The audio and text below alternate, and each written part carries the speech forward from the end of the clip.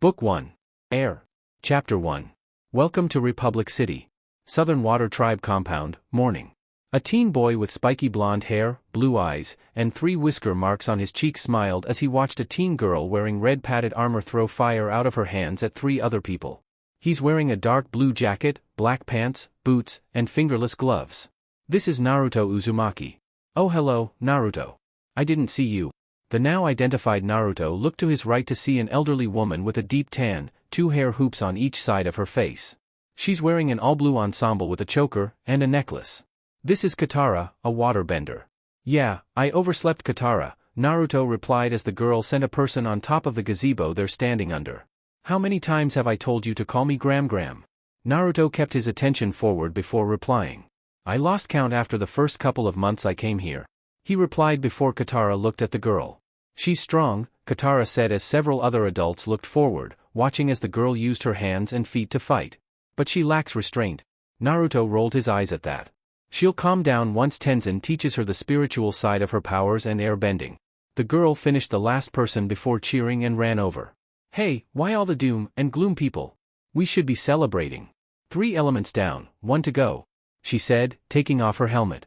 She has a deep tan, long dark brown hair that is in a ponytail with bangs framing her face, a loose stand over her forehead, and sky blue eyes. This is Korra, the current avatar. You're getting ahead of yourself, Korra, one of the men said as Korra sighed. We still haven't decided if you passed your fire-bending test yet. Another man with a gray beard walked up and continued after the first. You've excelled on the physical side so easily. But you haven't made a dent on the spiritual side. As the avatar Korra interrupted him before he could continue. I know. But that side has been harder for me to learn. That's why I should start training with Tenzin. He's Mr. Spiritual. You think she's ready, Master Katara? The man asked as she nodded. Yes. If anyone can teach her, it's Tenzin. The others nodded. Alright, Korra. You passed your fire-bending test, and are now ready for air-bending. Korra cheered loudly at that. Yes. She yelled out doing a spin. She looked to see the others stare at her with Katara smiling, and Naruto chuckling. She gained her bearings and bowed. I mean thank you so much. She puts her hands behind her back before turning around and running to an animal pen. I'll go after her, Naruto said, walking where Korra left before Katara spoke up. No hanky-panky Naruto. Naruto froze for a second before glancing back. It's not like that. Naruto replied before continuing after Korra. Sure. But I'm too young for great-grandkids. Naruto caught up to Korra who's talking to her polar bear dog Naga. Going for a ride? Naruto asked as Korra nodded, taking off her armor. She has a slight muscular figure and is now wearing a light blue, white-trimmed sleeveless shirt, armband on her right bicep, and dark blue forearm warmers. Along with a fur pelt skirt over blue pants, and brown fur-trimmed boots. Yeah, want to go Naruto? She asked, putting on a dark blue coat that came down just over her elbows. Sure. Always like to be in the company of a beautiful girl. Korra blushed a little, putting a saddle on Naga. Evening. Naruto, Korra, and Katara watched as a large flying bison landed with a group of people on him. 3 kids, 2 girls, with brown hair, one with a bun while the other has 2 buns covered in yellow cloth. And 1 boy with a shaved head, all wearing yellow, orange, and red robe-like clothes. This is Ikki, Jinora, and Milo, Katara's grandchildren, and the only airbenders. Are we there yet? Ikki asked the man in front of her. Yes, Ikki. We are. He replied. He has a brown goatee, bald with blue arrow tattoos said as the boy chewed his head. This is Tenzin, Katara's youngest son. They got off on balls of air as Tenzin slid down off the bison's tail. He's wearing the same clothes but with a red cape. Mother? It's wonderful to see you again. Help me, he said with a bow as Katara took the boy. Unhand me, strange woman. Milo said, struggling. Milo? That's your grandmother? Milo flipped off of Katara and ran away as she smiled. It's so wonderful to see all of you again, she said as Jinora walked up. Gram. I've been reading all of your old adventures. And I've been meaning to ask. What happened to Zuko's mom? Well, Jinora, that's an amazing story dash. Ikki jumped in front of her asking questions rapidly as a pregnant woman with brown graying hair slid down with the man quickly running to her. This is Pema, Tenzin's wife. Take it easy, Pema. Pema sighed before poking him in the chest. I'm fine, Tenzin. I'm just pregnant, she said before hugging Katara. Katara looked to her stomach before rubbing it. Your baby's strong. I sense another airbender. Pema looked down at that before speaking up. All I want is one child like me. A non-bender. And not another one that's blasting me in the face every 5 minutes, she said before Milo spoke up. Mom, look at me. She looked to see him covered in snow before he blasted it off, covering her. Was Tenzin and his siblings this wild growing up? Pema asked, shaking the snow off of her as Katara smiled. Kia and Bumi were. Tenzin was more serious. Tenzin sighed before noticing Naruto and Korra. Naruto, Korra. Korra ran over and hugged Tenzin. Look at you. You've grown up into quite the avatar. And how are you, Naruto? He asked Naruto, who walked over. I'm good, Uncle Tenzin, Naruto replied as Korra crossed her arms behind her back and smiled. Master Tenzin. I'm so glad you're here, I can't wait to start training. Tenzin looked down and sighed. What's wrong? Pema looked over to Tenzin before speaking up. You're going to have to tell her. Korra looked between them confused. Tell me what? She asked as Katara frowned. You're not staying, are you? She asked as Tenzin sighed. I'm afraid not. We're only staying the night. Then I have to return to Republic City. Later, night. How long until you teach me airbending? A week? A month? Korra asked Tenzin as they sat at the table together. Naruto, who was sitting beside Korra, sipped on his drink, now wearing a dark blue t-shirt, as Tenzin shook his head. No. It could be longer than that. Naruto glanced to his left as Korra sighed. Sigh.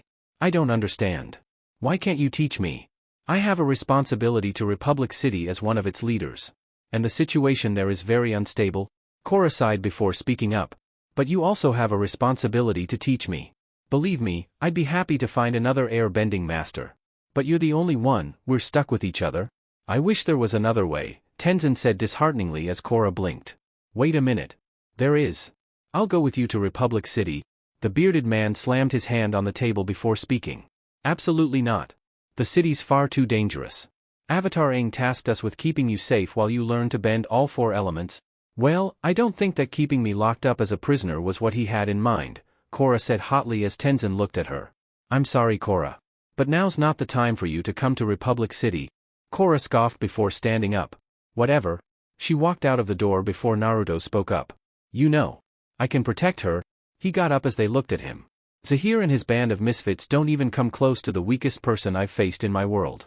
Besides, Korra's strong enough to take care of herself. Tenzin sighed as Naruto walked to the door. I know, Naruto. But there's also trouble in Republic City I don't want her mixed up in. Naruto walked out the door and saw Korra getting her coat on. Want to spar? He asked as she nodded. The next day evening, Korra snuck over to Naga's pen where she picked up and fixed her saddle on. Nice night for an escape, isn't it? Korra jumped and turned around where she saw Katara and Naruto standing at the gate. I have to leave.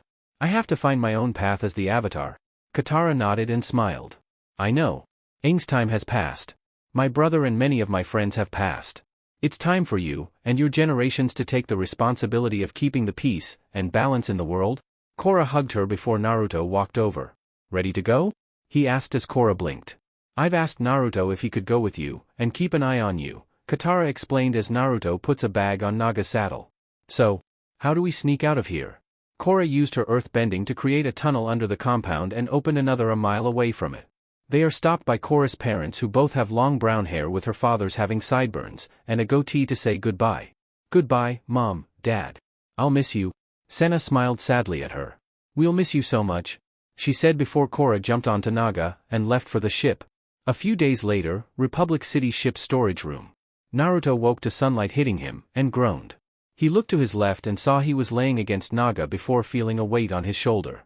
Looking back to his right, he saw Korra with her head on his shoulder and blushed. Korra grumbled a little before speaking up. 5 more minutes. Naruto chuckled before waking her up. Korra, we're here in Republic City. Korra rubbed the sleep out of her eyes before noticing where her head was and quickly shot up. Gee, good. I was getting restless, she said with a small blush on her cheeks. Naruto got up and stretched as workers picked up the crates that littered the room. He reached into his bag, pulled out a black sleeveless trench coat, and put it on. They got on Naga and ran out of the door. Thanks for the lift. Naruto wrapped his arms around Korra as they ran through the city, looking at the tall buildings and vehicles. They eventually came to the bay where they saw a giant statue of someone who looks like Tenzin without the goatee, holding a staff on a small island. They looked behind it and saw another island with several buildings on it, and a tall tower. Airbending Island, Korra said before looking at Naga. Ready for a swim, Naga? Naga sniffed the air before running down the street. All right. Food first, then air temple. They ran through traffic and made people jump away as they ran through the street before stopping at a barbecue stand. Naga pokes her head in with Korra doing the same, seeing a woman at the stand. Naruto jumped off as Naga opened her mouth. Wait, Naga. Naga closed her mouth and whined as Korra stepped off and picked up a stick. We'll take one of everything, she said as the woman nodded. That'll be 20 yuans? Korra looked sheepish for a second. I don't ha. She was cut off by Naruto, who stood in front of her. Here you go, he said, giving her the money. Naruto looked back at her and smiled. I helped out on the docks whenever I could to save money for when we traveled. After getting the food, Naruto jumped on Naga after giving her a piece of meat. Let's eat in the park. Nodding, Korra jumped on Naga and led her away. Later, they were eating the food as Naga was in the pond getting some fish. Might I get in on some of that food? They suddenly heard a voice from a bush to their left. Looking over, they saw a man with graying hair in old torn clothes. Sure, Korra said as the man smiled. He jumped out and took a piece of meat and a fish Korra cooked with her fire bending. So, is that your home? Korra asked, pointing to the bush. Yes, that is where I currently call home. It took me quite some time to find a bush of this caliber. He replied, looking to the bush. This park is popular with all us vagabonds. Korra looked surprised at that. Really? I thought everyone in the city was living it up. Naruto took a bite from his shish kebab before speaking. Every place has its poor places. Hey. They turned back to see a police officer in a gray uniform with a billy club. You can't fish here. The man jumped in the bush as Korra whistled for Naga. They got on and dashed away to the other side of the park. As they traveled down the road, they came across a group of people surrounding a man with mutton chops talking on a megaphone. Are you tired of the Bender's tyranny? He yelled through the megaphone. As Korra and Naruto stopped. Then join the Equalists. He continued, pointing to a poster of a masked man with a hooded coat on. For too long, the Benders forced us non-Benders to live as second-class citizens. Join Aman, and together we'll take down the bending establishment. What are you talking about? Bending's awesome. The group turned their attention to Korra, who spoke. And are you a Bender? She nodded as he continued. And I bet you'd like to take me down with some water bending, right?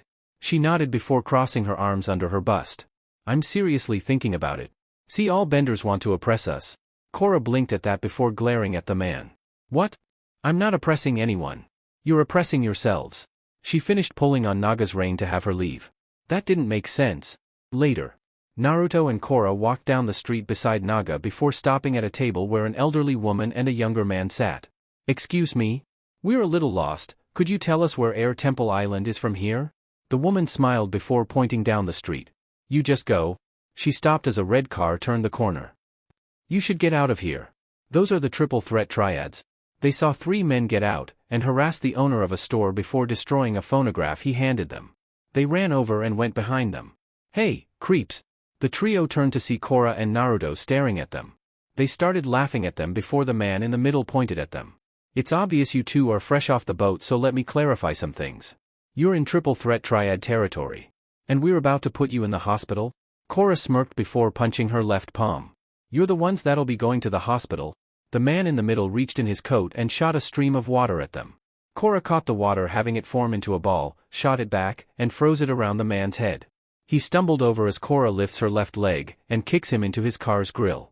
The second man walked up, stomped the ground, having a mid-sized rock come up, and threw it at Naruto, who jumped over it, twisted around, and had air shoot out of his foot at him, sending him into a stand behind him. The people around them stared in amazement before the final man shot a stream of fire at him. Korra and Naruto stood beside each other, and both of them bent the fire and shot it in the air before kicking the man through a store. The car suddenly passed them and got the man before Naruto, and Korra stomped the ground and moved their hands, creating a ramp that made the car jump in the air and crashed into a building. They suddenly heard a siren before looking up and saw a blimp. This is the police. Stay where you are. They saw policemen jump out in gray armor, and metal wire shot out of their wrist gauntlets and attached to the buildings, bringing them down safely. Cool. Metal benders, Korra said as one man stood in front of them, retracting the wires. We caught the bad guys for you, officers. Arrest them. The officer said, pointing to the triple threats. You two are under arrest also? Korra looked shocked before Naruto yelled. What? Why in the world are you arresting us? We stopped them from hurting the shopkeepers here. The officer pointed to the damage done to the street and buildings. Looks like you caused more damage than they did. You can't prove that was us, Naruto said, crossing his arms. The officer shot his wires at them, only to have Korra grab them. Hey, wait a minute, Dash. The officer interrupted her from explaining. You can explain down at headquarters. He pulled the wires back before attacking again. Naruto jumped in front of her and shot a blast of air at him into Naga, who tackled him to the ground. They jumped on Naga and took off down the street with the police following after using their wires to follow by attaching to cloth lines and the surrounding buildings. Korra and Naruto made it to a small bridge just as an officer wrapped a wire around Korra's ponytail. She brought the water from the river up and froze it as Naruto pulled the wire towards them and pulled the officer through the ice, knocking him out, and released the wire. They continued to run and ran onto another bridge. They looked down and saw a train running under them and jumped on it. They rode for a few moments before noticing Air Temple Island and jumped off onto the roof of another building, only to have wires wrapped around them and Naga. Police headquarters. Let me see. Naruto and Korra were handcuffed to a metal table as a middle-aged woman with black graying hair and 2 scars across her right cheek looked at a clipboard. She's wearing black, dark gray armor with a yellow badge over the left breast and a pouch on her hip. This is Lin Beifong, the police chief. Destruction of private and public property. Not to mention evading arrest. She slammed the clipboard down before continuing. You two are in a lot of trouble. Korra looked up to her and explained. Look, criminals were harassing that shopkeep. We couldn't just stand there and do nothing. Lin scoffed before picking up the clipboard and walked to the other end of the table. You should have called the police and stay out of the way. Korra just stared at her. I couldn't just do nothing. It's my duty to help people. You see I'm the Avatar? Lin just stared unimpressed. Oh, I know who you are. And your Avatar title might impress other people. But not me. Korra sighed as Naruto leaned his head back. Okay, I want to talk to who's in charge. Lin sat down and looked at Korra. You're talking to her? I'm Chief Beifong. Naruto and Korra both blinked at that. Wait, Beifong? Lin Beifong? Your Toph's daughter? The now identified Lin raised an eyebrow at her. What of it? She asked before Korra spoke up. Why are you treating me like a criminal? Avatar Aang and your mother were friends. They saved the world together. That's ancient history. And it's got diddly squat with what's happening now. Naruto raised an eyebrow at that. Diddly squat? Really? He asked before a window opened up on the wall behind Naruto showing an officer. Chief, Councilman Tenzin is here. Lin sighed before replying. Let him in. The wall opened up showing Tenzin, who walked in. Tenzin, sorry.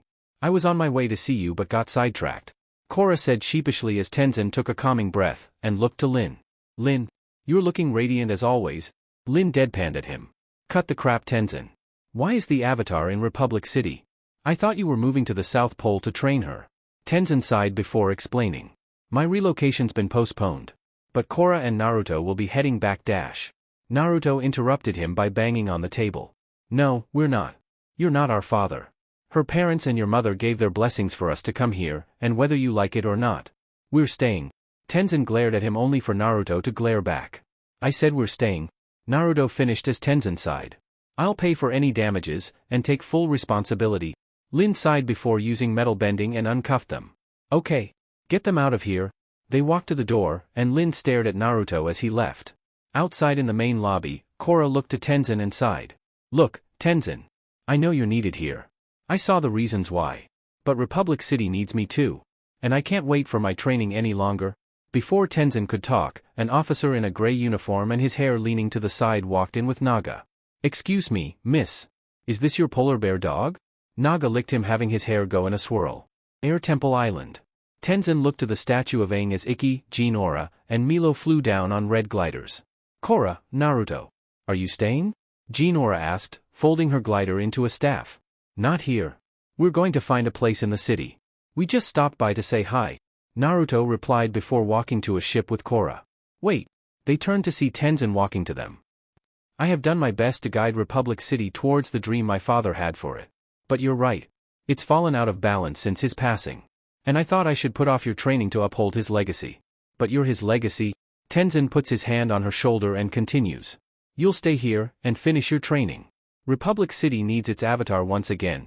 Korra pumped her fists before picking the kids, and Tenzin up in a hug as Naga rubbed her back.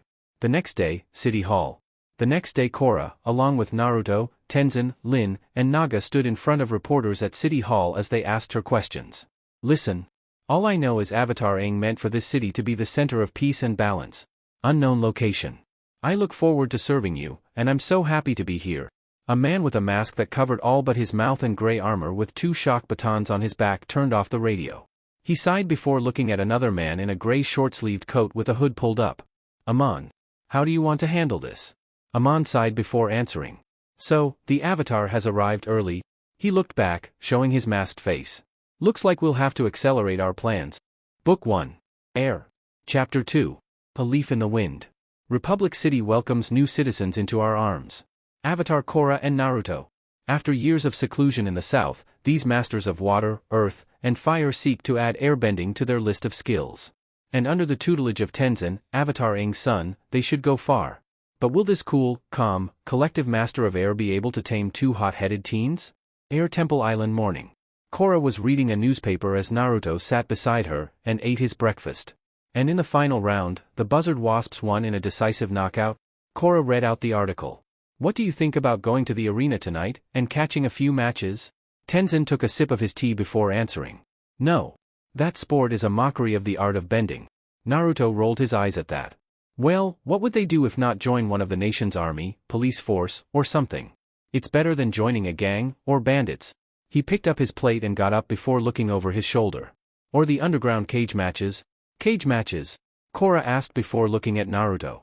Yeah, it's like wrestling/fighting except in a cage, and you fight until you knock your opponent out. As far as I know, it's earth-bending only. Korra sighed before looking out the window at the arena.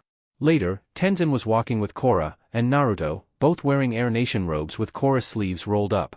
So, my mother has informed me that you haven't airbent before, he said as Korra stopped. Yeah. I don't know why. The others came so easily to me. Korra replied as Naruto nodded. Yeah. I'm still not good either. I can only shoot a gust of air. But that's only because you haven't taught us yet. Can't learn airbending from a earth, fire, or water bender. Often the element that's most difficult for the Avatar to master is the one opposite of their personality. For Aang it was earth, Tenzin said, pulling Korra's sleeves down. Well, I'm as opposite an airbender as you can get. They walked up to see the kids standing in front of a training area with boards set up in a circle on poles. A/N, for a better picture look at this episode. What is that? Korra asked as they stopped in front of it. A time-honored tool that teaches the most fundamental aspect of airbending, Tenzin explained stepping in front of it. Jinora, would you like to explain? Jinora walked over and started explaining. The goal is to go through the gates and get to the other side without touching them. Sounds easy enough, Korra said before Ikki jumped over. She forgot to mention the gates will be moving. Naruto walked up to her and smiled. Spoke too soon. Tenzin stepped forward and thrust his hand forward, having gusts of air turn the gates. He picked up a leaf and threw it to the gates. The key is to be like the leaf. Flow with the movement of the gates. Jinora will demonstrate. Tenzin finished as Jinora dashed over and went through, not touching the moving gates. Airbending is all about spiral movements. When you meet resistance, you must be able to switch direction at a moment's notice. Tenzin explains as Jinora stopped at the other side and thrust her hands out, making the gates go the other way.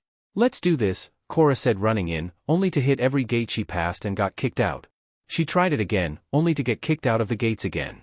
Naruto, Tenzin said, looking to Naruto, who shrugged. He walked over and dashed in. Korra looked amazed as Naruto got through, only hitting a board now and then.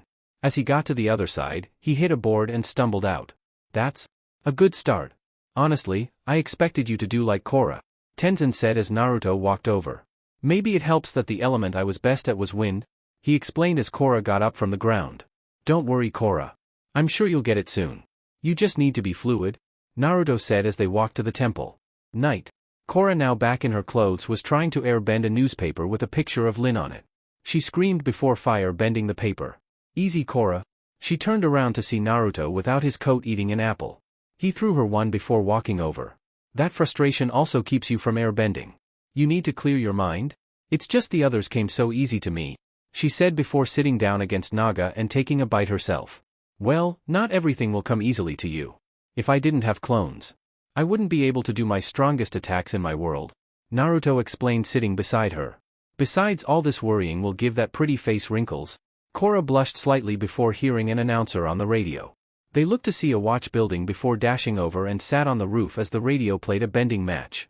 As they listened to the end of the match, Korra was leaning on the edge of the roof. And Mako threw dash? The radio stopped, and Korra's eyes widened. Korra, Naruto, can you two come down here? They both dropped down to see Tenzin holding the radio's cord. You shut it off at the best part, Korra whined as Naruto walked up to Tenzin. Come on, Tenzin, lighten up. She needs to relax.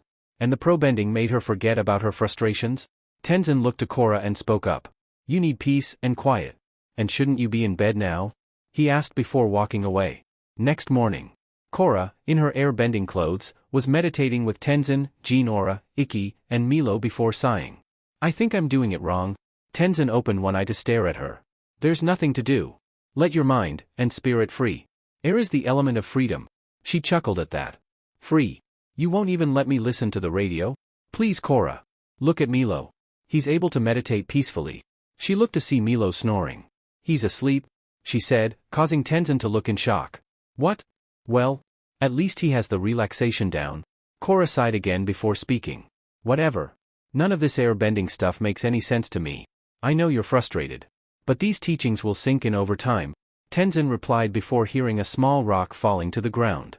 Looking back, they saw a pillar going up above the gazebo they're sitting underneath coming to a point, with Naruto sitting on a thin sheet of rock. I see Naruto has it down, Tenzin said, causing Korra to huff.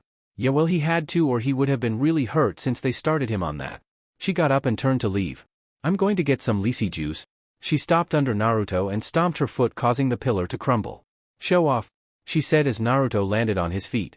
Hey, don't be jealous of my awesomeness. Later that night, Naruto sat outside of Korra's window as it opened up. Ready to sneak out? He asked, causing Korra to jump. What are you doing? She asked as he stood up. I knew you were going to sneak out. I wanted to help. They both jumped down on the ground and sped to the cliff.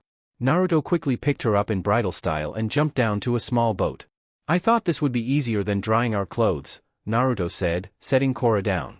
That's a good idea, she said, blushing as Naruto stepped in the boat with Korra doing the same.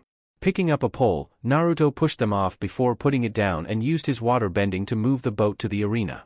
As they got there, Naruto made steps to the top, ran up, and into an open window.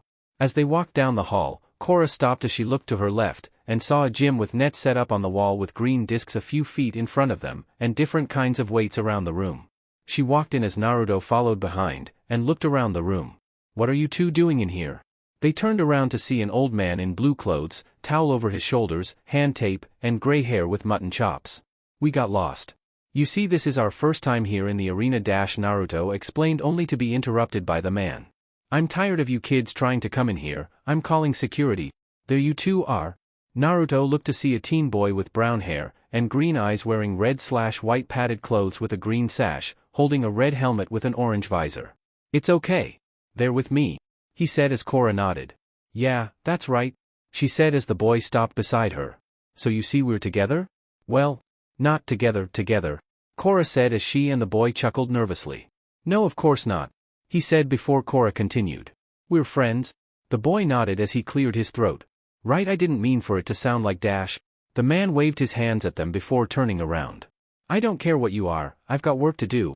Thanks, Korra said as the teen nodded. No problem. I'm Bolin. He greeted them as he took them to the locker room. What do you think?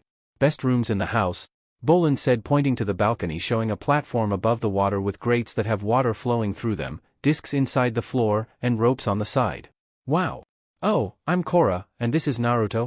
Korra introduced them as two more teen boys came in, both with brown hair, one wearing a red sash, and the other blue. Bolin, you have got to stop bringing your crazy fans here, one said with short hair said, fixing his armor. It's fine. I kind of promised they could stay. Besides, I've got a good feeling about the girl.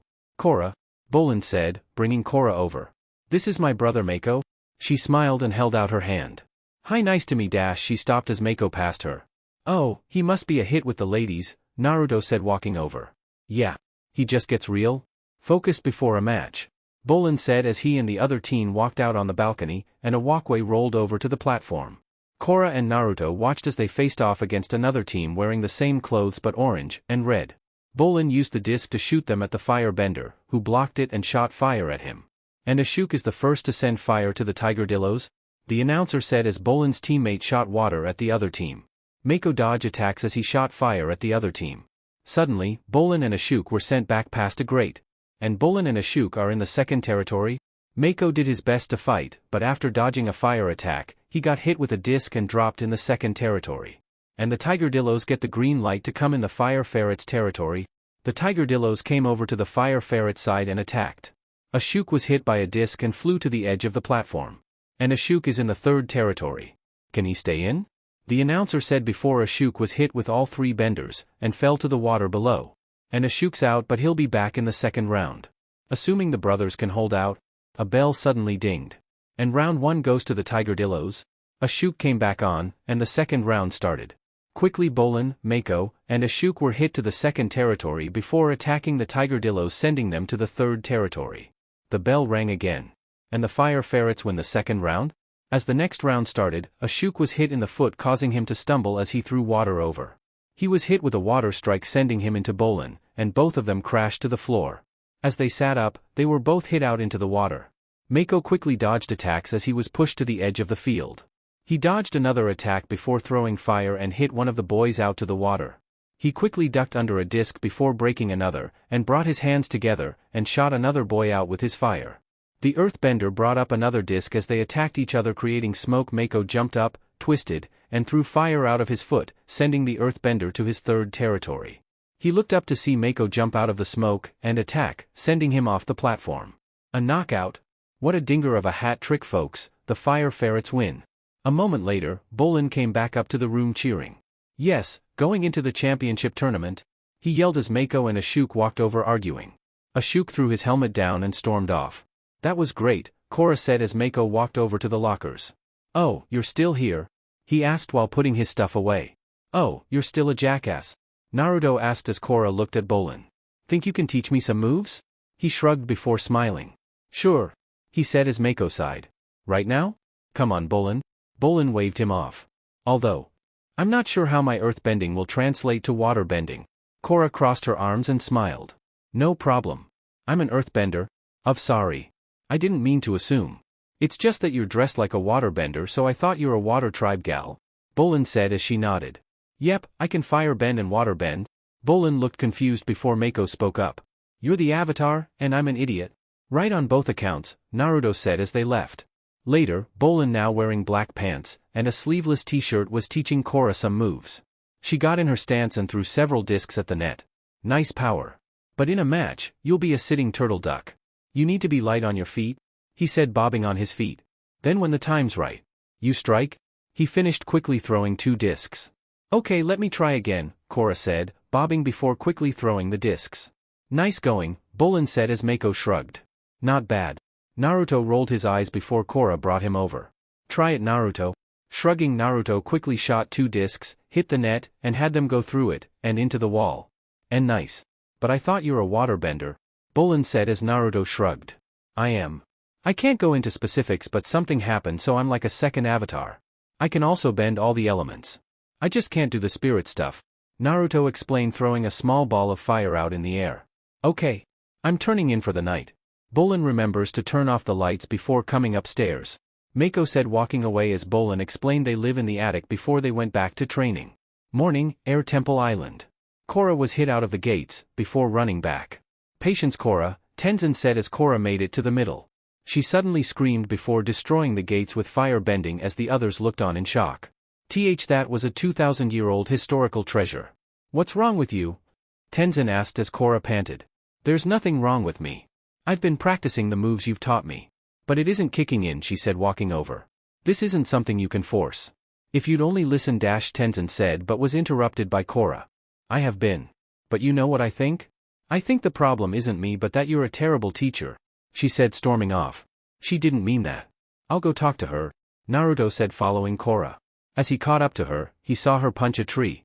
It's that frustration of this not coming easily as the others did for you, Korra, Naruto said as Korra looked back at him. I know. It's just airbending so hard, she said, hitting the tree again. Okay, come on.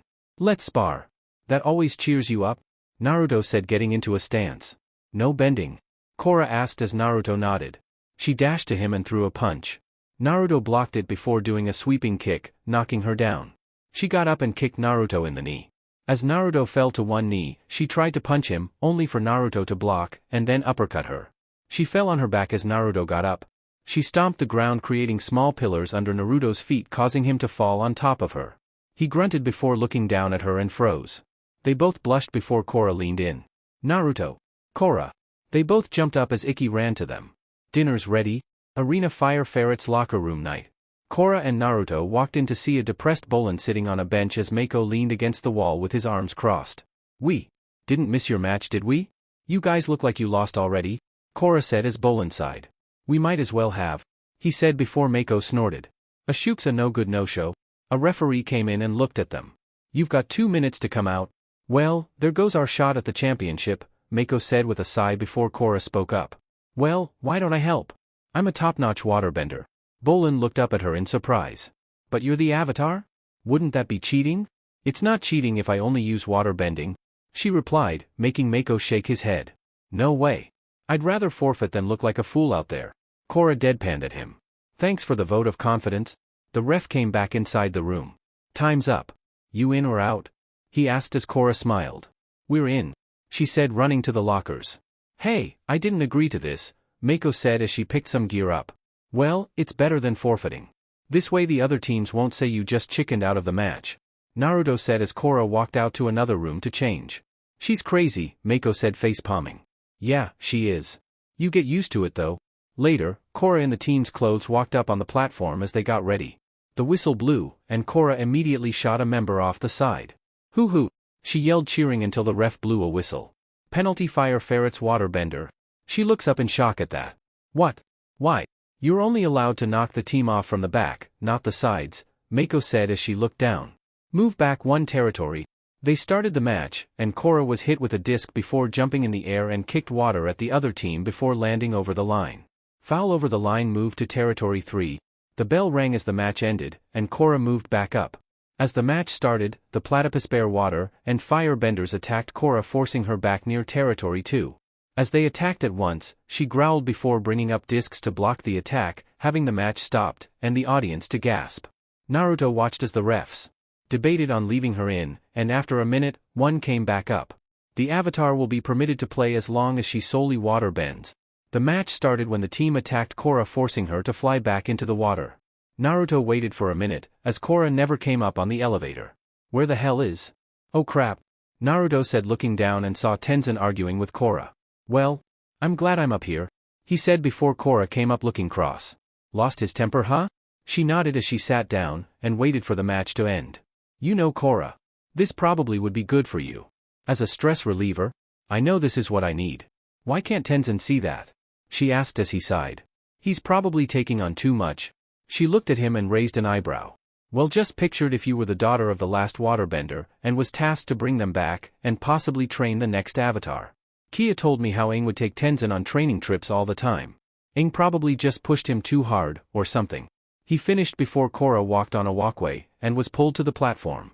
As the next match started, the platypus bear's water and earthbender attacked Mako, and Bolin pinning them in the corner as the firebender attacked Korra, forcing her to the edge. Suddenly, she pulled her hands up and twirled around the attacks.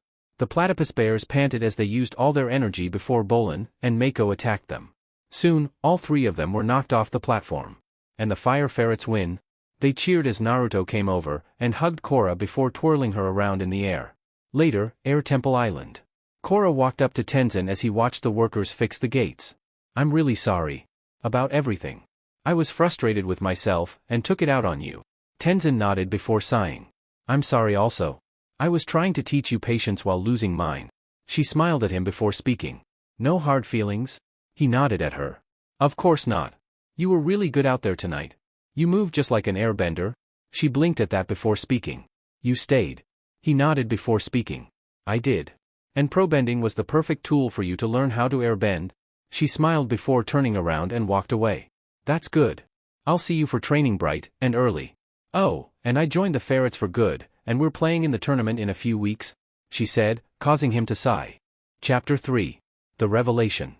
A chance encounter turns Korra from a probending spectator to a probending star. With her new teammates, Mako and Bolin, the fire ferrets earn a place in the championship tournament. But meanwhile, an anti-bending revolution brews in Republic City. Who are the Equalists? And what nefarious plan does the mysterious man behind the mask have in store for our heroes? Arena Gym, early morning. Korra, Bolin, and Mako were throwing a medicine ball around as Naruto sat on a chair beside them. "What's the big idea making me train this early? The morning is evil." Naruto smiled as Korra whined when she caught the ball. "We're the rookies, so we get the worst time slot," Bolin said as he caught the ball and threw it to Mako. And you're the rookiest of us all. And we have to whip you into shape, so deal with it? Mako threw the ball to an irate Korra. You deal with it? She said, throwing the ball hard at him caused him to fly back several feet. She smiled before seeing Naruto smile at her, forcing her to turn to hide her small blush. There's my little hardworking street urchins. Naruto looked to see a bald man wearing a brown coat and holding a top hat. He walked over and smiled at Korra. It's an honor to finally meet you, Avatar, he said as Korra nodded before walking over to Naruto. He gave Mako some money before taking it back for rentals, rent, and equipment. A red ferret ran up Bolin's shoulder as the man sighed. You need to ante up 30,000 yuans by the end of the week or you're out. He finished walking away as Naruto and Korra walked over. You wouldn't happen to have a secret account, would you? Bolin asked as Naruto shrugged. Only a couple of thousand in it. I could get a job. But I don't think there's one that'll pay 30,000 yuans a week, Naruto said as Bolin picked up his ferret. I know. We could have Pabu do some tricks, Mako sighed before walking away. We need to be serious, Bolin. Air Temple Island evening. Naruto was walking up to Korra and the girls as they practiced at the gates. Korra quickly looked back and turned around before using her earth bending to shoot the snickering girls in the air. Hey, Naruto. She greeted Jinora, and Ikki floated down, smiling. Hey, Korra, I was. He stopped as she looked past him and raised an eyebrow. Mako. Naruto turned to see Mako walking up in a green coat with a red scarf and fingerless gloves. Hey, is Bolin here? I can't find him. They shook their heads, causing him to sigh. I bet he got into something stupid. He walked away as Korra spoke up. We could help you find him. Mako shook his head before answering. No. I'll find him. Naruto and Korra followed after him. Look, 3 heads will be better than 1. We can use Naga. Mako raised an eyebrow at her. Who's Naga? She smiled, putting her hands on her hip. My best friend, and the best tracker? Naruto pouted at her before speaking. I thought I was your best friend. Republic City. Korra directed Naga down the street as Naruto sat behind her and Mako sat behind him. Somehow having a polar bear dog doesn't surprise me, Korra smirked as she looked over her shoulder. I'll take that as a compliment to the city boy. They came up to the council building with a statue of a man with a burn scar on the left side of his face with fire coming out of his outstretched right hand from a vent. They heard kids playing beside the statue before Mako jumped off of Naga and walked over to them. Have you guys seen my brother around here today? One boy walked over and smiled. Maybe. But my memory's fuzzy. Naruto walked over and held a big wad of cash. This will be yours if you give us what you know. And share it with the other kids? He said, looking at the other kids. I saw him at noon doing tricks with a fire ferret. And Shady Shin showed up, flashed some serious cash, and he left with him. Word is the triple threat, and all the other gangs are muscling up for something big. That's all you're getting out of me. Naruto gave him the cash plus another wad. You didn't talk to us, Naruto said as the boy ran away with the others. Remember to share. Naruto yelled as Korra looked at Mako. What's he talking about? She asked as he sighed. Sounds like a turf war. Later, after finding Pabu, they came up to the triple threat's hideout. Korra kicked the doors down, and an empty, messed up room. Bolin. They heard an engine start up and ran outside. As they got to the street they saw an armored truck with Bolin, and 2 other people inside tied up as a bunch of masked people surrounded them on motorcycles. They leave smoke grenades down, making Naruto and the others stop to cough. Naga, come on. Korra yelled, running towards the masked group as Naga ran beside her. They jumped on Naga and caught up to the group. I'll be back, Naruto said before jumping over to one's motorcycle and threw him on some bags of trash on the street. He caught up to another one and shot fire at the engine of the motorcycle, having it short out. Suddenly, 2 masked people stopped and threw bolas at Naga's legs, having her trip, and threw Mako and Korra off of her. Naruto stopped his motorcycle as he saw the people jab Korra and Mako under the arms and sides. That reminds me of the Hyuga's fighting style. He jumped over and attacked the one attacking Korra. The woman jabbed him several times and made Naruto smirk. Think that'll stop me? Naruto punched her into the other person, making them fall before getting up and left after dropping smoke grenades. Get back here. Korra yelled, throwing her arm out. Huh? I can't bend, she said, trying to throw fire out of her hands. Don't worry, it'll wear off. They're chi blockers. Aman's henchmen? Mako said, stretching his arms. You mean that masked anti-bending guy? Korra asked as he nodded. Yeah, the leader of the Equalists, he replied before sighing. Dawn. Where would they be? Mako asked as Naruto glanced up to Korra from his motorcycle. You think he'll be in the park? She nodded before directing a panting Naga to the park. As they got there, they saw no one was in the park as Naga walked to a fountain and drank from it. When we first got here, There was an Equalists protester over there, Korra said, pointing near the fence by the pond. Think he'll be there? Mako asked as she shrugged. It's our only lead. After Naga and Pabu got a drink, they sat under a tree leaning on Naga with Korra sitting in the middle, and Naruto having his hands behind his head. So, why is Bolin running with the triple threat triads? Korra asked as Mako sighed before explaining how they worked for them as kids after losing their parents to a fire bender. A few hours later, Naruto groaned as he heard the protester before looking to see Korra with her head on his shoulder, and his left arm wrapped around her waist. He blushed as she woke up, saw where she was, and bolted up with a blush. There he is. Korra pointed to the protester standing on a table with another guy handing flyers. They walked up to him, and the protester pointed at them. It's you too. You won't dash. He stopped as Naruto grabbed his megaphone, and broke it by throwing it on the ground before bringing him in close. Where is Aman holding this? Revelation. He asked the man who started to sweat. I don't know dash, he said as Naruto looked to see a flyer turn over showing part of a picture. He grabbed a small stack before dropping the guy. Come on. I think I know how to find him. He went to his bike and left down the road as Mako and Korra followed on Naga. As they stopped beside a bus stop, Naruto put 4 different images together showing a corner of the city with a red dot on it. I think it's a map. He lifted it to a map beside the bus stop and found the corner of the map. There it is, he says looking back at them. Later, Mako and Korra are in disguises with hats, and Naruto in his coat pulled a hood that hid the top part of his face and walked to an abandoned factory where people are walking past a bodyguard. Naruto suddenly felt a pair of arms wrap around his left one. He looked down to see Korra leaning against him with a smile. It'll be more realistic. He smiled at her as they walked up to the bodyguard. Your invitations? Korra looked confused at him. Invitation. The man nodded before Naruto pulled a flyer out. Will this do? The bodyguard nodded before taking it. The revelation is upon us, my brothers and sister, he said as they walked inside, and saw 1,000 people inside staring at a stage with a blown-up picture of Aman. Man, I didn't think there were this many people who hate benders, Mako said as they walked down, and the lights went on as Aman and a few of his guards came on the stage. He waved at the crowd before explaining how he was born to farmers who were killed by a firebender and left his face scarred. Naruto narrowed his eyes before leaning to the others. It feels like he's lying. Korra and Mako looked at him. How can you tell? Mako asked as Naruto looked back to the stage. It used to be an ability of mine of sorts. Aman went on to talk about how bending is the cause of war and everything wrong in the world, and how he can take bending away permanently before bringing 5 people out. Bolin, Korra whispered, seeing a scarred Bolin looking around the room. Aman brought the leader of the triads before releasing him, making him attack with fire. Aman dodged the attacks as he came up, forced Zolt to his knees, and placed his thumb on his head. A moment later, Zolt fell, got up, and tried to attack with fire but nothing came out. Naruto narrowed his eyes as chorus widened. Mako looked to his left and saw pipes. I've got an idea. He whispered, using steam to create a distraction, and left to the front of the crowd. Naruto and Korra went to the back, and saw several levers, and started turning them. What are you doing here? Naruto looked to see the bodyguard looking at them. Naruto walked up and smiled before kicking him in the knee, forcing the man down, and then kicked him in the head, into the tank. Well, let's get back to work, he said before turning more levers, having the pipes outside blow. Okay, let's find Mako and Bolin, he said, running out, and saw them running up the stairs with Amon's right-hand man following. Crap. Naruto dashed over and saw the man holding shock batons over a ladder.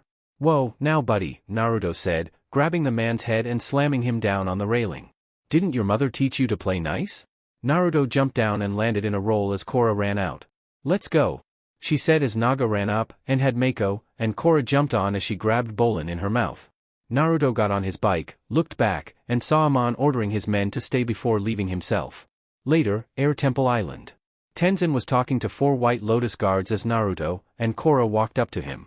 Thank goodness, I was just about to send out help. Are you alright? Korra sighed before explaining what they saw. Aman's even more dangerous with this power now, Tenzin said before Naruto walked up. Maybe it's chi blocking? They looked at him as he shrugged his shoulders. Maybe he's found a way or a spot to hit that'll stay permanently. He finished as Tenzin looked to the city. Whatever it is. All benders are in trouble. Chapter 4. The Voice in the Night. Benders be on alert.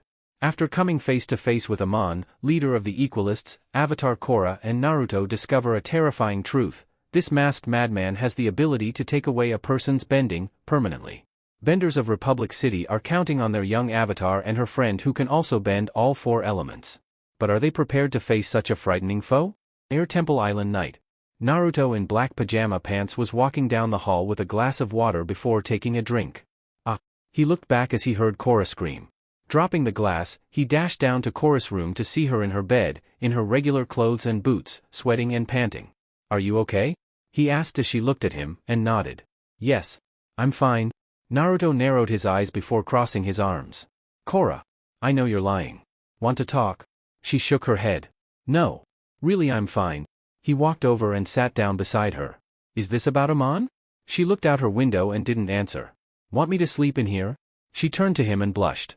"I don't mean in the bed. It's only big enough for one. I mean I could sleep on the floor to talk if you need to." "Sure," she said as Naruto stood up and looked at her clothes. "Well, first you should change into your pajamas. I'll wait outside." Walking out, he waited a few moments before she spoke up. "Okay." He walked back in and froze as he saw Korra. She has her hair down out of her ponytail, and bangs, having it reach close to her mid-back. She's wearing a white sleeveless shirt and light blue sweatpants. "Wow," he said, making her blush before walking over and found a futon. Putting it down, he turned to see Korra getting another one, and laying it out beside him. "What are you doing?" he asked as she pulled out a big blanket. "It'll be easier to talk if we're together. Besides, it'll be like a sleepover." Early morning. Korra groaned as the light hit her before pushing her face into her warm pillow. "Well, at least I didn't have any more nightmares," she thought before feeling a heartbeat. Opening her eyes, she saw she was sleeping on Naruto's chest before quickly sitting up and moving over to her side. "Well, that was cute." Korra quickly turned to see Pema smiling at the door. "It wasn't like that. Naruto just stayed here after I had a bad dream," she protested as Naruto got up.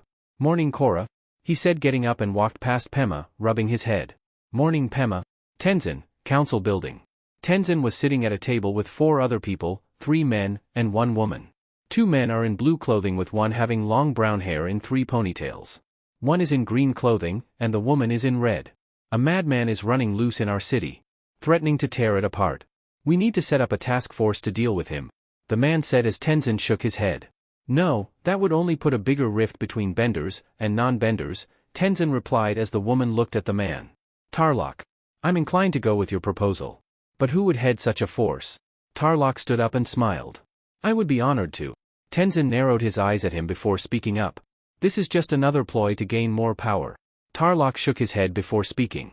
"All I'm trying to do is help us. Think back. 42 years ago. Republic City was threatened by another criminal, Yak One. Your father wasn't afraid to deal with his head on." Tenzin glared before standing up. "This is a completely different situation, and how dare you compare yourself to Avatar Aang?" Tarlok sighed before turning to the others. "I'm only doing what's best. Aman won't stop with the triads. Soon he'll come after all of us benders. I just want to stop him. All in favor?" he said as the others minus Tenzin raised their hands. Naruto and Korra Air Temple Island Night. Naruto and Korra were practicing air bending techniques listening to music on the radio before it stopped, and Aman spoke up. "Greetings my fellow Equalists. This is your leader." As he continued to talk about being public enemy number 1, Korra started to sweat and looked at the radio with wide eyes. "Korra." She was pulled from her thoughts as Naruto pulled her to look at him. "Are you sure you don't want to talk?" She nodded before looking away. "Listen, Korra. He'll have to get through me to get to you. I won't let anything bad happen to you," he said before stepping back. "I think that's enough for tonight. Let's go get some sleep. I'm helping Mako tomorrow," he said before Korra stopped him as he got to the door. "Naruto, could you stay in my room again?" Naruto smiled before turning to face her.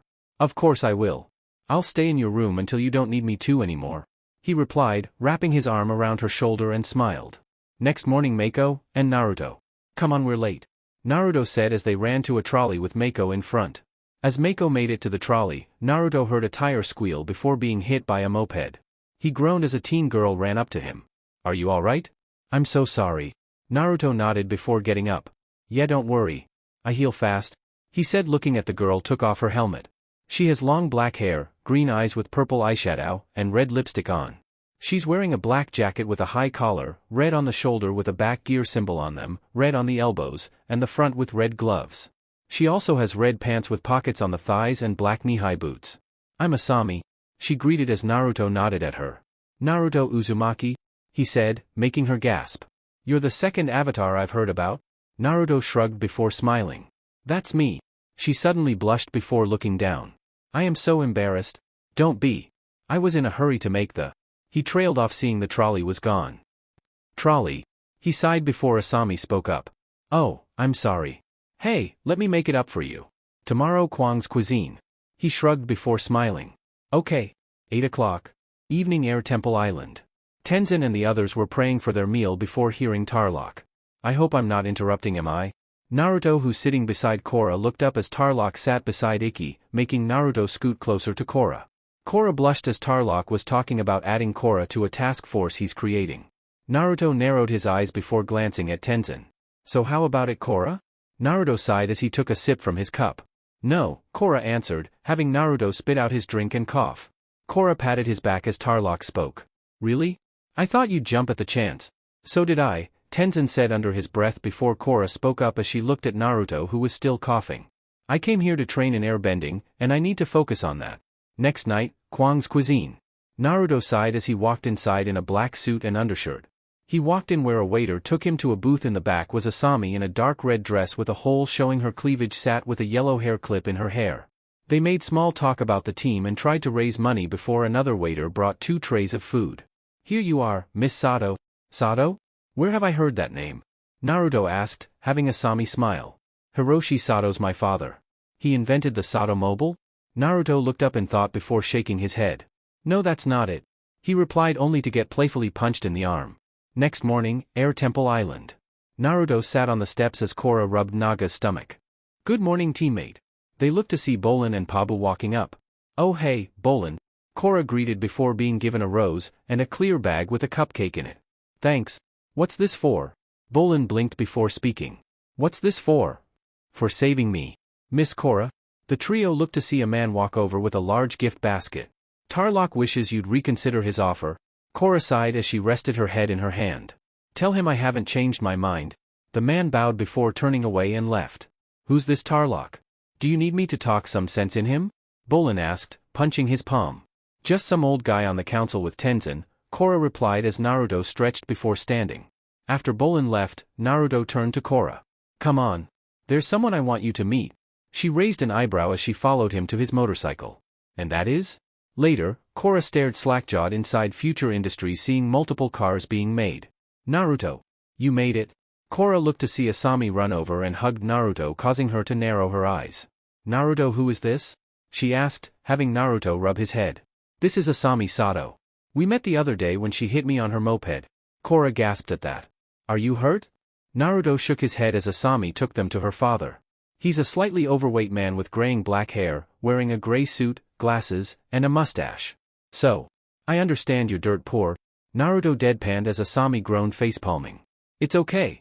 When I was your age I was a simple shoe shiner. He went on to explain that someone gave him a chance for his Sato mobile. And that he'll sponsor the team. One condition. You'll need to wear the Future Industries logo on your uniforms? Naruto looked at Korra, who shrugged. I don't think the guys would mind. But we'll need to talk to them to be certain. Naruto turned around as Asami spoke up. By Naruto. Korra glared before grabbing his arm in hers, getting Naruto to raise an eyebrow. Airbending Temple. Naruto and Korra were practicing their moves on a training area with the yin-yang symbol on the ground as Ikki and Milo pretended to drive in a convertible that Tarlok gave Korra. I see Tarlok's gifts are becoming more extravagant, Tenzin said as he walked over. Korra nodded before speaking. Yeah. That guy doesn't know how to take no for an answer. Korra. Are you feeling okay? Tenzin asked, having her nod. Yeah. I'm fine. Tenzin sat down on the steps surrounding the ring before speaking. Have a seat, and let us talk. Korra and Naruto sat down beside him. I'm glad you turned down Tarlok. I just want to make sure it's for the right reason. I'm just really focused on my airbending training right now. Tenzin looked down before speaking. It's all right to be scared. The whole city's terrified at what's been going on right now. The important thing is to talk about our fears. Or they'll throw us out of balance. She stayed silent, having Tenzin sigh before leaving. I'm here if you need me. Later, Korra laid on the railing beside Naruto, who leaned on it as the girls played checkers before Tarlok's messenger came up to them. Avatar Korra? Korra jumped down and stomped the ground, having the man turn around.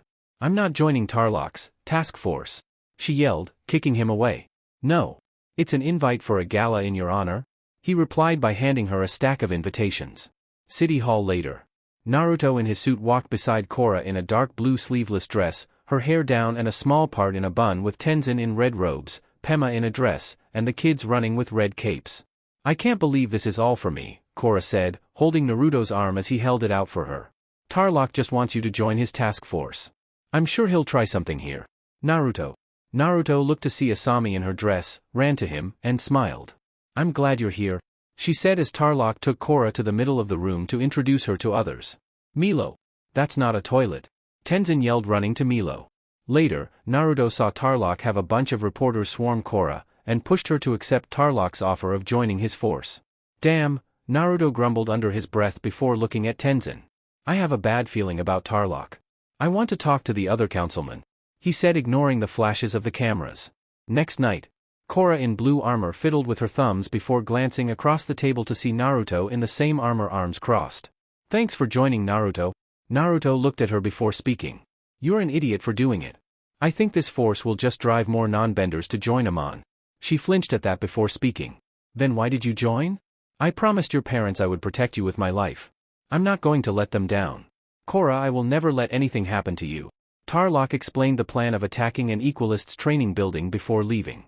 Later, the force drove to the building where they saw the Equalist train. Naruto saw Korra stiffen as she saw a picture of Aman before they attacked. Waterbenders shot water inside before earthbenders had slabs pin people to the wall. One Equalist threw 2 gas bombs before Korra brought water up to freeze them, and gave chase.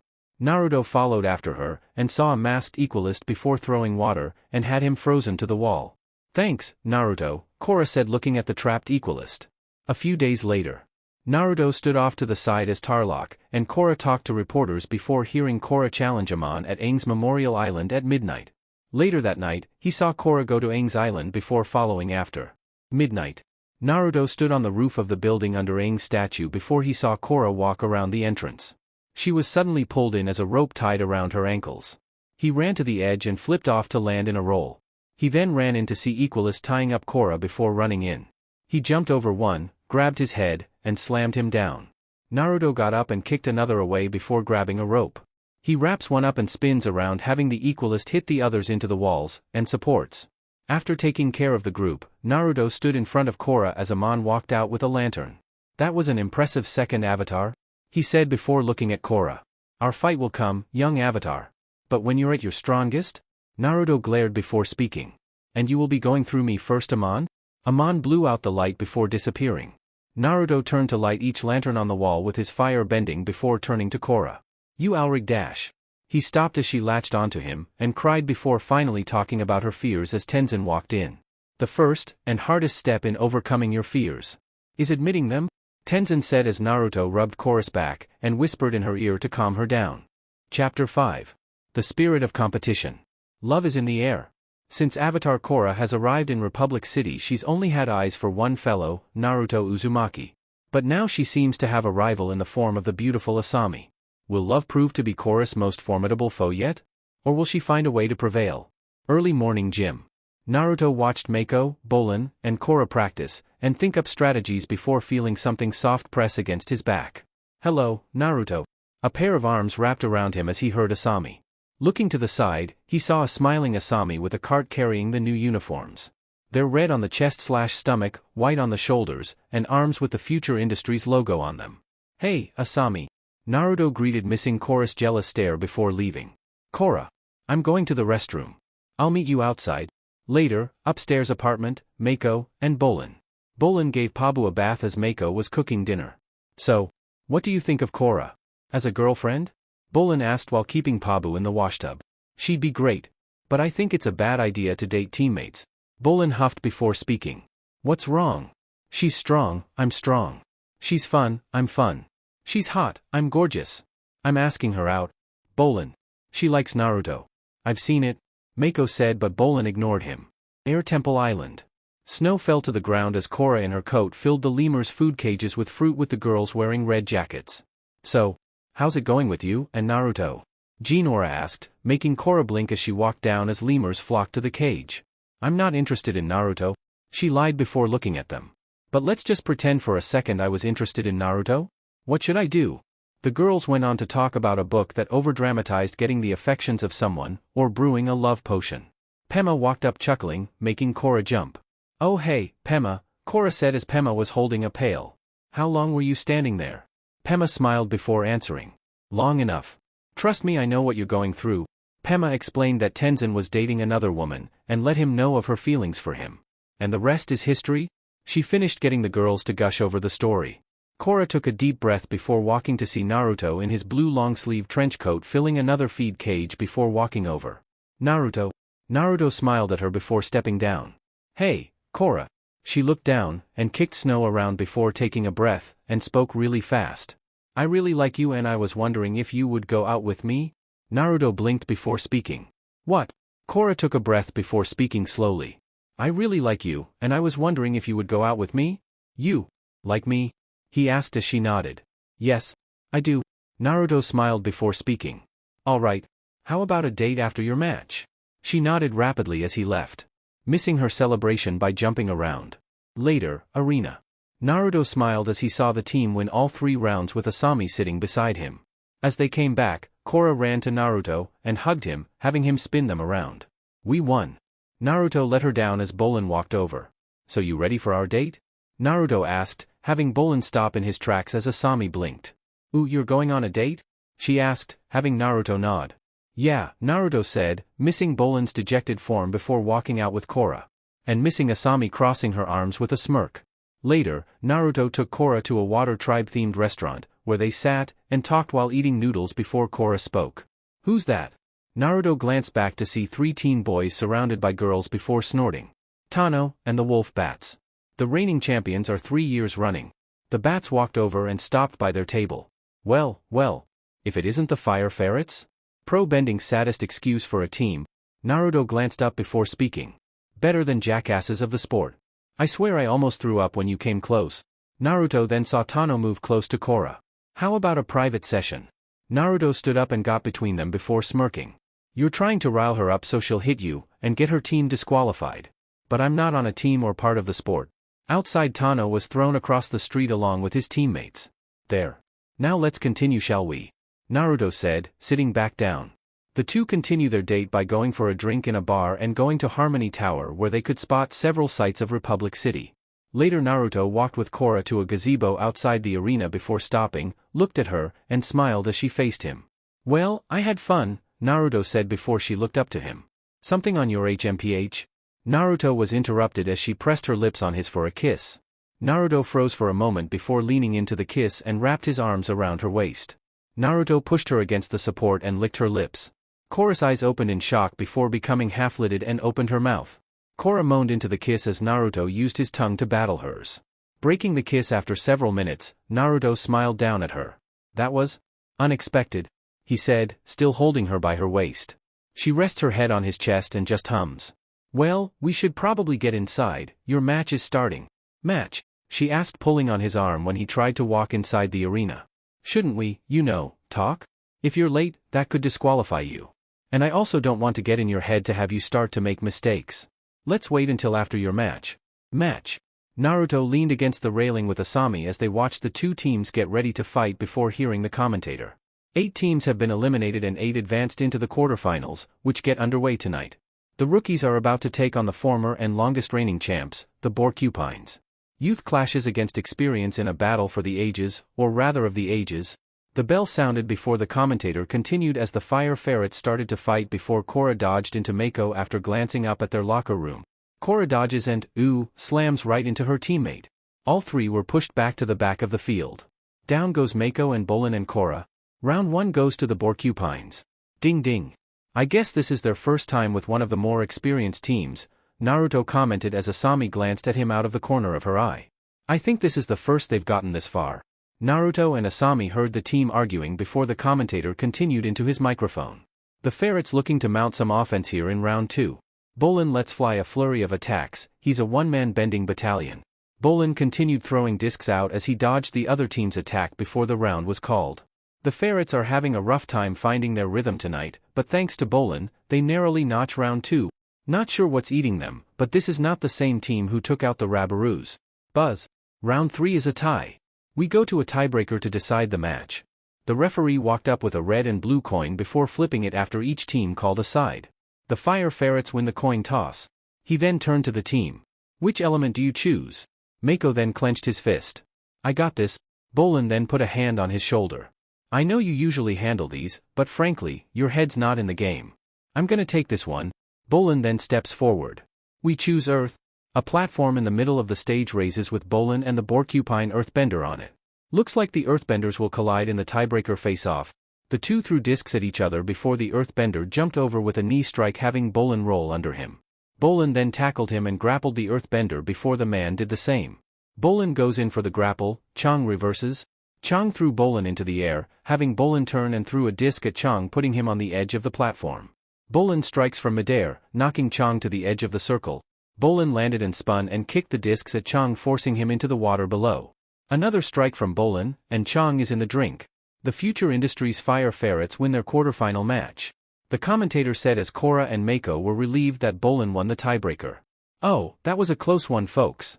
Youth trumps experience tonight. Outside, Naruto and Korra are under the gazebo talking before Naruto turns to her. Do we need to talk about us? No, Korra replied before grabbing his hand in hers before they heard a voice. Well, how about us? They turned to see Asami standing by the entrance, arms crossed. What? Naruto asked as she walked in. Yeah, how about us? There's no us. Korra said before Asami stopped by her and smiled. We can always share. What? Naruto asked as Korra's jaw dropped. Yeah, I really like you and I'm not losing to Korra. Even if she is the avatar. Asami replied as Korra narrowed her eyes. I don't think dash.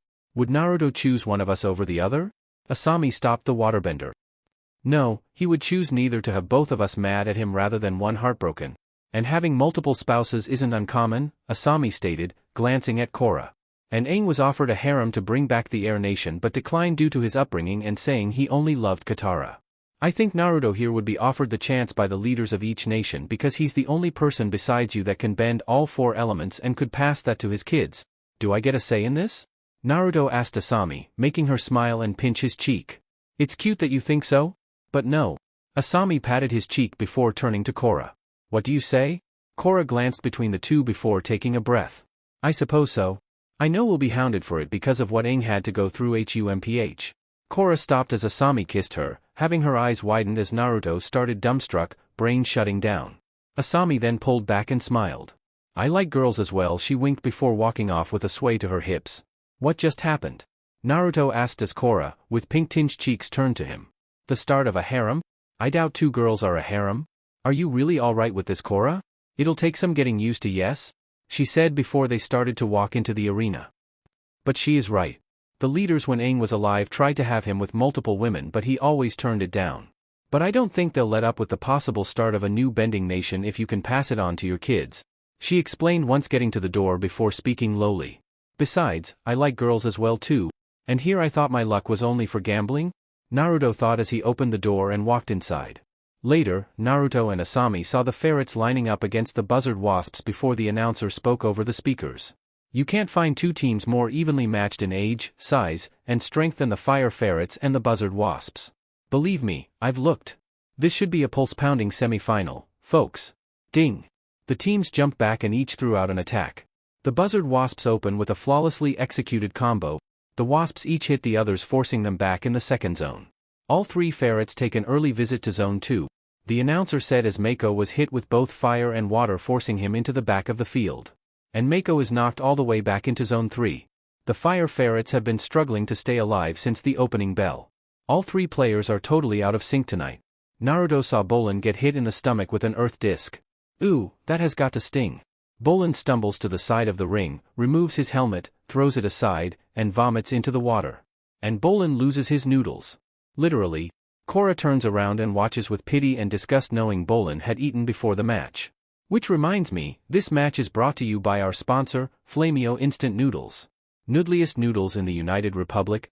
Yeah, that's when you want to put a food sponsor, Naruto commented before looking down at the match as Korra got knocked into Zone 3 as Mako was hit off the back. The buzzard wasps fly deeper into ferret territory. And Mako plunges into the pool. Can the fire ferrets hold on? Naruto saw both Korra and Bolin get hit into Zone 3. The wasps have the ferrets backed up to the edge now. Ding ding. And the ferrets are bailed out by the bell. They had better pull themselves together for round 2, otherwise, they can kiss the finals goodbye. After Mako came back up, the bell rang again. Ding! Mako gets knocked back a zone, and fire bends a blast that hits Bolin in the back and knocks him to the ground. Hey! Watch it! As his back is turned, he is struck by a blast of water and knocked off the edge. The Wasps take advantage of Mako's unforced error and Bolin is in the pool. Korra starts to get fancy with her water bending and gets too carried away by tripping her opponent, then uses water to push her up several times. Ooh, and a blatant hold by the Avatar. The referee blows his whistle at that. Unnecessary roughness. Move back one zone. I'll unnecessarily rough you up. Korra yelled at him, then waterbeds a blast of water at the referee as she heads back, and he grimly pulls out a yellow fan. And the Avatar is slapped with the yellow fan. The ferrets are their own worst enemy right now. It's just sad to watch. With the buzzard Wasps leading 2 rounds to zilch, the ferrets' only hope of winning is with a knockout. The ferrets then regrouped. Well, I guess there's always next year, Mako said with a sigh while placing his hands on his hips. Korra then brought up her hands. Come on. We still have a chance, even if it is a slim one. The way we're playing, we don't even deserve to be in the finals, Bolin commented, having Korra sigh. Look, if we don't pull together and work as a team, we'll never forgive ourselves. Mako shook his head before turning to face the other team. Let's just get this over with. The sooner, the better. The 3 grimly head back to the starting line and the bell rings, signaling the start of round 3. Ding! The Wasps focused on Mako and Bolin, forcing them back. Bolin's knocked into zone 2, followed quickly by his brother. An earth coin strikes Bolin in the shoulder and he cries out. And Bolin takes a zinger to the shoulder. Looks like it's a clean hit. Mako looked over to his brother. Bolin. Only to get hit with a blast of fire and knocked off the edge. Mako's in the drink and out of the match. Bolin, holding his shoulder, threw discs from his spot. And Bolin keeps playing with one good arm. I gotta hand it to him, this kid's got grit. But how long can he keep it up? Bolin then got knocked off the edge with an earth disc and water combo. Apparently, not very long. The ferret's dream of making it to the finals now rests in the Avatar's hands. But with 3-on-1, I don't like her odds. Korra dodges attacks the Wasps threw at her to stay in the ring. She then sides-flipped several attacks and used her feet to throw water at the other team, forcing one back a zone. What an unbelievable effort here by Korra. She's dodging every element the Wasps throw at her. Korra then knocks each of the Wasps into a line. The Avatar finally gains some ground, but with only 10 seconds remaining, it might be too little too late. Korra angles herself so that the buzzard Wasps are lined up in front of her, and knocks them out with a single blast of water. It's the big kibosh. What a knockout! It didn't seem possible, folks, but the fire ferrets are headed to the finals. Yeah. Naruto yelled as Asami hugged him from the side as the others came in. That was pretty much the coolest thing I've ever seen. That I didn't do. She punched him before he pulled her in for a hug and pecked her on the lips. The wolf bats then entered the locker room. Tano enters last and inhales deeply with an expression of disgust. Ooh, oof. Do you boys smell something in here? Wait, I know what that is. Yeah, that's the scent of losers. Naruto then flipped him off as he let go of Korra before she turned to him. I hope we see you in the finals. Then we'll know who the losers really are. Yeah, I'm peeing my pants over here. Naruto quickly lifted a fist, having Tano flinch back. I thought so. The wolf bats then enter the ring. And now, the defending champs, the White Falls wolf bats. Korra growls at them as Asami throws her arms around Naruto's neck. What a comeback, Korra. I've never seen a hat trick like that. Thanks, Korra replied as she walked to the lockers. But, if it hadn't been for you and your father, we wouldn't have had the chance to play. So thank you. Bolin then sat down on a bench. If everyone's done with the little thank you party, I need some medical attention over here. Korra turned around at that. Ooh, let me help. She walks over and places both hands on his shoulder. Relax, I'm a healer. She bends some water out of a bucket and puts it over Bolin's shoulder. I learned from Katara, the best there is. No, oh woo. That's the stuff. Bolin said as the pain started to go away after the water started to glow brightly. Ding ding. You're winners, the wolf bat. What? How is it over already? Korra asked, looking up after they heard the announcer. They all walked up to see only the wolf bat standing in the ring. With a brutal round 1 knockout, the defending champs secure their spot in the finals. They saw the Mo mongoose lizards being helped out of the pool by medics with stretchers. The waterbender on the team has a large hole in the glass of his helmet. I hope the ferrets know a good doctor, 'cause they're gonna need one. No, they have to have done something illegal. The waterbender's helmet is broken, Naruto said, leaning against the railing. Chapter 6. And the winner is. After a close encounter with Aman, Korra took a leave of absence from Tarlok's task force. But the Avatar has still been hard at work, leading the underdog Fire Ferrets to the Pro Bending Championship Finals. Only one team stands in their way, the Wolfbats. Led by Team Captain Tano, the brutal Wolfbats look to repeat as champs. Have the Fire Ferrets finally met their match? Pro Bending Arena. Bolin in his training gear quickly levitates and throws 2 earth discs straight at a picture of Tano on a rope. Mako, also in training gear, throws 2 fire punches and a flaming arc with his foot, hitting another picture beside the first. Korra in training gear moves a small water blob around a bit before launching it at the 3rd picture of Tano. Korra smiles as she triumphantly jumps up, raising her left hand. Naruto, sitting on a bench, listened to the radio as he watched the 3. You're listening to the Music Hour. Brought to you by Cabbage Corp, Republic City's trusted name in technology for over 50 years. Korra then picked up a towel as she smiled. Man, I got a good feeling about tonight. I don't care if we are the underdogs. We can take those pompous Wolfbats.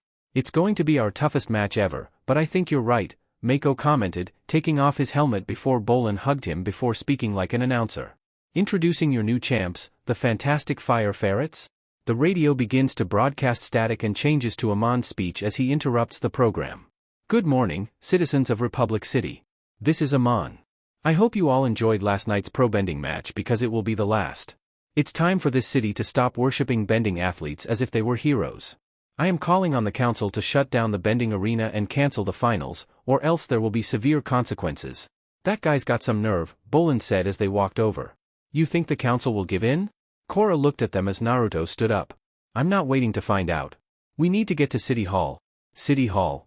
Korra, Mako, and Bolin stopped in front of the building on Naga as Naruto stopped beside them on the motorcycle he took from the Equalist they fought earlier. They then walked inside where they saw the council talking. Tenzin stands up from his chair to stare at them. Korra, you shouldn't be here. This is a closed meeting. As the Avatar and a pro bending player, I have a right to be heard. You can't cancel the finals? Tenzin sighed at that. I know winning the championship means a lot to you. But as far as I'm concerned, we need to shut the arena down. What about the rest of you? Tarlok, there's no way you're backing down from Aman, right? She asked Tarlok, who stood. Actually, Tenzin and I agree for once. The council is unanimous. We're closing the arena, Tenzin said, leaning on the table. No. You can't. Korra turned to Tarlok before speaking. I don't understand. I thought you, of all people, would take a stand against Aman. While I am still committed to bringing that lunatic to justice, I will not put innocent lives at stake just so you and your friends can play a game. Mako stepped forward. Pro bending might only be a game to you, but think of what it means to the city. Right now the arena is the one place where benders and non-benders gather together, in peace. To watch benders beat each other up. In peace. Bolin spoke up, pointing. It's an inspiration to everyone. I appreciate your naive idealism, but you're ignoring the reality of the situation, Tarlok explained, bringing his hands behind his back. The reality is if you close the arena, you let Aman win. Naruto spoke up. You're just telling him you're ready to give in to his demands, next he'll ask you to give the teams to get rid of their bending, next, he'll get the cops, then the citizens, then you all. Bolin then pointed at Naruto. Yes, exactly what he said. Yes. I'm sorry, but our decision has been made. This meeting is adjourned, Tarlok said, picking up a gavel and was about to slam it down. Only to have a metal cable knock off the head. Everyone turns to look toward the entrance of the courtroom as Lin enters and coils her cable back. I can't believe I'm saying this, but I agree with the Avatar. You do. Korra raised an eyebrow at that. Yeah, you do. Lin then walked over. I expected this kind of cut-and-run response from Tenzin. But the rest of you? Come on, show a little more backbone. It's time that the benders of this city displayed some strength and unity against these equalists. We must prevent the conflict between benders and non-benders from escalating into an all-out war, Tenzin said, still standing. The council is not changing its position, Lin. Now just a moment, Tenzin, Tarlok spoke up in thought. Let us hear what our esteemed chief of police has in mind. If you keep the arena open, my metal benders and I will provide extra security during the championship match. There's no better force to deal with the chi blockers. Our armor is impervious to their attacks, she explained, having Tarlok look at her. Are you saying that you will personally take responsibility for the safety of the spectators in the arena? Lin nodded at that. I guarantee it, Tarlok sighed at that. It is hard to argue with Chief Bifong's track record. If she is confident her elite officers can protect the arena, then she has my support. I am changing my vote. He then raises his hand. Who else is with me? The other 3 council members raise their hands as Tenzin turns away. Then the arena stays open. Good luck in the finals. And good luck to you, Chief Beifong. After the group celebrated, Tenzin walked up to Lin. A word please, Lin. They then walked out into the hall before he spoke. Tarlok's playing you and I don't want to see you get hurt. I know what I am doing and the risks that come with it. Tarlok probably wants to embarrass you if something goes wrong. They turned to see Naruto walking out. I still talk to some of the special task force members. They say they've heard Tarlok saying that he wants to get them to be the ones to replace the police. He probably thinks that if anything happens he can use it to sway the council to support him in that endeavor. I'm going to be by your side during the match, Tenzin said, turning to Lion. You don't need to babysit me. It's for Korra. I want to make sure she's safe. Tenzin explained as Korra walked out and stood beside Naruto. Do what you want. It's not like I've ever been able to stop you before, Lin said, throwing her arms up in exasperation. Excuse me, Chief Beifong. I wanted to thank you for your help. Korra spoke as Lin ignores her and walks away. It really means a lot. She stopped as Lin was out of sight. She turns to Tenzin while pointing at where Lin was. What is her deal? Even when she's on my side, she's against me. I've known Lin since we were children, she's always been challenging. Tenzin explained with a sigh. What did your father do to make her hate the Avatar so much? Korra asked, making Tenzin blink before answering. My father and Lin got along famously. I'm afraid of her issues. Are with me. Korra gasps at that before smiling. Wait a second. It all makes sense now. You and Beifong and you. You two were a couple. What? How dash? Where'd you get that idea? Huh? Korra laughed before speaking. Your wife. Criminy. I'll have to have a word with her. Korra folds her arms, with a smug look. So, Pema stole you from Beifong. I'm surprised our esteemed chief of police didn't throw her in jail. Oh, she tried. Anyway, Pema didn't steal me. Lin and I had been growing apart for some time. We both had different goals in Lee Dash. He stopped as he blinked. Why am I even telling you this? It all happened a long time ago and we've moved past it. Apparently Beifong hasn't. What do you? Tenzin then starts to stammer. Of course she has. Anyway, this is none of your business. He yelled before walking away. See you at home, Mr. Heartbreaker. Korra teased as Naruto rolled his eyes and smacked her on the ass. Come on, leave him alone. Unknown location. In a cargo area, Aman watched as his people loaded boxes into armored trucks before his lieutenant walked up. I just got word. The council defied your threat. They're keeping the arena open. Perfect, Aman said, keeping his eyes on the trucks. Everything is going according to plan. Late evening, Probending Arena. Police ran around inside as their ships were docked outside to search the arena before one looked at Lin. All clear, Chief. Tenzin walks up from behind Lin before speaking. How is the security sweep going? Fine. Lin quickly replied, crossing her arms. They've checked underneath the stands? Yes. And you have enough officers to cover all points of entry? Tenzin asked, making Lin turn to him. I have the skies, the bay, and every nook and cranny of this place covered. Now leave me alone and let me do my job. Lin, with so much on the line it would be nice if we could help each other out, at least for one night, Tenzin asked with a sigh. Lin then looks at him, her expression softening. Like old times? Like old times, Tenzin replied with a nod. Okay, I'll try to be less abrasive than usual. I would appreciate that. A few hours later, blimps flew over the arena as the stands were packed before the announcer spoke. The anticipation is palpable as we are just moments away from the championship match. Will the Wolfbat's ferocity help them repeat as champs? Or will the underdog Fire Ferrets serve up a surprising bowl of SmackDown soup? In the locker room, Bolin looked down at Pabu. Now I know there's a big crowd, but don't be nervous. You're gonna do great, I believe in you. In the ring announcer comes up to the stage, with a light beaming down on him as the spectators cheer. Introducing the challengers, the Future Industries Fire Ferrets. He yelled as their fans cheered. Good luck, Naruto said, giving Korra a quick kiss as she was putting her helmet on. The three got on the platform and went to the ring. Bolin then signals to Pabu and whispers. You're on, Pabu.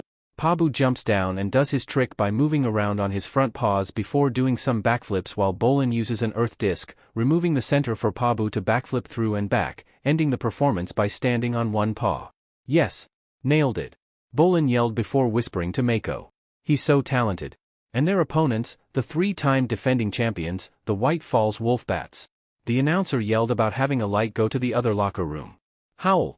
Bat-masked wolfbats with purple capes howls and spread their wing capes while fireworks go off all around the arena. Pfft, they got nothing on us, buddy. Anybody can howl, Bolin told Pabu before howling weakly. Whatever. Korra then pounds her fist into her palm. I'm gonna knock Tano's stupid hair off his stupid head. Naruto rests his hands on the railing before the regular announcer speaks. The champs and challengers face off at the center line and here we go. Ding!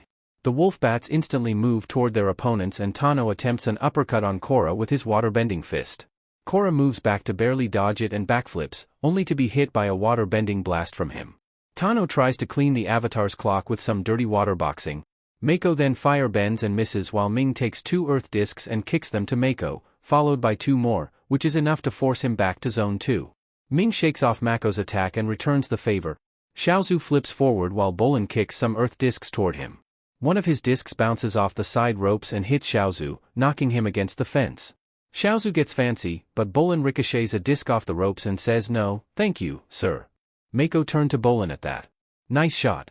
Tano looks at the fire ferrets in slight irritation as Xiaozu runs out of the way of Mako's fireball just in time before the announcer continues.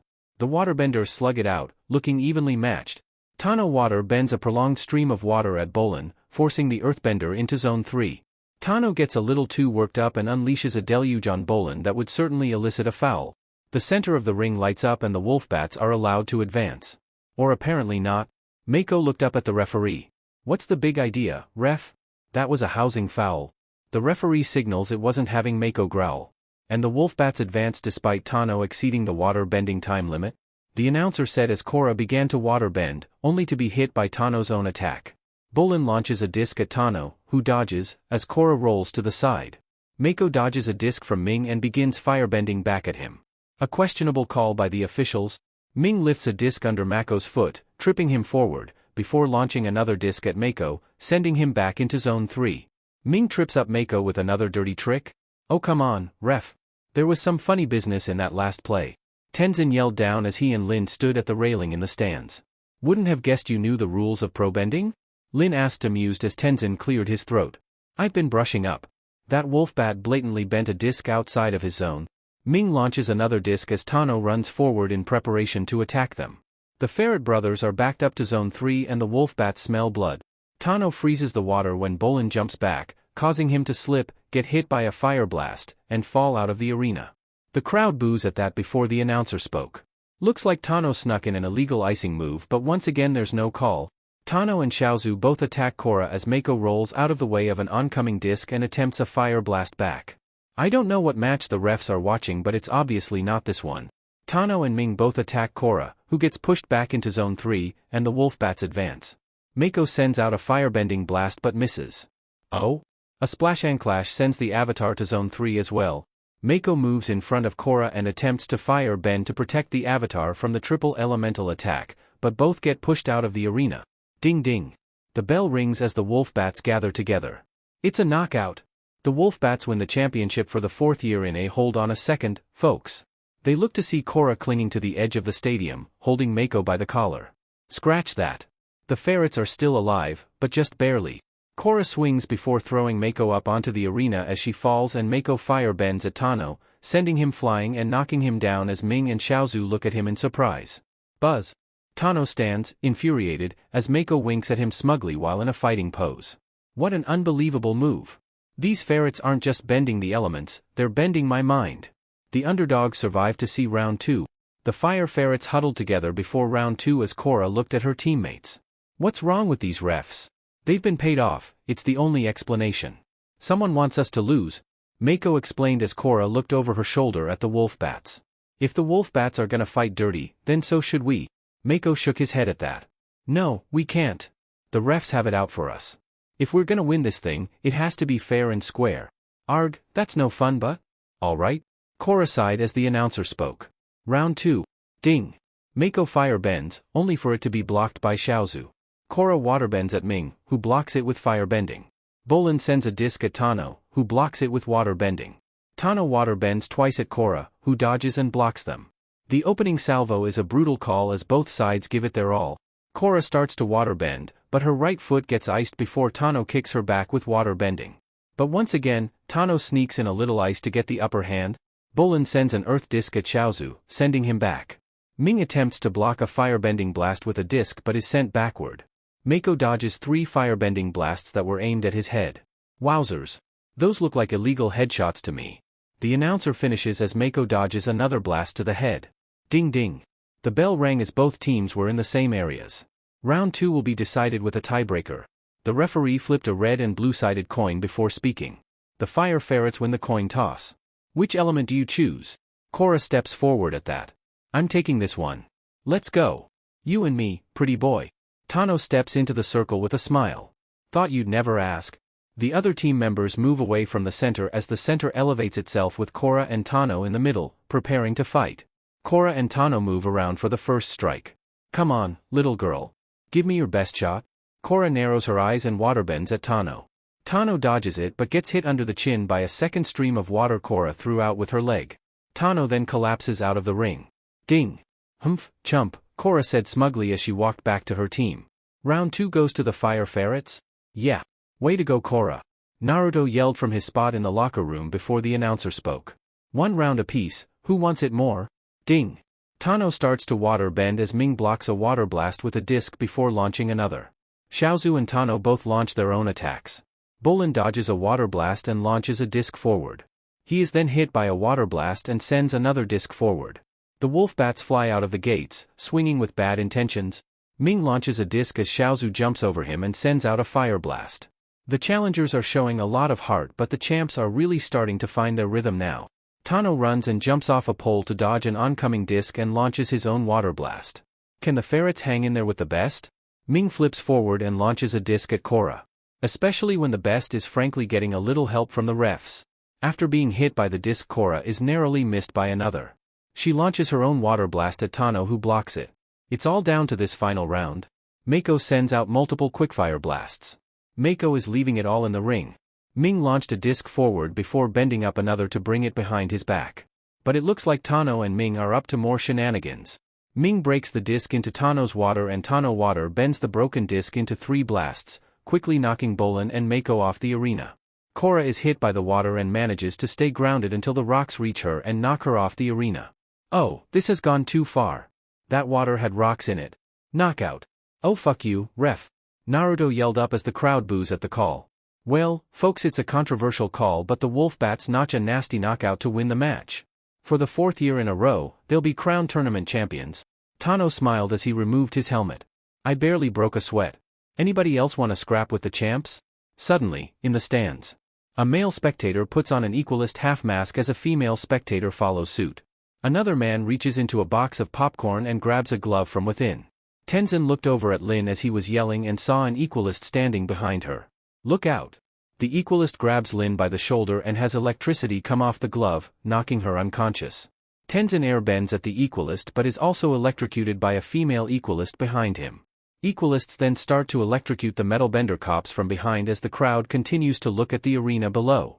Naruto saw electricity around the stands before looking to see Aman's lieutenant was on the floor under the ring and shocked Korra and the others as they came up from the water.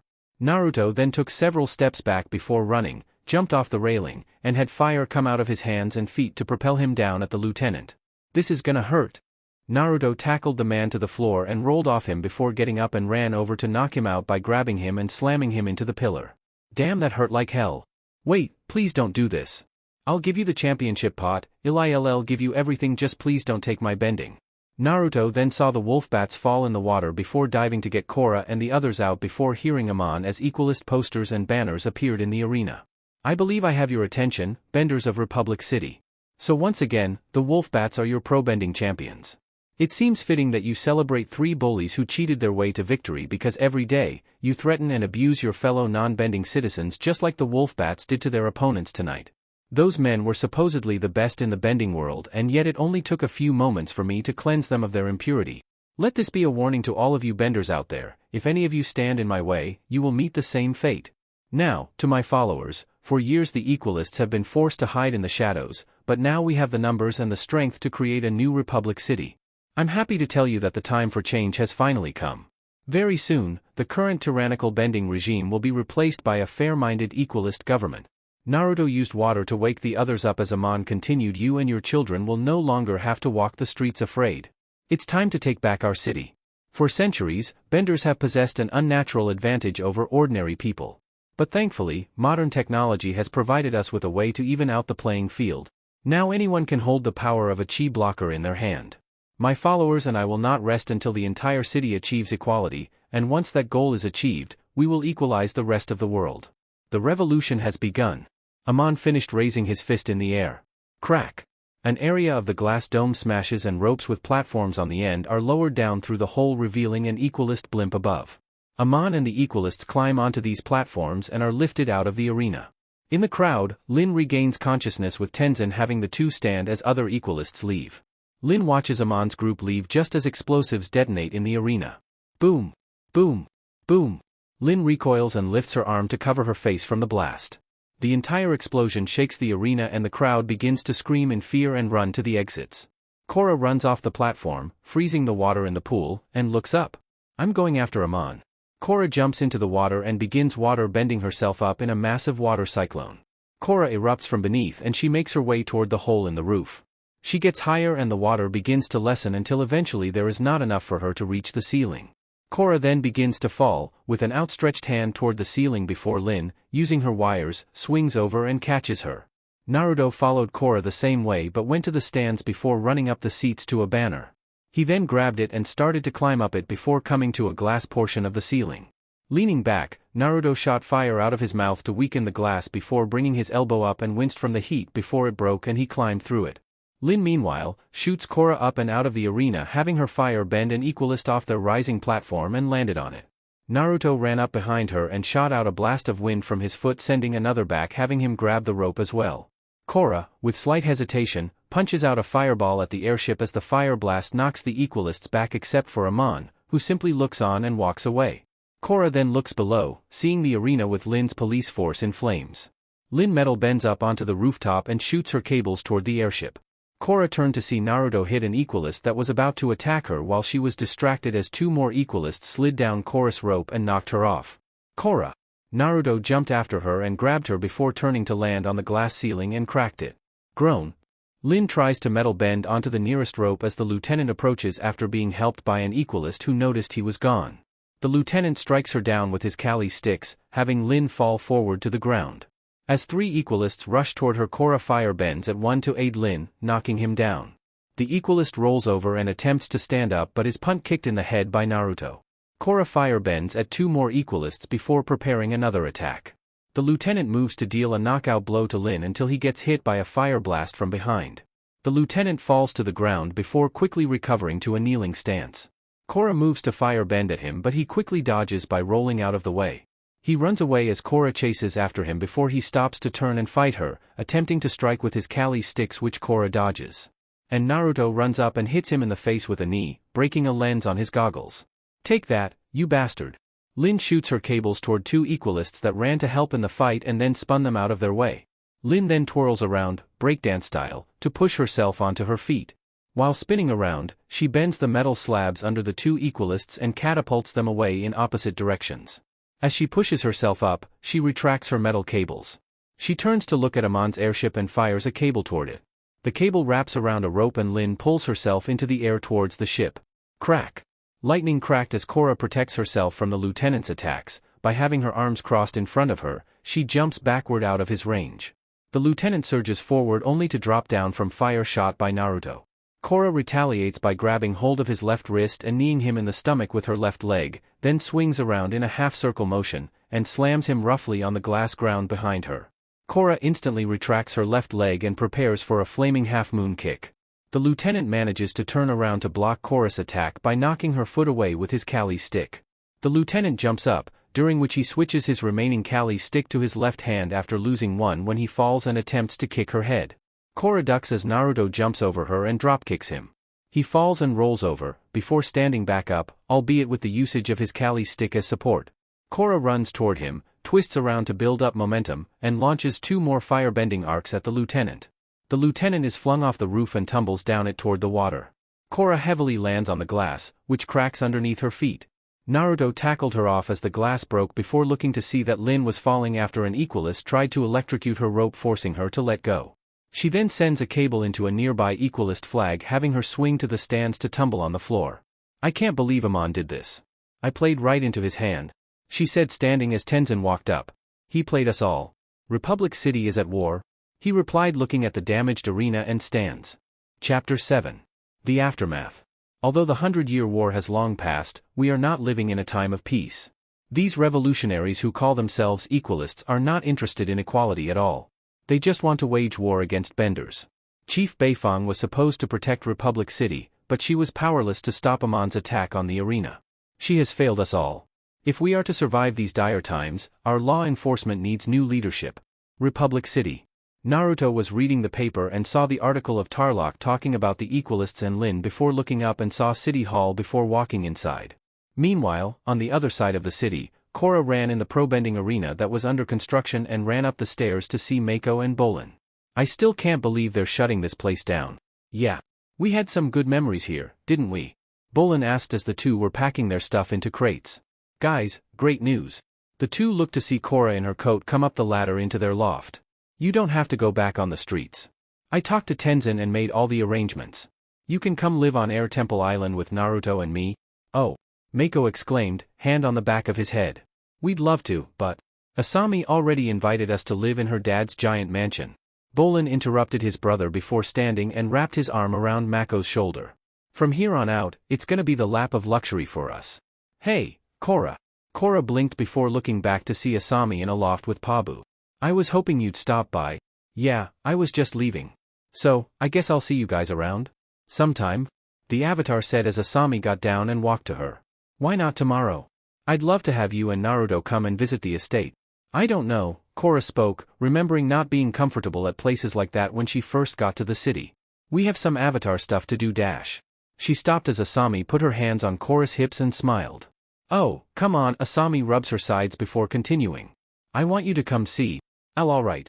Great, we'll see you tomorrow, Asami said as Korra turned to leave.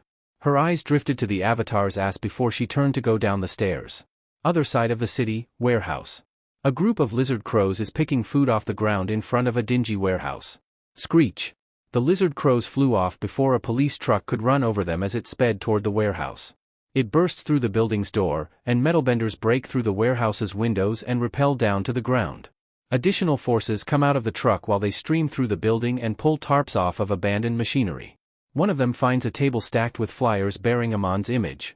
Another opens a crate to find it filled with the same electric gloves used to assault the pro-bending arena. Lin then walked to the door as a male officer walked up. Looks like our intel was good. There's enough evidence here to bury Cabbage Corp for an eternity, the man said as Lin sighed and looked down. Cabbage Corp. This is an outrage. A man in green clothing yelled as he was being arrested. I'm innocent. Yeah, that's what they all say. Lin, who was in front, turned to see a group of reporters surrounding her. Is it true that Cabbage Corp is conspiring with the Equalists? Lin put her hands on her hips before answering. The evidence points in that direction, but the investigation is ongoing. For the time being, we have frozen Mr. Ghanaian's assets and are closing Cabbage Corporation. No. Not my Cabbage Corp. Later, police station. Naruto and Korra sat on a bench. Hey, Korra. They turned to see a depressed Tano sitting on the bench beside them. Tano? Korra asked before walking over. Listen, I know we're not exactly best friends, but I'm sorry Aman took your bending. I've been to the best healers in the city. Whatever Aman did to me, it's permanent. You gotta get him for me. Mr. Sato. They looked up to see Lin and Tenzin walking out with Hiroshi. If you remember anything else about what you saw during Aman's attack, be sure to let us know. I'm happy to help any way I can. I want these Equalists to pay for what they've done. Hiroshi left before Lin turned to Tano. We're ready for you now. See you around, Avatar, Tano said with a salute and left. You alright? Naruto asked Korra, who sighed. I don't know. I wonder if I can stop Aman, whatever he's doing. I still think so, Naruto said walking over and grabbed her hand in his. I refuse to believe he has something that only Aang could do. He saw Korra wince slightly as she got a vision of Aang in his 40s sitting in a courtroom holding his hand out in pain. Sato Mansion. Earth-bending bomb. Inside the mansion at a small pool, Bolin jumped off a statue wearing a green and white horizontal striped full-body bathing suit and landed in the pool with a splash. Avatar Korra and Naruto have arrived. Mako, wearing a red and black striped suit, waved as he sat in the pool as Asami in a black one-piece dipped her feet in. Hey, Korra, Naruto. Glad you made it? Asami greeted as Bolin came back up. Welcome to paradise. Looks like you guys settled right in, Naruto said sitting on a bench before pulling Korra on his lap. Pretty much, Mako said before pointing over at Asami. Except someone forgot to ask her father if we could stay here. They both then got into swim around. Yeah, but I smoothed it over with him. It's easier to ask for forgiveness than permission. This is the greatest place in the world. Bolin said as he and Pabu got out. Watch this, watch this. Fetch me my towel, good sir. Yes, master. Bolin. The butler said as he picked up a towel. Master Bolin? I love this guy. Now, pat me dry. Bolin ordered, holding his arms out. As you wish. The butler replied and patted him dry. Don't forget Master Pabu. Wouldn't dream of it, sir.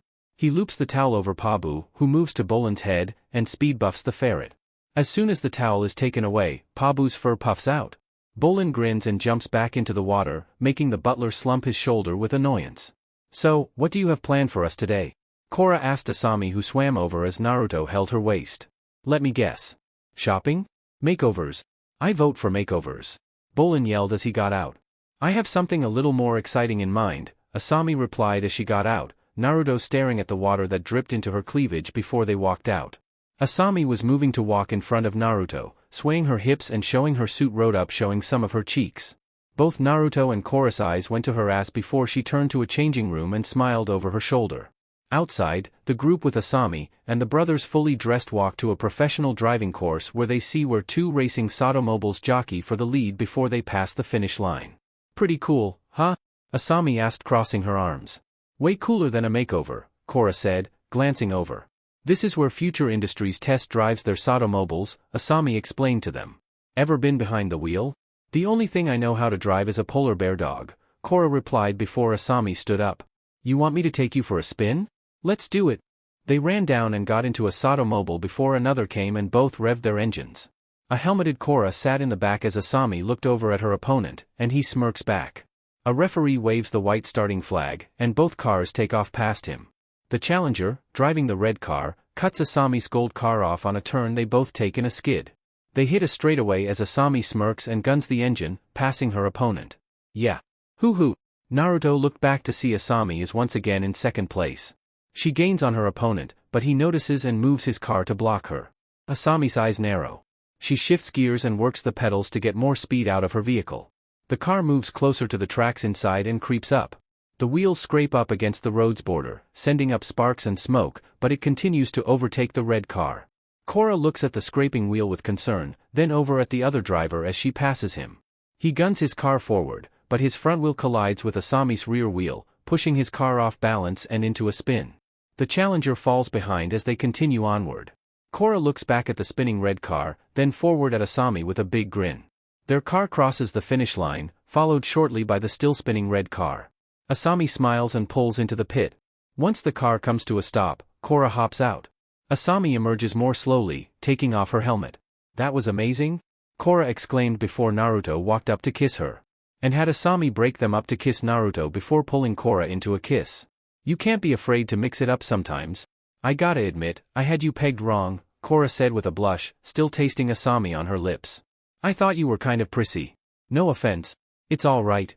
People usually assume that I'm daddy's helpless little girl, but I can handle myself. I mean, I've been in self-defense classes since I was this high, she exclaimed, putting a hand to her knee. My dad made sure I would always be able to protect myself. Smart guy, Naruto said before they turned to walk back to the mansion. Once getting inside, Bolin ran inside down a hall. Emergency! Emergency! Coming through. Is there another bathroom I can use? Korra asked Asami, who nodded. We have a ladies' powder room upstairs. First door on your right. You can freshen up there? Thanks, Korra replied, walking up the stairs as Naruto put his arm around Asami. Later, in the restroom, Korra is washing her hands in the sink. She shuts off the water and dries with the towel, before noticing a powder puff beside the sink. With trepidation, she lifts the puff by its handle and raises it to her face. She hesitates, gazing at the unfamiliar instrument, then shuts her eyes and roughly slams the puff onto her face. Cough! Cough! Cough! A cloud of powder explodes outward, completely hiding her whole upper body, sending Korra into a coughing fit. She walks out of the bathroom still coughing and waving floating powder from her face. Composing herself, she walked down the hall before stopping as she heard a muffled Hiroshi. No, I assure you. Everything is going exactly as planned. Korra walks to the door and looks around to make sure no one is watching before she peeks through the keyhole. Yes. Luckily the Cabbage Corp investigation has bought us enough time. Korra sees Hiroshi sitting at his desk with his back turned towards the door. Trust me. By the end of the week, we'll be ready to strike. Hiroshi slams the handset down on the phone, and Korra jumps up with alarm. Struggling with her thoughts, Korra then runs back down the hall. In the main hall, the three teens are watching as Bolin poses for the butler, who is squirting perfume at Bolin before Korra runs past without even looking at them. Korra, you're leaving? But I thought sorry, I forgot, I'm supposed to babysit the airbender kids. See you later, Korra said before leaving as Naruto followed after kissing Asami goodbye. Later, that night, Naruto and Korra talked to Tenzin and Lin in the police building as she finished explaining what she heard. So, you think Mr. Sato manufactured those gloves for the Equalists, then framed Cabbage Corp? Tenzin asked as Lin put a hand on her hip. That's a bold accusation. But what proof do you have? Well, I don't exactly have proof, but I know what I heard. Sato's up to something, Korra explained before Naruto looked over. It would be easy to frame a competitor the night of the attack. The cops were all at the arena, and we didn't even know about the gloves in the first place. People probably thought they were regular gloves and didn't think anything about it. He does have the means, Lin said, bringing her other hand to her chin. And he has a motive? That's right, Tenzin said as Korra looked confused. A motive? What is it? She asked before Tenzin spoke up to explain. 12 years ago, the Agni Kai triad robbed Sato's mansion. A firebender killed Sato's wife during the break-in. That's terrible. It was tragic. He may be harboring anti-bending sentiment all this time. Tenzin finished as Lin looked down and thought. Maybe we should look at Mr. Sato a little more closely. Morning. The group went into the mansion and up the stairs, passing Mako and Asami. What's going on? Mako asked the two. Why are they asking Hiroshi more questions? I overheard him on the phone yesterday. Asami, I don't know how to tell you this, but I think your father might be involved with the Equalists. What? I don't believe this. Asami yelled while walking up the stairs. You spied on Hiroshi? Mako asked Korra in disbelief. What's your problem? She just overheard him talking, Naruto said to Mako before walking up. If it's about something else, then he has nothing to worry about. He walked up the stairs just as Asami walked into her father's office. My father is innocent. Just because we're not benders, doesn't mean we support those awful Equalists. Equalists? Is that what this is about? I can assure you, I have nothing to do with those radicals, Hiroshi explained as Korra and Mako walked in. Yeah, you don't know what you're talking about, Korra. Step back Mako, Naruto said over his shoulder before Korra pointed a finger at Hiroshi. I overheard you on the phone. You said the Cabbage Corp investigation bought you time, and you're getting ready to strike. Explain that. This is all just a misunderstanding resulting from the young avatar's overactive imagination. My number one competitor was knocked out of the game. It's providing me an opportunity to strike the market with a new line of Sato mobiles. It's just business. He wasn't putting anything new out though, Naruto spoke up. Plus most of the city uses your Sato mobiles over his cheaper vehicles. To put all suspicions to rest, might we have a look into your factories and warehouses? Tenzin asked Hiroshi who nodded. If you feel it's necessary, you are welcome to search all of Future Industries. Later, late evening. I can't believe we didn't find anything, Korra said, hopping off of Naga after checking out the last warehouse. It would appear Hiroshi is innocent, Lin said as Asami walked up. Okay, you did your search. Now you can all leave, she said before she left. Behind them, a man is pulling the factory's large door closed. The view cuts close to this worker, and he turns around to look at Korra with intense eyes. He heads in her general direction, unnoticed by anyone. The worker purposefully walks right past Korra and discreetly puts a folded piece of paper in her free hand as he goes past. Korra's fingers tighten around it reflexively, and her eyes go wide with surprise. She quickly brings the paper up to examine it, then looks around to see where it might have come from. She catches sight of the worker as he boards a truck, surrounded by several of his fellows in identical uniforms. One wave as the truck drives off. Korra opens the paper and reads it, then quickly turns to Tenzin and offers him the note. I think you guys should hear this. Tenzin opened the note and read it out loud. If you want to find the truth, meet me under the north end of the Silk Road Bridge at midnight. Midnight, Silk Road Bridge. Over here. The group turned to see the worker behind a beam, collar picked up to hide his face. Listen, I joined the Equalists because I believed in what Aman said. I thought he could make life better for us non-benders. But I didn't sign up for this. This war. What do you have on Hiroshi Sato? Lin asked the man as he turned around to face them. He manufactured those gloves for the Equalists? I knew it. Korra exclaimed as the man looked around. And there are rumors he's working on something even bigger? Some new kind of weapon? We searched all of Future Industries and found nothing, Naruto spoke up as the man glanced at him. That's because he has a secret factory. Where? It's right underneath the Sato mansion. Later, the group is in an airship with Korra sitting at a wall before hearing Tenzin. Raiding the Sato mansion is a risky move with Tarlock breathing down your neck. If we're wrong, don't worry about Tarlock. The group glanced at Naruto, who spoke up. I just need you to go to City Hall at dawn tomorrow. I'm meeting with the members sans Tarlock. Why? Why does he get a security force while you guys don't have anything? With Aman out here, he could easily assassinate you all. Tenzin being the exception, as the White Lotus is on the island because of Korra. I'm going to take the security force for my own. We can't let Aman get his hands on this new weapon, Lin said, getting their attention back on track. Sato Mansion. The group walked in with the police and saw Asami eating with Mako and Bolin. What are you doing here? We have reason to believe there's a factory hidden below the mansion. I think I would have noticed if there were a factory underneath my house. The lies you people come up with just to persecute my father. Where is your father? Naruto asked Asami, who turned to him. In his workshop, behind the house. Going outside to the building, they walked in to see it was empty. Dad? Hello? Asami asked, looking around before one policeman walked up to Lin. Chief, the estate has been secured. No one's left the workshop since we arrived. Perhaps we just couldn't see him leaving. Lin ambles out into the center of the room, her hands clasped behind her back. She stops, turns around, then abruptly raises her leg tight against her body. The bottom of her metal boot retracts, revealing the bare foot within, then she stomps down on the floor. There's a tunnel beneath the workshop, running deep into the mountainside. What? There's no tunnel? Asami spoke up.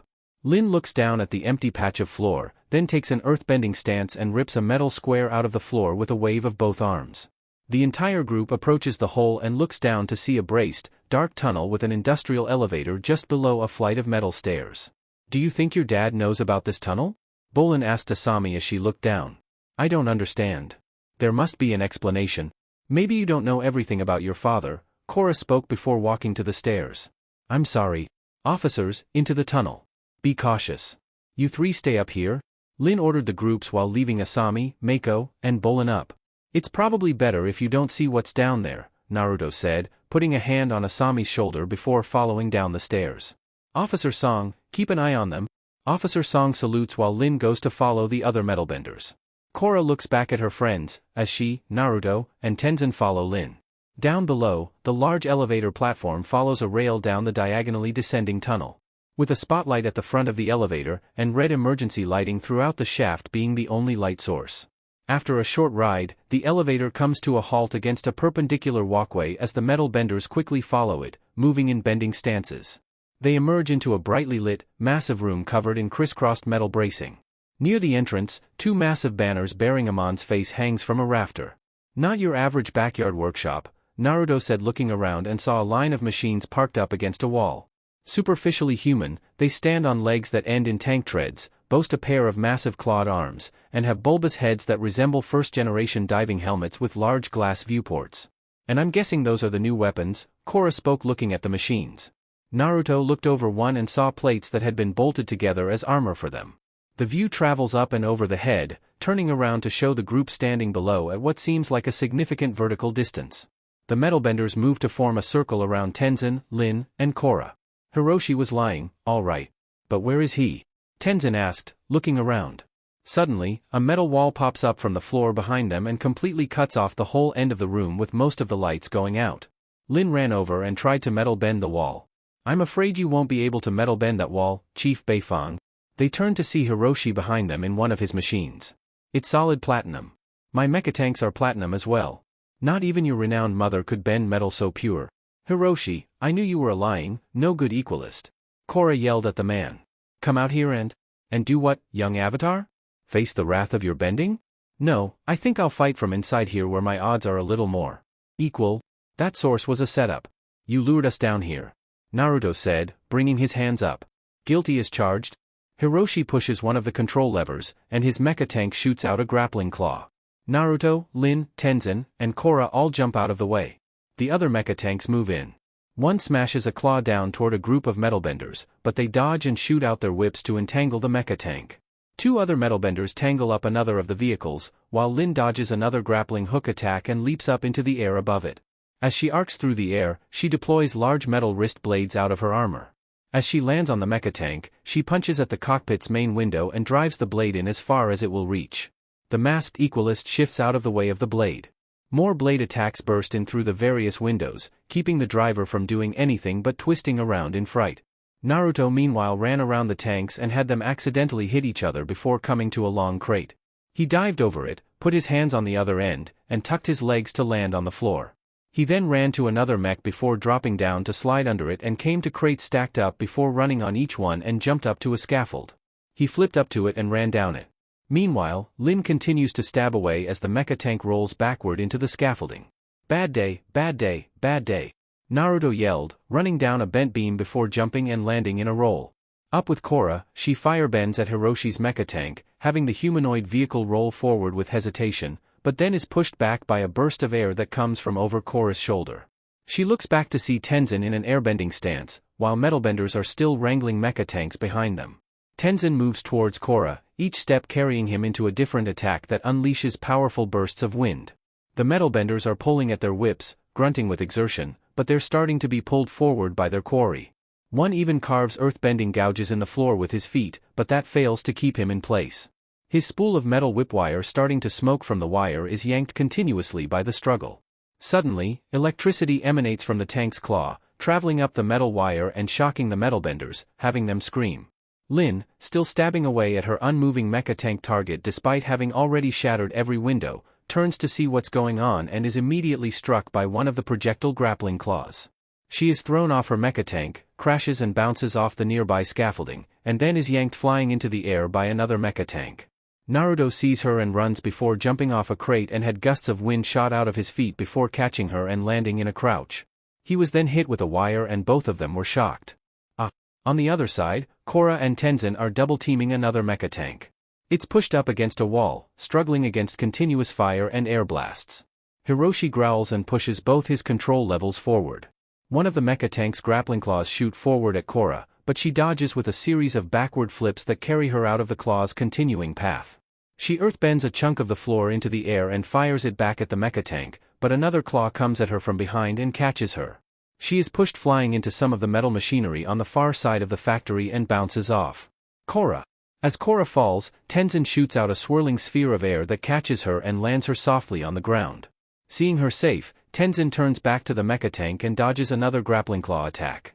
The tank rolls forward while firing its claws again as another mecha tank joins the attack. Tenzin once again dodges all the claws and jumps into an airbending move that summons a giant, spinning windwheel around him. Tenzin rides it forward and avoids another claw, then leaps into the air. Hiroshi's mecha tank stops and fires a metal disc that deploys small, whip-like tendrils. It catches Tenzin as he spins through the air in preparation for another counterattack, wrapping around and electrocuting him. Hiroshi's tank comes to a stop, and the front opens into a series of panels that lets him climb out. Hiroshi steps down onto the factory floor and looks at his defeated enemies as Aman's lieutenant steps forward to join him. Well, I'd say that was a near-flawless test run. Load everyone into the transport and deliver them to Aman.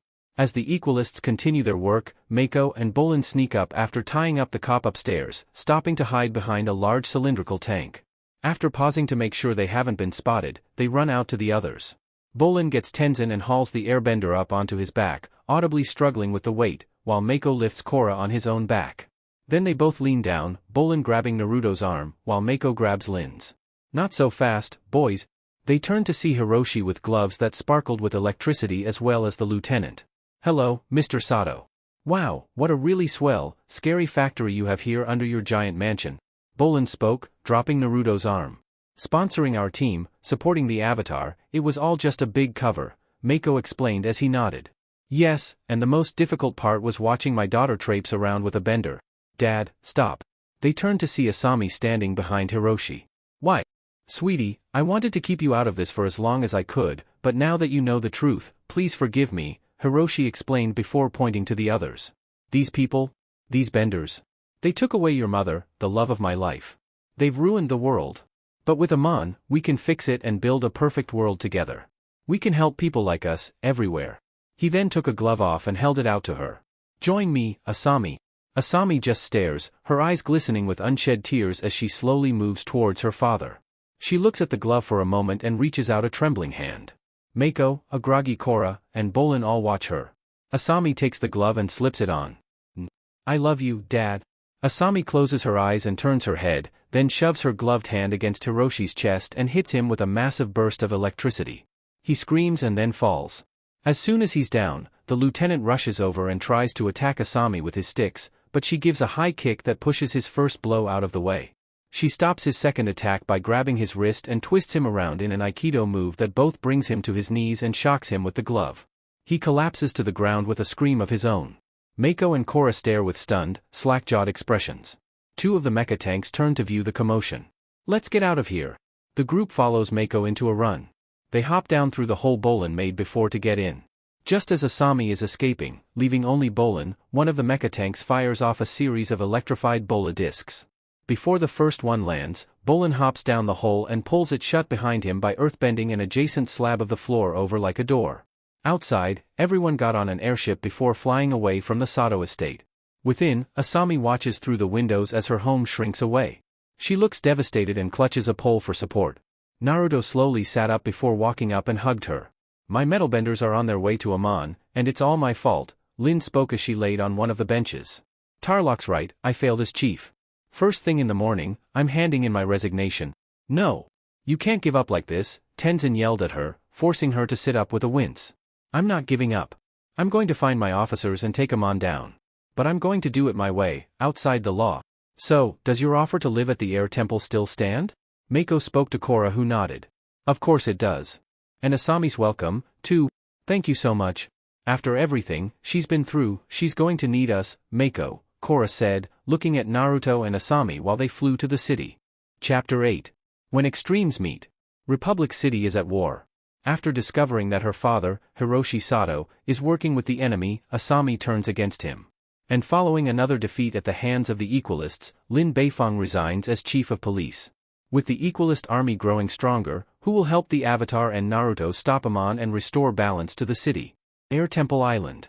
A Chinese decorated junk ship sailed to the dock of the temple before Korra, Naruto, and Tenzin's kids ran up to see Bolin, Mako, and Asami walking down the ramp. You're finally here. Welcome to Air Temple Island, your new home, Ikki spoke. Yes. Welcome to my domain. Milo spoke, pointing to himself. Well, aren't you sweet, little monk child, Bolin said as Pabu jumped off him to run to Naga. What's that fuzzy creature? That is a fire ferret, Jinora said as she looked at her brother. An arboreal mammal common to the bamboo forests of the Central Earth Kingdom. He's cute. Ikki spoke running after the ferret as Milo got on Naga. Yip yip. Fly, Sky Bison. Fly. Thanks for sending the air acolytes to help us with the move, Mako said as the acolytes brought a very tall stack of suitcases off the ship. Yes, they've been amazing. Such tireless workers. Asami greeted Naruto and Korra. I thought you were only bringing a few things, Korra said to her fellow girlfriend. Trust me, it could have been worse. Mako deadpanned as the acolytes walked to the temple. No problem. Everyone here wants you guys to feel welcome, Korra explained as they all walked with Naga and Pabu running around. Asami noticed Milo looking at her before he held out a hand. You're pretty. Can I have some of your hair? Looks like I have some competition. Naruto joked as they stopped at the steps. And now for the grand tour, Ikki said as she ran up in front, extending her arms. The flying bison sleep in those caves down there, and that's the temple Grandpa Ing built, and that's the greenhouse where we grow the vegetables we eat, she said pointing to each area. Bolin, holding a duffel bag, raised a finger at that. I have a couple of questions. Is this an all-vegetarian island? Is that where you train airbending? Do we have to wear air acolyte clothes? Do we each get our own sky bison? And final question, how many trees are on this island? Ikki thought for a moment before answering. Yes, no, 10,552. So, where are we going to be staying? Mako asked before Milo walked up to him. You're a boy. Boys have to stay on the boys' side. I'd be happy to show you to the men's dormitory, Jinora said walking with Mako, Naruto, and Bolin. I'm a boy. Milo, why don't you go with the boys, too? Korra said to Milo, who looked at Asami for a moment. We shall meet again soon, beautiful woman. Walking away, Korra turned to Asami. Ikki and I will take you to your room, this way. The women left into the temple and walked to the woman's side before Ikki turned to Asami. Asami, did you know Korra and Naruto slept together? What? Aha, Naruto slept in her room for several nights. Oh, a sleepover? Asami chuckled as the girl nodded. Run along, Ikki. Korra said as they got to an empty room and closed the door on Ikki. So, here's your room. I know this is a little rustic compared to what you're used to, she said to the Spartan room with an armoire dresser and an open octagon window with a bed on the side. I think it's really charming. And the best part about it? Nothing here reminds me of my father. Thank you for your hospitality, Asami explained as they stared at each other before there was a knock. Ikki, I swear, if you don't leave us alone, I'm gonna. Korra trailed off as Tenzin and Naruto wearing a black shirt walked in and blushed in embarrassment. Tenzin, Naruto. Come right in. Good day, ladies, Tenzin greeted them as they walked in. Asami, welcome to the island. Thank you for having me. Naruto smiled as he turned his attention to Korra. Bifong's replacement, Saikon, is going to be inducted as the new chief of police later. Tenzin thinks all three of us should both be there. Police station. It was an honor serving under Chief Beifong for so many years. A balding man with brown hair and fair skin said to the reporters as he stood at a podium. And I wish her a speedy recovery. It is with great humility that I take her place as the new chief of police. Republic City is facing a threat like none the world has ever seen. And I've been talking with the council and will be putting all matters of the Equalists to the special task force. Tarlok walked up to that, only to stop as Saikon continued. Naruto Uzumaki and his task force will take anything dealing with Aman and I will report directly to him. The police department will lend any available resources to the second avatar and his task force until we quell this insurgency. Naruto walked up rubbing the side of his head and while keeping it against the side of his head, flipped off Tarlok before speaking. Thanks, Chief Saikon, I humbly accept the position so Councilman Tarlok won't be busy doing his duty for the city as well as being the only member to have a task force with them 24/7. Tenzin being excluded as the White Lotus is there for Korra and me. Only thing I will issue at this moment is a curfew for all the people in Republic City as the Equalists now have new weapons that we have never seen before. The only exception will be a medical emergency. And that goes for everyone, the council included. When the street lamps turn on, it's time to go into your home. The only ones allowed past that time will be the police and my task force. Naruto then walked off as pictures were taken of him. Later, the three are on Tenzin's Sky Bison, Oogie. I don't understand what's wrong with me. I've memorized nearly all of the practice forms, but I still can't produce a single, measly puff of air. Korra complained as she sat between Naruto's legs. At least Naruto can consistently shoot air out, if only weakly. I'm a failure. No, you're not, Naruto said before smiling. I'm just more awesome than you. She elbowed him before Tenzin spoke up. You just need to work through this airbending block. Amazing advice. I'll get right on that. I wasn't finished yet, Tenzin said, glancing back. You see, Aang not only had his bending teachers but also his past lives to call upon for guidance. Have you ever made contact with your past lives? He asked, having the avatar sigh. No, of course, I haven't. Didn't you get the memo from the White Lotus? I'm a spiritual failure, too. You may have made a connection without realizing it. Perhaps something you mistook as a dream? Maybe. I had a few weird hallucinations, but I hardly even remember them. That got Tenzin's attention, having him turn to face the two. And did you see any of the previous avatars in these visions? I saw Aang. It seemed like he was in trouble. What do you think it means? She asked as he turned back in thought. I don't know, but I urge you to meditate on these visions. I believe Aang's spirit must be trying to tell you something. Air Temple Island, night. Korra. You out here. Korra, who was sitting on a cliff overlooking the statue of Aang, looked back to the others walking up. Korra. There you are. Are you okay? Naruto asked, having her get up. I'm fine. Come on, what's wrong?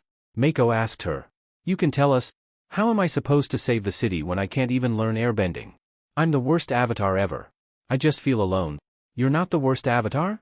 Every avatar has done something they're probably not proud of. Naruto commented, looking at her.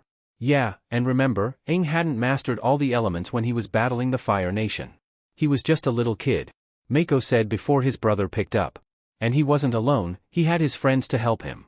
Look, the arena might be shut down, but we're still a team. The new team avatar. We've got your back, Korra. And we can save the city together? Mako said as they all put their hands together. Yeah, let's do it. Later, they went to the garage and Naruto opened the door showing the car Tarlok gifted them, painted black. They then went to the ship and when getting to the docks, drove off with Naruto in the passenger seat, Asami driving, and the others in the back. Unit 216, cancelled at 10 to 58 at Harmony Tower. Come back to the station, over.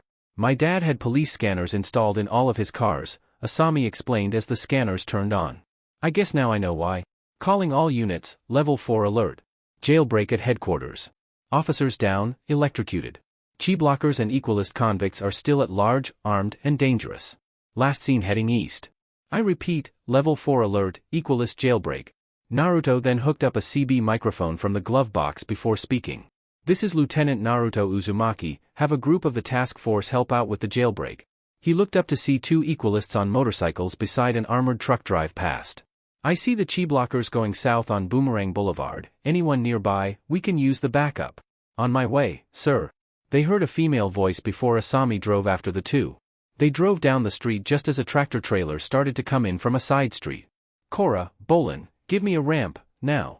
Asami yelled as the 2 who were on the side stood up. Both of them swing their arms as they earth-bend ramps as the car clears the ramp and flies over the truck and lands safely before they continue the chase. Mako stands up and generates lightning. And threw it at the tire of one of the motorcycles and they fell to the ground. Bolin bends tiny earth rocks from the ground and he hurls them towards the Equalists at a rapid-fire rate. The Equalist motorist dodges a couple of the rocks but one manages to take out his back tire, having the motorcycle spin out of control and fall to the ground. Asami swerves the car to avoid the fallen Equalist. A third Equalist looks back at the commotion before he thumbs a switch on his dashboard before black smoke billows out of the exhaust. Another Equalists follow suit to blind the car before Asami pulls down her goggles and drives on. Help me out. We gotta make this turn. Korra stands up with a hand in front of her face. Before a rounded ramp is bent from the ground. The car drives over the ramp, making the turn successfully as they still pursue under the smoke cover. They don't know we made the turn. Okay, get ready. Asami leans her body forward and changes gears to speed up. Only to stop as another armored truck crashes into the other one and had the motorcycle swerve and crash into a pile of trash bags. The door opened on the truck and a young woman with fair skin stepped out in the task force armor. She has long waist-length brown hair and a braided ponytail wrapped on a ring at the end and brown eyes. 1. Thanks, Zira, Naruto said as she saluted. Don't do that. That's not for me. Later, the group with Zira stood with the tied-up Equalists as reporters took their picture. Avatar Korra, what do you think you're doing? They turned to see Tarlok walking up to them. Our job, Tarlok, Naruto said, getting in front of the councilman. Now, what the hell are you doing out? It's past curfew. And that means only my task force and the cops are allowed out. Tarlok opened his mouth only for Naruto to speak. Zira, escort Councilman Tarlok to his house. If he gives you any trouble, place him under house arrest? Understood, sir. Zira said before escorting Tarlok away. Another task member ran up to Naruto and saluted. Sir, I've got reports of police being paid off to arrest non-benders at dusk. Then let's look into that, Naruto commented, walking away. A few nights later, City Hall. Snow came down as Korra and Naga stopped outside the hall before walking inside, then to Tarlok's office where he was signing papers at a large desk with a waterfall behind him. You and I need to talk. Are any of the other council members here? Tarlok asked his assistant who stood beside the desk. I believe everyone has gone home for the night. Then you should do the same. Are you sure, sir? The man asked as Tarlok stared at Korra. Leave us. The man left as Tarlok stood and turned to face the waterfall. You obviously have something on your mind. Spit it out. I know you're the one paying off the cops. She yelled as he chuckled. Now why would I do that? Because you can't stand that Naruto's taken your group. And that meant you couldn't go after anyone you deemed an Equalists? Tarlok sighed as he looked at her reflection. I've tried to work with you and Naruto, Korra, but you two made it impossible. Tarlok then swiftly turns around and throws a blade of water at Korra, cutting his desk in half. Korra dodges the attack. It cuts off some strands of her hair and smashes into the bookshelf behind her as she rolls out of the way. Korra earth bends the floor at Tarlok, knocking him back into the waterfall. She then lunges and shoots 2 streams of fire from her fists at Tarlok. Tarlok water bends a bubble around himself to block the attack. After the attack stops, Tarlok begins throwing little shards of ice at Korra in rapid succession. Korra backflips to dodge, and is pushed back against the wall. She grunts and dodges and deflects the shards with her fists before one shard grazes her side and she grunts in pain. Tarlok continues the hail of ice, and Korra lifts a large stone slab with earth bending to defend herself. Korra grunts as she swings her arms around, and earth bends the mural behind the waterfall. The mural rotates and catches Tarlok by surprise, knocking him through the wall. He stumbles over the railing but catches it before he falls. Tarlok catches his breath and looks up at the battle-worn Korra as she stands in front of the hole on the wall. Still think I'm a half-baked avatar? She asks with a smirk before she bends the floor and knocks Tarlok down to ground level. Korra then jumps down and creates a shock wave and crater when she lands in front of Tarlok and stands up. What are you gonna do now? You're all out of water, pal. Korra begins to approach Tarlok as he crawls backward. She raised her palms and created flames in each hand. Rah! Korra lets out a battle cry as she lunges at Tarlok. Tarlok stands and holds his hands out, making Korra stop in her tracks and causing the flames to fly to either side of Tarlok. Korra grunts in pain for a moment, then Tarlok moves his hands, causing Korra's arms to twist back.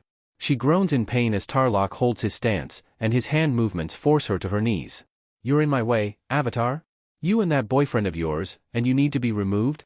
He said as she looked up at him. You're a bloodbender. Very observant? It's not a full moon. How are you doing this? She asked as he smiled. There are a lot of things you don't know about me, he said as he twisted Korra around before throwing her against a pillar. Korra falls to the floor and looks over at Tarlok, stunned. Her vision blurs and she sees another set of eyes, then a man from the water tribe in pain, a policewoman throwing a metal cable out. She is then blood-bent and the cable falls. She then saw another man looking back and chuckling as Aang reached out towards him. She then wakes up in the back of a truck, groaning as Tarlok is about to close the door. She tried to move only to feel she was tied up. Where are you taking me? Somewhere no one will find you.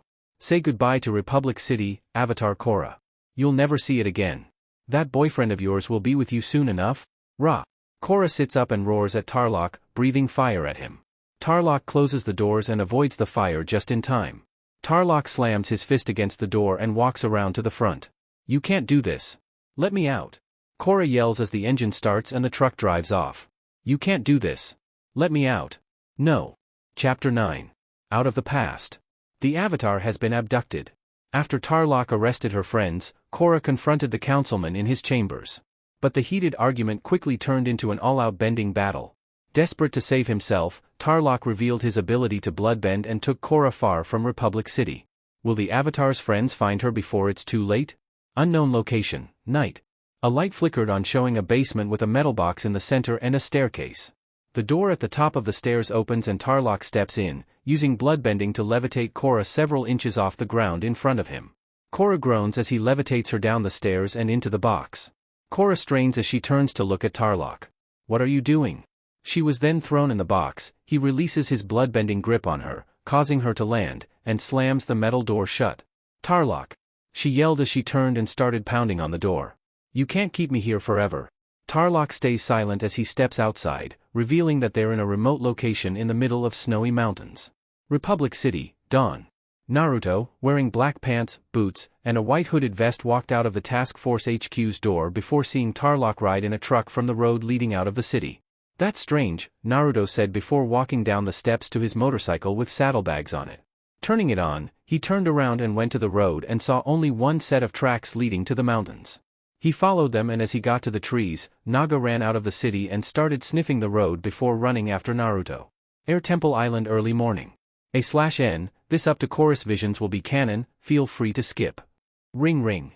Tenzin and Pema are asleep in bed with Milo between them. Milo sits up, rubs his eyes, and crawls over his father's face to answer the phone, waking him up in the process. Who is this? It's 6 in the morning. This better be important. Tenzin sat up and took the phone from his son. Councilman Tenzin here? What? City Hall. Tenzin arrives, while reporters take a picture of an electrified glove and several Equalists' weapons. Tenzin then looked over to see Tarlok, who was having his left arm healed by a male healer. What happened? What was Korra doing at City Hall? Tarlok stood up and fixed his sleeve. As I told Chief Saikon. Korra came to my office late last night. She was upset about something? That's when the Equalists attacked. I tried to protect Korra, but we were outnumbered. Then, I was electrocuted. When I came to, the police had arrived. But Korra was gone. I'm so sorry. Tarlok then bowed and turned to Saikon. Chief Saikon, mobilize the entire police force. We have to find the Avatar. Lin.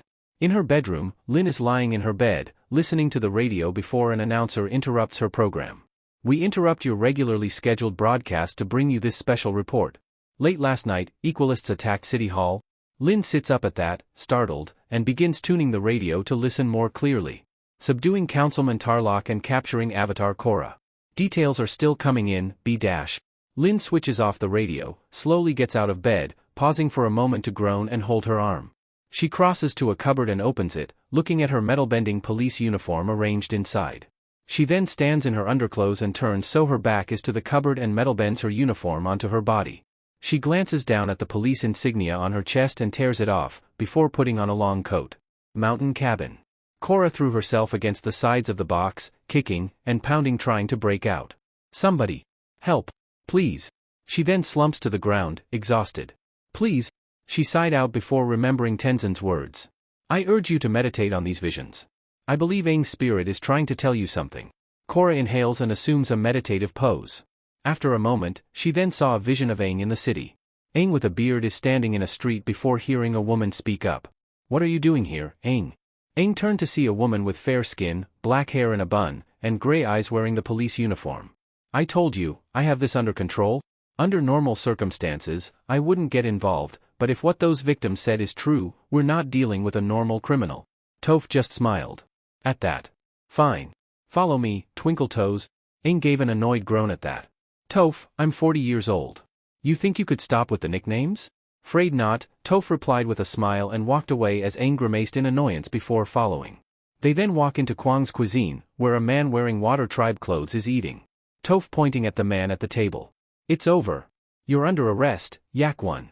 What is Republic City coming to? Used to be, a man could enjoy his lunch in peace, Yak One said calmly before Toph bends a cable from a spool at her belt around his wrist and yanks him forward, knocking over his table. A policeman comes to tie his arms behind him. What's the big idea? Aang then took a step forward. We have dozens of witnesses, Yak One. We know what you are.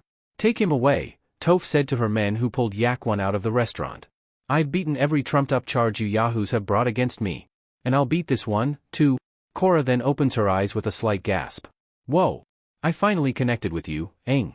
But, what are you trying to tell me? A way out of this box would be nice. She inhales, closes her eyes, and begins meditating again. She then saw the courtroom where a man with gray hair was representing Yak One while a woman stood in front of a group of people with a Water Tribe man in the middle, with a goatee, blue eyes, and sides of his head shaved while his hair was pulled back into a ponytail. The woman looked at the people before speaking. Yak One has ruled Republic City's criminal empire for years. Yet he has always managed to stay out of the law's reach, until now. You will hear testimony from dozens of his victims, and they will tell you, Yak One has maintained his grip on the underworld by using an ability that has been illegal for decades. She then turns to the counsel. Blood bending. The man in the middle narrows his eyes at that as the defense attorney stood. The prosecution's entire case is built upon the make-believe notion that my client is able to bloodbend at will, at any time on any day. I remind the counsel that bloodbending is an incredibly rare skill and it can only be performed during a full moon. Yet, the witnesses will claim that my client used bloodbending at every other time except during a full moon. It would be a mockery of justice to convict a man of a crime that is impossible to commit. Korra then saw the end of the tale as the counsel walked back into the room before the bailiff spoke. Councilman Sokka will now deliver the verdict. Sokka then stood before speaking. In my years, I have encountered people born with rare and unique bending abilities. Why I once bested a man with my trusty boomerang who was able to firebend with his mind. He then looks over at Toph. Why even metal bending was considered impossible for all of history until our esteemed chief of police, Toph Beifong, single-handedly developed the skill. The overwhelming amount of testimony and evidence has convinced this council that Yak One is one of these unique benders and he exploited his ability to commit these heinous crimes. We find Yak One guilty of all charges and sentence him to life in prison. Sokka pounds his gavel to seal the decision. The defense attorney crumples up a paper, throws it, and slams his fist on the table in annoyance.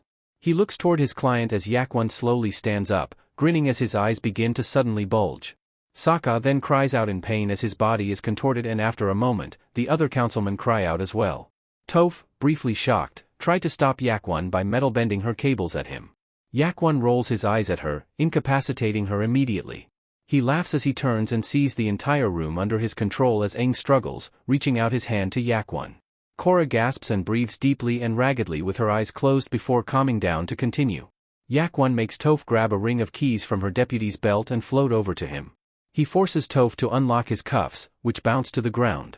He flexes his wrists and raises his hands to bloodbend everyone into unconsciousness. He turns to see that Aang is still awake and levitates him high into the air. Yak One bloodbends his arms behind his back. You won't get away with this. Yak One just laughs at that. Republic City's mine, Avatar. I'll be back one day to claim it. Yak One bloodbends Aang into the steps of the dais, knocking him out, before running outside. He leaps into a cart pulled by an ostrich horse and dashes off. Meanwhile, Aang regains consciousness as his eyes and tattoos glow briefly. He bursts out of City Hall on a large airball and quickly catches up to Yakwon. Aang sends a blade of wind to sever the ostrich horse's harness from the cart, which flips onto its side and slides to a halt. Aang coasts in front of the cart and waits for a moment. Yakwon bursts out of the side door and bloodbends him to the ground. "This time I'm gonna put you to sleep for good." Aang groans in pain as Yakwon levitates him into the air and begins contorting his body to painful and near-death positions. Suddenly, his eyes and tattoos glow once again and the bloodbending immediately does not affect him.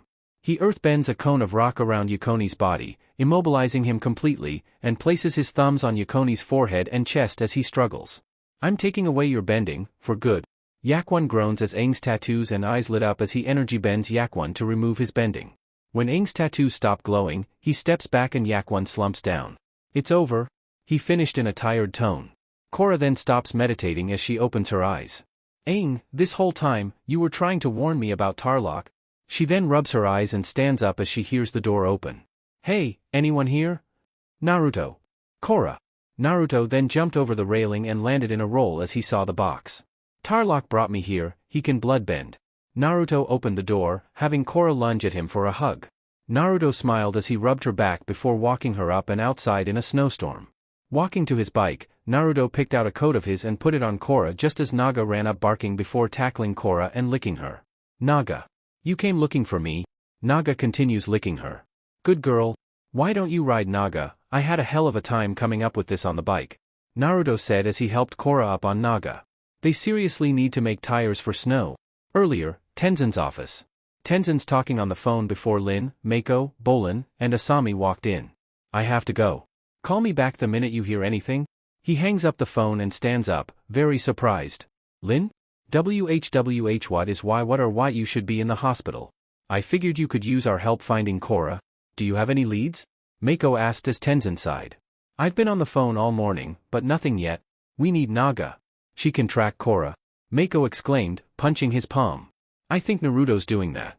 Both him and Naga are missing as well." Bolin then took a step forward at that. "Then where do we start?" "My guess is the Equalists are hiding underground in the maze of tunnels beneath the city," Lin spoke up as Asami sighed. "Underground, just like my father's secret factory." "Figures." Bolin then punched his palm as he remembered his kidnapping. Yeah, that makes sense. When those chi blockers had me in their truck, it sounded like we drove into a tunnel. I know where to start looking. Come on," Mako said as he, Bolin, and Asami rushed out, and past Zira. "Wherever Aman is keeping Korra, I bet that's where my officers are too," Lin said before they walked out with Zira following. "Let's bring them all home, Lin." Downtown Republic City. The group flies in on Ogi. They landed in a deserted street and got off. The truck with Bolin took off down this alley, Mako explained, pointing forward. The group jogs to the next intersection before Zira speaks. "Which way?" Bolin closed his eyes and sniffed. "This way kinda? Smells familiar." Lin metal bends the sole of her shoe back and uses seismic sense to test the ground. "There's a tunnel nearby," sets off as the rest of the group follows and slides down an embankment. They then see a large tunnel entrance with a metal gate. There. Zira then looks down to see tracks on the muddy ground. Motorcycle tracks. Lin metal bends the gate open and walks into an intersection of tunnels. Zira then held her hand out and created a fireball to light the way with Mako. "Let's try this way," Zira said, walking down one way, having the others follow. Suddenly, they heard a motorcycle engine before both firebenders extinguished their flames. "Hide." The six duck behind a pillar as the Equalist motorcycles approach. One Equalist flips a switch on his motorcycle dash that in turn opens a secret door in the opposite wall of the tunnel. The two motorcycles race inside and the door promptly closes. Lin crosses the tunnel, followed by the others as she runs her hand across the door. She then uses metal bending to trigger the opening mechanism and force the door up. The group rushes in and the door closes behind them.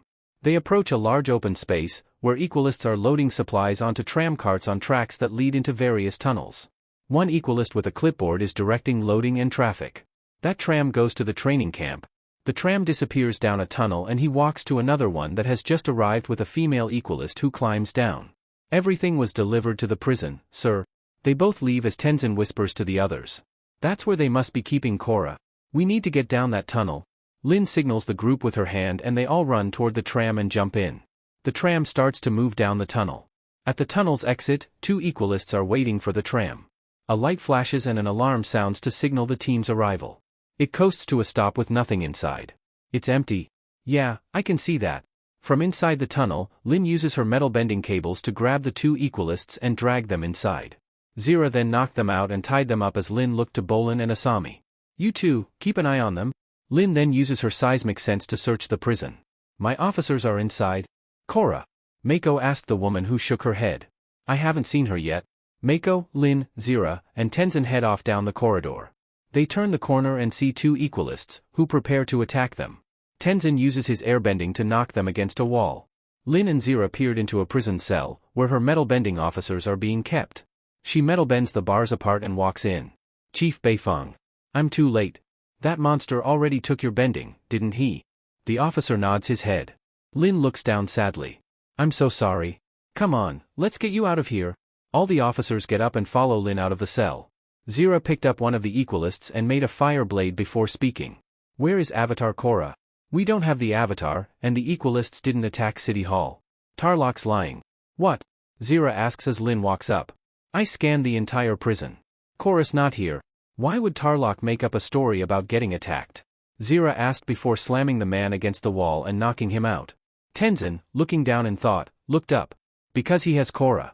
He fooled us all. A siren starts and the group runs back to where Bolin and Asami are standing guard. Let's go, people. Everyone gets into the tram, which takes off. Equalists in another tram starts to catch up from behind. Bolin uses his earthbending to collapse the tunnel sides, causing the tram to crash in the rubble. Try to chi-block that, fools. Lin, at the front of the tram, notices an army of Equalists waiting up ahead. Among them are the lieutenant and several mecha tanks. We've got more company. Lin then metal bends a rail from the ceiling onto the track. Hang on. The tram climbs the rail as Lin earthbends a hole in the ceiling. The tram flies through the gap and lands on the ground of the tunnel above. Everyone groans as Lin makes another hole in the ceiling and daylight streams in. Republic City. Naruto walked down the street towards the city hall before seeing Tarlok walking in front of him. He pulled his hood up as Tarlok turned around before he continued walking. Naruto followed Tarlok before coming to City Hall. Naruto then glanced up to a broken window before he ran, and jumped up on an airball, scaring several people. He dashed to the wall and lost balance for a second as the ball shrank before coming back to size. Going up the wall, the ball bursts halfway before Naruto grabs a brick that was jutted out slightly before he climbed up and into the window. Inside, he saw Tenzin talking to the council and Saikon. Thank you all for meeting us on such short notice. Lin looked at Saikon before speaking coldly. Chief, Lin. Tarlok then walks up as Naruto leaned against the wall at the top. Have you heard of Avatar Korra? Tenzin nodded before pointing at Tarlok. We do. You kidnapped her, Tarlok. I am shocked you would accuse me of such an evil act. I already explained, Equalists attacked us and took her. But there were no chi blockers here last night. You planted the evidence, didn't you? Tenzin yelled as Tarlok glared. That is a ridiculous accusation. They then heard a voice having Naruto look to his right to see Paige hiding behind a pillar. It's true. He took her. I was here when Avatar Korra arrived last night, but Councilman Tarlok ordered me to leave. I was on my way out when I saw Tarlok bring her down to the garage. That is nonsense. Tarlok yells up as Paige cowers behind the pillar. Everyone knows you're nothing but a squeaky-voiced liar. Lin folds her arms and looks at the page. Why did you wait until now to fess up? I was terrified to tell because Tarlok is a bloodbender. He bloodbent Avatar Korra. Tenzin looked over at Tarlok as Naruto got on the railing. Don't make this worse for yourself. He then takes his airbending stance. Tell us where you have Korra. Lin also takes her stance and both prepare to attack. Tarlok's eyes bulge as Tenzin and Lin bend at him, but he has control of their bodies before they can hit him. Everyone in the room cries out in pain as Tarlok bloodbends them to their knees. Whistle. Hearing a whistle, Tarlok turned and saw Naruto's forearm as he jumped down and slammed into Tarlok. Naruto tumbled into a bench before getting up and saw Tarlok getting up on his hands and knees before running over, jumped up, placed a foot on the back of his head then slammed it down. Naruto then earthbends a cone of earth around Tarlok leaving only his head visible. I got Korra at Task Force HQ, Naruto said, taking his hood off. I saw this piece of shit at dawn and saw he was coming in from the mountains. Followed the tracks to a cabin on top of the mountain. Task Force HQ, night. Aman and a group of Equalists knocked out the guards before walking to a cell where the knocked out Tarlok was in. Tarlok suddenly woke and looked around as Aman opened the cell with his lieutenant. Aman. It is time for you to be equalized, Aman said as the lieutenant and other equalists behind him all took fighting stances. You fool. You've never faced bending like mine. Tarlok begins bloodbending the group. The other equalists all crumple and fall to the ground, but Aman seems unaffected and with minor struggle, begins walking forward. Tarlok gasps and redoubles his efforts. Aman is halted for a moment, but with a very great effort, he moves 1 foot forward and continues walking normally. Tarlok begins backing up in horror. What? What are you? Aman reaches for him before saying I am the solution. Aman reaches out and grabs Tarlok's arm, twisting him around until he is standing behind him.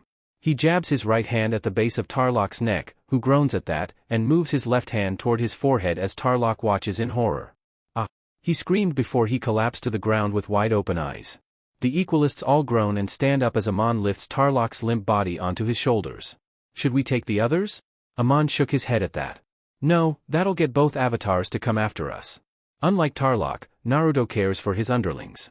Their time will come. They then leave and put Tarlok in the back of a truck before driving out on the empty street before a task force van drives around the corner, missing the truck. Chapter 10. Turning the Tides. Aman's revolution grows stronger by the day.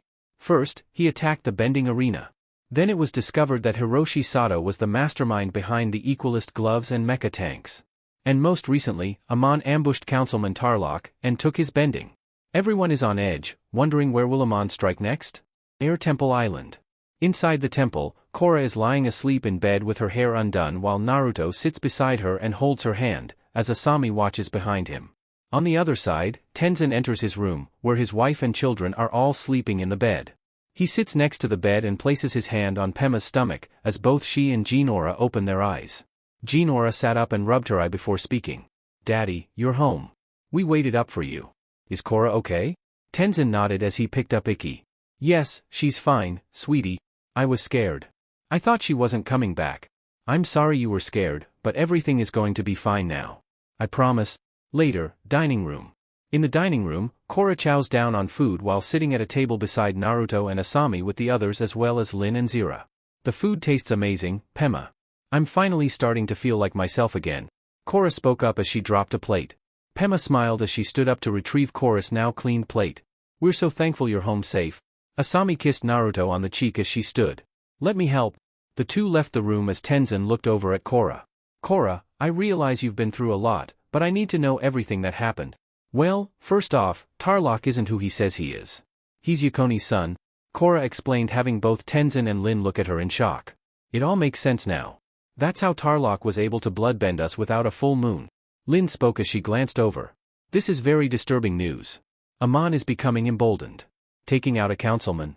I fear Aman is entering his endgame. In the kitchen, Asami and Pema are washing dishes when Pema suddenly doubles over and cries out in pain. Asami then grabbed Pema's shoulder. Pema, are you all right? The baby is just kicking really hard, is all. I'm fine. Should I get Tenzin? Asami asked while Pema shook her head. No reason to worry him, it's nothing, Pema replied as Naruto walked in with a teapot. The stove on? Later, both Naruto and Tenzin stood by the roof deck as Lin and Zira walked out. Lin, I need to ask you a favor. It would mean the world to me, but I know it could be a potentially awkward situation, furthermore dash. Spit it out already. Lin interrupted the airbender. Will you stay here and watch over Pema and the children while I meet with the council? With everything that has happened lately, I want to be sure my family is in safe hands. Lin then puts her hand on Tenzin's shoulder. Of course I'll help, old friend. And I would like you to do the same, Zira. With Aman going after the council members now, I suspect he might send a large group here. Right, sir. Zira nodded at him as Pema walked up, holding Milo. I didn't realize you two were out here, she asked, looking at her husband and Lin. Pema. Yes, Lin has agreed to help out around here and keep an eye on things while I'm away. Pema smiled at that. Thank you. I could use the extra pair of hands. She then gives a laughing Milo to Lin. Would you mind giving him a bath? He's filthy. Milo sticks out his tongue and blows a raspberry at Lin while continuing to laugh. Lin looks over at Tenzin, who mounts his sky bison, before yelling out while holding Milo away from herself. This is not what I signed on for. Republic City. The Fire Nation representative of the council is pacing about the room, while her husband is absorbed in a newspaper sitting in a chair.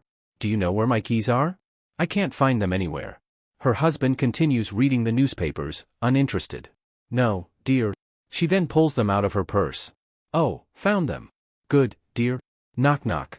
The door, dear, the husband said, turning a page. She then quickly walked to the front door. Don't wait up for me, this council session will probably go late into the night. The councilwoman opens the door to find two men in uniforms standing on the front step. One quickly gives a sly smile before losing it. We're here to fix a spider rat problem, he explains, holding up a spray hose and poison can. I didn't call an exterminator. The lieutenant electrocutes her with the spray hose, revealing it to be disguised Equalist equipment. Both step into the house as her body collapses onto the ground. Dear. On the other side of the city, Tenzin landed on the roof of City Hall. He dismounts and walks around the dome, where several workers are cleaning the glass. They nod at each other as Tenzin passes before he walks a few steps further, but pauses as he hears the fizz of electricity. He ducks in surprise as an electrified disc spirals over his head and spins midair as another barely misses him. He lands on his feet as the Equalists in disguise drop to the ground and seizes his wrists with bolus. Tenzin dodges their attacks, and airbends himself high into the air with an air sprout. One Equalist was still standing on the ground and was flung back against the concrete wall by a gust of wind. Tenzin rode his air spout and the two Equalists held onto their bolus for dear life as they spun around. Unable to hold on any longer, they release their grip and are flung onto a nearby rooftop. Tenzin lands back on the ground as the door opens and the council page comes out. Ah, I'm so relieved to see you. Tenzin dusts himself off before looking over. The other council members. Are they all right? I'm afraid not. I just received a call from Chief Saikon. They've all been captured. This can't be happening. Council page then holds his hands out toward him. The leadership of Republic City is in your hands now. Boom. Boom. Boom. Tenzin and the page hear the sound of nearby explosions and run to the edge of the roof to see bombs falling onto the city from airships. It is a tragic day indeed. Air Temple Island. Lin is standing in the courtyard with Tenzin's children and the White Lotus sentries, as the Equalists' airships fly overhead. All right, kids, time to go inside. Naruto, Korra, Mako, Bolin, and Asami rush in to see what is going on as Jinora, Ikki and Milo walk back into the house. We heard explosions, what's going on? Lin turned to them, hands on her hips. Republic City is under attack? Building. Hiroshi is looking at a photograph of himself, his wife, and Asami as a child. He snaps the picture shut and tucks it away in his jacket pocket, before walking toward Aman, who is watching the city from the windows at the front of the airship. They then ran to a ship and sailed to the mainland before pulling out in the car with Asami driving and Korra sitting on Naruto's lap in the back before she drifted into the road. Car. Oh, we're good. Police HQ. Chief Saikon? Saikon looked to see Tenzin walking in. Tenzin, am I glad to see you. I was afraid you'd been captured too. I'm the only council member left. What's the status? Saikon nodded at that. Aman has launched simultaneous attacks across the boroughs. The police are trying to regain control but we're spread too thin. The task force is busy getting people out of the city. Tenzin nodded as he stroked his beard pensively. That's good. That means fewer casualties, especially for any benders. I need to send a wire. He finished as he turned to a male telegrapher. To whom, Councilman? The General of the United Forces? Outside, smoke pours out of the air vents, having the people who are running, stop, cough, and fall over. Councilman, your wire has been sent, the man said before a female spoke up. Chief, the phone lines just went dead. Beep beep beep. Saikon and Tenzin glance at each other as an alarm goes off before the power goes out, silencing the alarm and having Saikon turn on a flashlight. Catch, Saikon said as he threw another flashlight at Tenzin. They both search the room with their flashlights before Tenzin notices smoke coming out of a vent. Saikon, the vents? Saikon metal bends the vent shut as the people in the room begin coughing. We need to evacuate immediately. Everyone stays close to me. Tenzin then creates an air dome for everyone to walk in. They then walk down the hall before getting outside and Tenzin stops airbending. Everyone in Tenzin's party gasped as they saw 6 mecha tanks surrounding the entrance. Not these mecha tanks again. The mecha tanks hold up magnetic arms that attract the metal benders' police uniforms. 2 metal bender officers get captured with this magnetism and Tenzin tries to save Saikon by pulling on him with an air current. However, the magnet is too strong and they capture Saikon and the 3 mecha tanks deposit their metal bender officers into a truck. One mecha tank fires a pincer cable at Tenzin, but he airbends the cable down and continues attacking the mecha tank. 2 mecha tanks fire cables at Tenzin, who once again deflects them with airbending. A mecha tank charges toward Tenzin and fires a pincer cable at Tenzin, knocking him against the wall of police headquarters. Tenzin uses an air wheel to soften his fall before he looks up and he sees the truck drive away. Saikon, no. Tenzin looks up as he sees a burning police airship falling out of sight behind a building. He sees the telegraph operators being captured by Equalists on the city hall steps. Suddenly, Asami drives around a corner and floors the gas pedal. Bolin earthbends 2 ramps in front of the car. Jump! Team Avatar bails out of the car before the ramps launch it into the air and knock one mecha tank into another. The 4 mecha tanks close in on Team Avatar as Naruto, Mako, Bolin, and Korra engage the tanks with their bending. A mecha tank is attacked with fire, while the one to its left fires a cable, only to be knocked back by a stone slab. The first mecha tank fires a cable at Bolin, who dodges it by launching himself away. Mako attacks a mecha tank, only to be grabbed by a cable and electrocuted. Mako grabs the cable and redirects the electricity to the mecha tank. The electricity courses through the tank as its lights go out and it slumps on itself. Naruto then yells out as he throws his arms out and has a gust of air push one mecha tank onto its side and then earthbends a dome around each of its hands. Korra melts the nearby snow into 2 water streams and dodges one of the cables and runs up one of Bolin's ramps and bends the water into the exhaust pipes of another mecha tank. It begins malfunctioning and Bolin uses earthbending to knock it over. 2 Equalists carry Tenzin to a truck and set him down when Asami electrocutes one from behind. She takes out 5 more Equalists as they attack her, nimbly dodging their attacks before electrocuting them. The final one was hit with a gust of air into Asami's gloved hand where she electrocuted him into unconsciousness. Tenzin groaned as he got out of the truck. "Thank you." Tenzin then joins Mako, who is dodging a mecha tank's attacks. Tenzin positions himself beneath the tank and airbends it high into the air, sending it flying into the dome of City Hall. Korra then ran up to Tenzin. "Are you all right?" "I'm fine. Thank you, kids." Another moment later and I would have been on my way to Aman.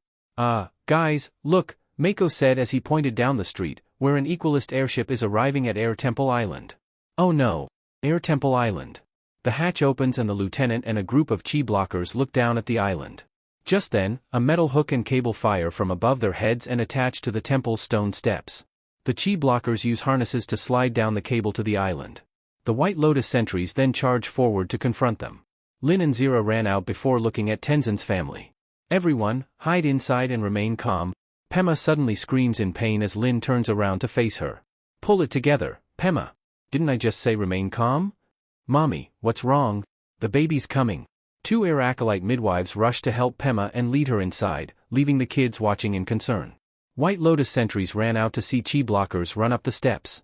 They begin bending at them as a cable from a second airship buries itself in the steps immediately below them. More chi blockers swing down, followed by the lieutenant. Lin and Zira stood guard in the courtyard, as she listened to booted feet running. The lieutenant and a group of chi blockers race up the steps and charge. Lin uses her cables to take out 2 chi blockers, before grabbing another Equalist with the cable. An Equalist runs up to her, which Zira intercepts with a stream of fire. Lin bends an earth column and shoots the projectile to an Equalist's face. She groans and slams the floor, creating 3 earth columns that send the Equalists flying into the air. Zira ran to another Equalist and threw fire at him before kicking him in the face. She then dropped on her back to dodge a strike before spinning, having fire come out of her feet in a circle. Meanwhile, Lin faced off against the lieutenant. He intercepts her cables with his batons, sending a current through them to knock her over. The lieutenant stands over her and raises his electrified Kali sticks. Only for Zira to drop-kick him away as she jumped over Lin. She then kipped up and threw punches at him, forcing the lieutenant to dodge the fire. Later, the two had the Equalists tied up before Lin looked over to the acolytes. "Take these Equalists and lock them in the temple's basement." Jinora ran out as Tenzin and the others landed in the courtyard. "Dad. Oh, thank goodness you're all right. Go on, be with your wife," Lin said, having Tenzin run in a hall to a room. "Pema." He walks into the room with Pema holding a baby and smiles. "Tenzin." Tenzin sits down on the bed and puts his hands on his wife's shoulders. "I'm here, Pema." Pema gave a tired smile as she handed him their baby boy. "Meet your new son." Tenzin puts his finger on the baby's chin and he coos. "Hello." He greets, all while Milo, Ikki, and Jinora peer into the room. "Come, meet your new brother." Milo walks into the room with his sisters. "A brother? Well, it's about time." Ikki and the others jumped on the bed before she looked down. "Welcome, I'm Ikki, and this is Jinora and Milo. We have a super great family and we're so happy that you're a part of it." Jinora looked up to her parents before speaking. "What are you gonna name him?" "Can I pick?" "We already chose a name." Rohan, Tenzin said as Lin, Korra, and Naruto watched the scene from near the doorway. Korra then takes 2 steps forward before speaking. "I'm so sorry to interrupt, but more airships are coming." she explained as Tenzin looked down at Rohan. Everything's not gonna be fine, is it, Daddy? They went outside to Bolin and Asami. Naruto, Korra, Tenzin, Lin, Zira, and Mako join them and they look at the incoming airships. What do you want to do, Tenzin? Tenzin sighs as he glances at Korra. I need to protect my family, and get them as far away from this conflict as possible. If Aman got his hands on my children. I hate to even think of it. Lin then looked over at the airbender. If you're leaving, then I'm going with you. But dash. No arguments. You and your family are the last airbenders. There's no way in the world I'm letting Aman take your bending away. Thank you, Lin. Korra, I want you to leave this island and hide for the time being. I'm not giving up, Korra said, clutching her fists. I'm not asking you to. I sent word to the United Forces. They will be here soon. And once my family is safe, I will return. With the reinforcements, we can turn the tide in this war. What you're saying is, we need to be patient. Sigh, Korra sighed as Naruto wrapped an arm around her waist and kissed her head. I got an armored room in the basement of the task force HQ, there's no one there at the moment as they're helping to get people out and I got the door hidden. Zira knows how to get in. Tenzin puts his hand on Korra's shoulder before speaking. You're learning well. Korra brightens up before they go to the Sky Bison and Korra embraces Tenzin, as he and his family prepare to leave. Stay safe, Korra. You too. Lin then looked down from one of the bison. Tenzin, if we're leaving, we'd better do it now. Tenzin airbends himself onto Oogie. Oogie, yip yip. The Sky Bison fly away from the island, as Korra and the team look up at them. Two Equalist airships begin to chase them, as more airships invade the island. One airship shoots out a cable near the team and Equalists come down on the island. The White Lotus guards run in front of Korra and her friends and take their stances. Go. We'll hold them off. Korra leaps onto Naga as Naruto shot himself over via air spout onto his motorcycle. Everyone, climb on. Mako, Bolin and Asami hop onto Naga. Let's go, girl. Naga runs away as more Equalists come down and encircle the White Lotus sentries, spinning their bolas as they begin to fight. As Team Avatar runs away, Bolin looks up and points at the lieutenant. Mustache guy. The lieutenant slides down the slope and jumps off to attack them. Naga jumps up and uses her right paw to smack the lieutenant off of the cliff face as they run past. Nice one, Naga. Naga runs to the pier and jumps into the water. Korra waterbends a large water bubble around them as Naga swims to safety. Naruto then slides to a stop and dives off before pulling water to him to land safely and then creates a small tower of water and waterbends himself to the mainland. Meanwhile, Oogie is trying to evade the Equalist airships, but they are coming closer to them. They're gaining on us. Tenzin cracks his reins at that. Faster, Oogie. Oogie speeds up, but an Equalist airship shoots out a large net at them. Lin metal bends her cables to break the net apart and wraps her cable around the rope. She stands and looks at the family with sorrow as they look at the airships in fear. She looks away before turning back at them. Whatever happens to me, don't turn back. Lin, what are you doing? Lin runs and jumps off Oogie, reeling herself up and landing on the airship. She takes her stance and rips off a large section of the airship's metal skin. There is an explosion and it begins to fall into the harbor below. Lin metal bends a panel to catapult herself to the other airship. She begins to rip apart the airship when Equalists come up behind her. They wrap their bolas wrapped around her body and feet, electrocuting her into unconsciousness. The last airship turns back as the family gazes at it in shock. That lady is my hero, Milo said as Tenzin sighed sadly. Yes, she is. Pipe Republic City. Korra and the team watch in dismay as Air Temple Island is raided before Naruto places his hand on Korra's shoulder. Korra, we should get moving. Air Temple Island. Lin kneeling looked up to see Aman. Tell me where the Avatar is and I'll let you keep your bending. I won't tell you anything, you monster. Very well. He then walks behind Lin who closes her eyes and Aman takes away her bending before she falls to the ground, unconscious. Sea. In the sea, a fleet of ships sails towards Republic City with one man standing at the bow of the one in front. He has fair skin and short black hair wearing a red military uniform before another man ran up holding a piece of paper. General, I just received a wire from the Avatar. She says Aman and his forces have gained control of the city. How do you want to respond? Tell her we will be arriving in 3 days. And that I look forward to winning back Republic City, together. The messenger saluted at that. As you wish, General Iroh. Chapter 11. Skeletons in the Closet.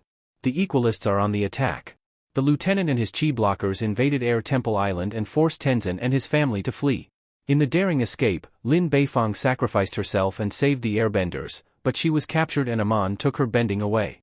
Now, Team Avatar is in hiding as they await help from General Iroh and the United Forces. Republic City Hall. Blimps flew in the air as mecha tanks stood in front of the city hall before Hiroshi walked out to a podium and spoke in it. It is a glorious day, my Equalist brothers and sisters. Aman has torn down the tyrannical bending government. He has declared bending illegal, and he has the Avatar on the run. Our great leader has a vision for the future. One day soon, bending will no longer exist and we will live in a world where everyone is finally equal. The United Forces are on their way right now to try and stop that dream. But we will prevail. The crowd cheers loudly as in the back, two chi blockers look at each other, one male, the other female before they turn and walk away. They push aside a clump of bushes in Republic City Park and enter a small clearing with a large rock in the center. One earth bends the rock aside, revealing a hole, and both jump inside as the rock slides back over. In a tunnel, they started walking and took their masks off, revealing them to be Naruto and Korra, who turned to Naruto. Can you believe Hiroshi? The Avatar's on the run. I'm not running from anyone. Let's go back up there and knock some heads, they'll never know what hit em. She turned and started walking back before Naruto sighed. Relax. General Iroh is coming with an entire fleet of battleships. Then Aman will be the one who's running. I hate this being patient stuff. Well, I got a way to work out your aggression, Naruto said with a smirk as he walked up and placed his hands on her hip. And not now, Korra replied, flustered before turning back to walk to a large underground room. They saw Mako, Asami, and Bolin sitting on crates by tents. Asami is watching in amusement as Bolin plays with Pabu. You two were gone a while, Mako spoke looking at the two benders walked over. We were doing reconnaissance, Naruto spoke before the homeless guy Gamu he and Korra met appeared between them. Welcome back. Hope you worked up an appetite, cause dinner is served. Later, Gamu is stirring a pot of stew and pouring some into a dish. Thanks so much for letting us hide out with you the past few days, Korra replied as the teens sat at a tree log cut into a table. Gamu hands a bowl of stew to Korra. Honored to oblige. My associates and I heartily oppose Aman's so-called equalist policies. We got benders and non-benders living together down here, but do you see us fighting? No siree, we've figured out how to harmoniously coexist. Bolin smiled as he lifted a spoon to his mouth. You are a wise and noble hobo? He said before eating. This is the best tasting street gruel I've ever had. Seriously. I culled it from the finest dumpsters the city has to offer. Asami, who already has the spoon in her mouth, her eyes close and open a couple of times as the top half of her face turns green. She spits the food back into the bowl and coughs. Composing herself, she surreptitiously puts the food on the floor behind her before Pabu crawls up behind her and eats from the bowl. Later, Korra in her original clothes sat against a sleeping Naga before hearing footsteps. Looking to her right, she saw Naruto on his vest and black pants. Can't sleep either? Korra shook her head and sighed. No, I have this awful pit in my stomach. Me too, Naruto said as he sat beside her. It's so crazy. A few months ago we were in the South Pole and I was practicing for my firebending test, and now we're in the middle of an all-out war. I know, but you're the most loyal, brave, and selfless person I've ever known. I think you're pretty incredible too, but, you already knew that, Korra said before Naruto pulled her onto his lap. I do know that. He replied with a smile. Placing his left hand on her hip, Naruto pulled Korra to him for a kiss. As they made out, Naruto moved his hands on her sides, pushing her shirt up, revealing she has a six-pack and the bottom of her chest bindings. They broke apart before Naruto looked at her abs and smiled before she put her shirt back down. Air Temple Island. Airships fly around the statue of Aang as Amon's mask is on it with the Equalist flag on his staff while fog covers the island. On a platform, Aman is waiting before the lieutenant drags a blindfolded man up to him. The man is forced to his knees and has his blindfold removed as Aman approaches. You will now be cleansed of your impurity. Aman moves to stand behind the man, who watches with fear, and removes the man's bending. The policeman collapses and falls over from exhaustion. Next. The lieutenant nods and walks over to get the next victim, revealing a long line of benders, blindfolded and hands bound, including the White Lotus sentries. Dawn. Team Avatar is hiding in a drainage pipe looking out to sea and around the edge of the city. Mako then motioned for them to walk out. Coast is clear. The five run out of the pipe and climb an access stairway to an observation deck above.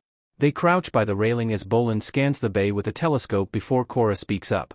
Once the United Forces arrive, we need to be ready to help in any way we can. They're here. Naruto spoke as he saw ships coming out of the fog. Wait a second. Where are the Equalist airships? Korra asked just before they heard an engine roar. They then hear an explosion followed by more blasts before Korra leaps off the edge and uses waterbending to pull herself into the bay, and she begins to swim toward the conflict. The others looked up to see a group of flying objects can be seen in the mist, which resolved themselves into 2 fleets of biplanes. Where does Hiroshi find the time to keep inventing new evil machines? Bolin yelled out as the planes flew across the bay, as Hiroshi piloted one. They saw bombs being dropped down from them onto the ships. In the water, Korra dodges 2 torpedoes that were dropped and hit the side of a ship. Boom! The explosion forces Korra back, but she swims to the ship again. She sees bombs dropped as explosions come off the ships. She then emerges from the underwater and looks at the planes, while they destroy the remaining ships. The planes fly around until one gets hit with fire bending, forcing the pilot to eject. Iroh and 2 other firebenders use their bending to take down the planes, successfully hitting one.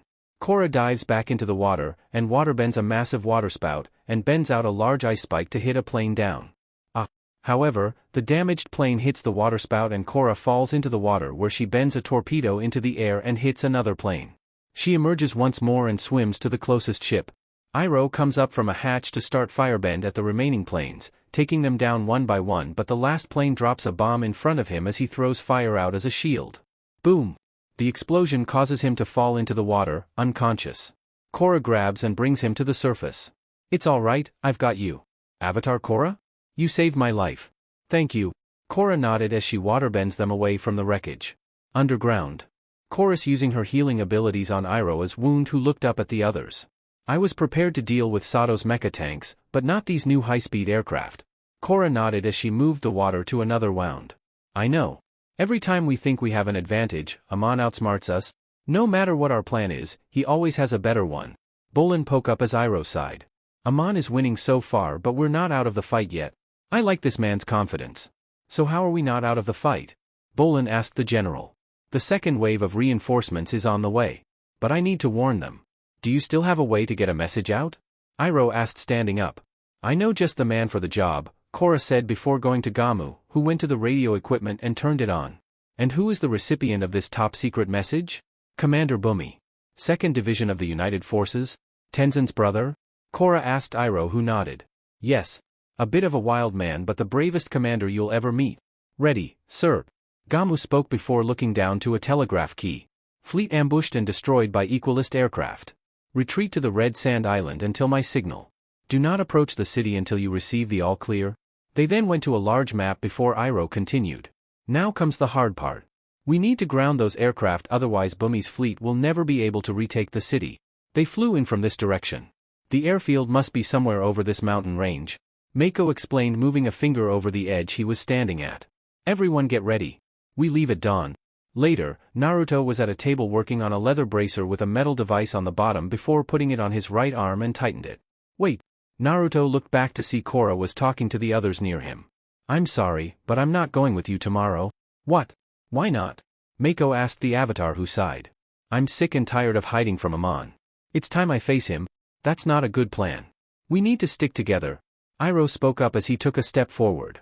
"I'm not waiting for him to hunt me down. My gut is telling me it's time to end this. On my terms." "Korra, this is not a mission you should be handling alone," Iroh said before Naruto stood up. "She won't be. I'm going with you." "You don't have to do that." "Yes, I do. We'll have a better chance with 2 multiple benders facing them." Sigh. "My grandfather would respect the Avatar's instinct. So will I." Iroh sighed as he placed his hands on his hips. "Dawn.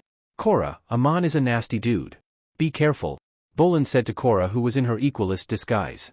"I will. Good luck." Naruto was hugging Asami before kissing her. Pulling back, she turned to walk away, pulling her coat up so Naruto could stare at her ass in her tight pants before Korra broke him out of his daze.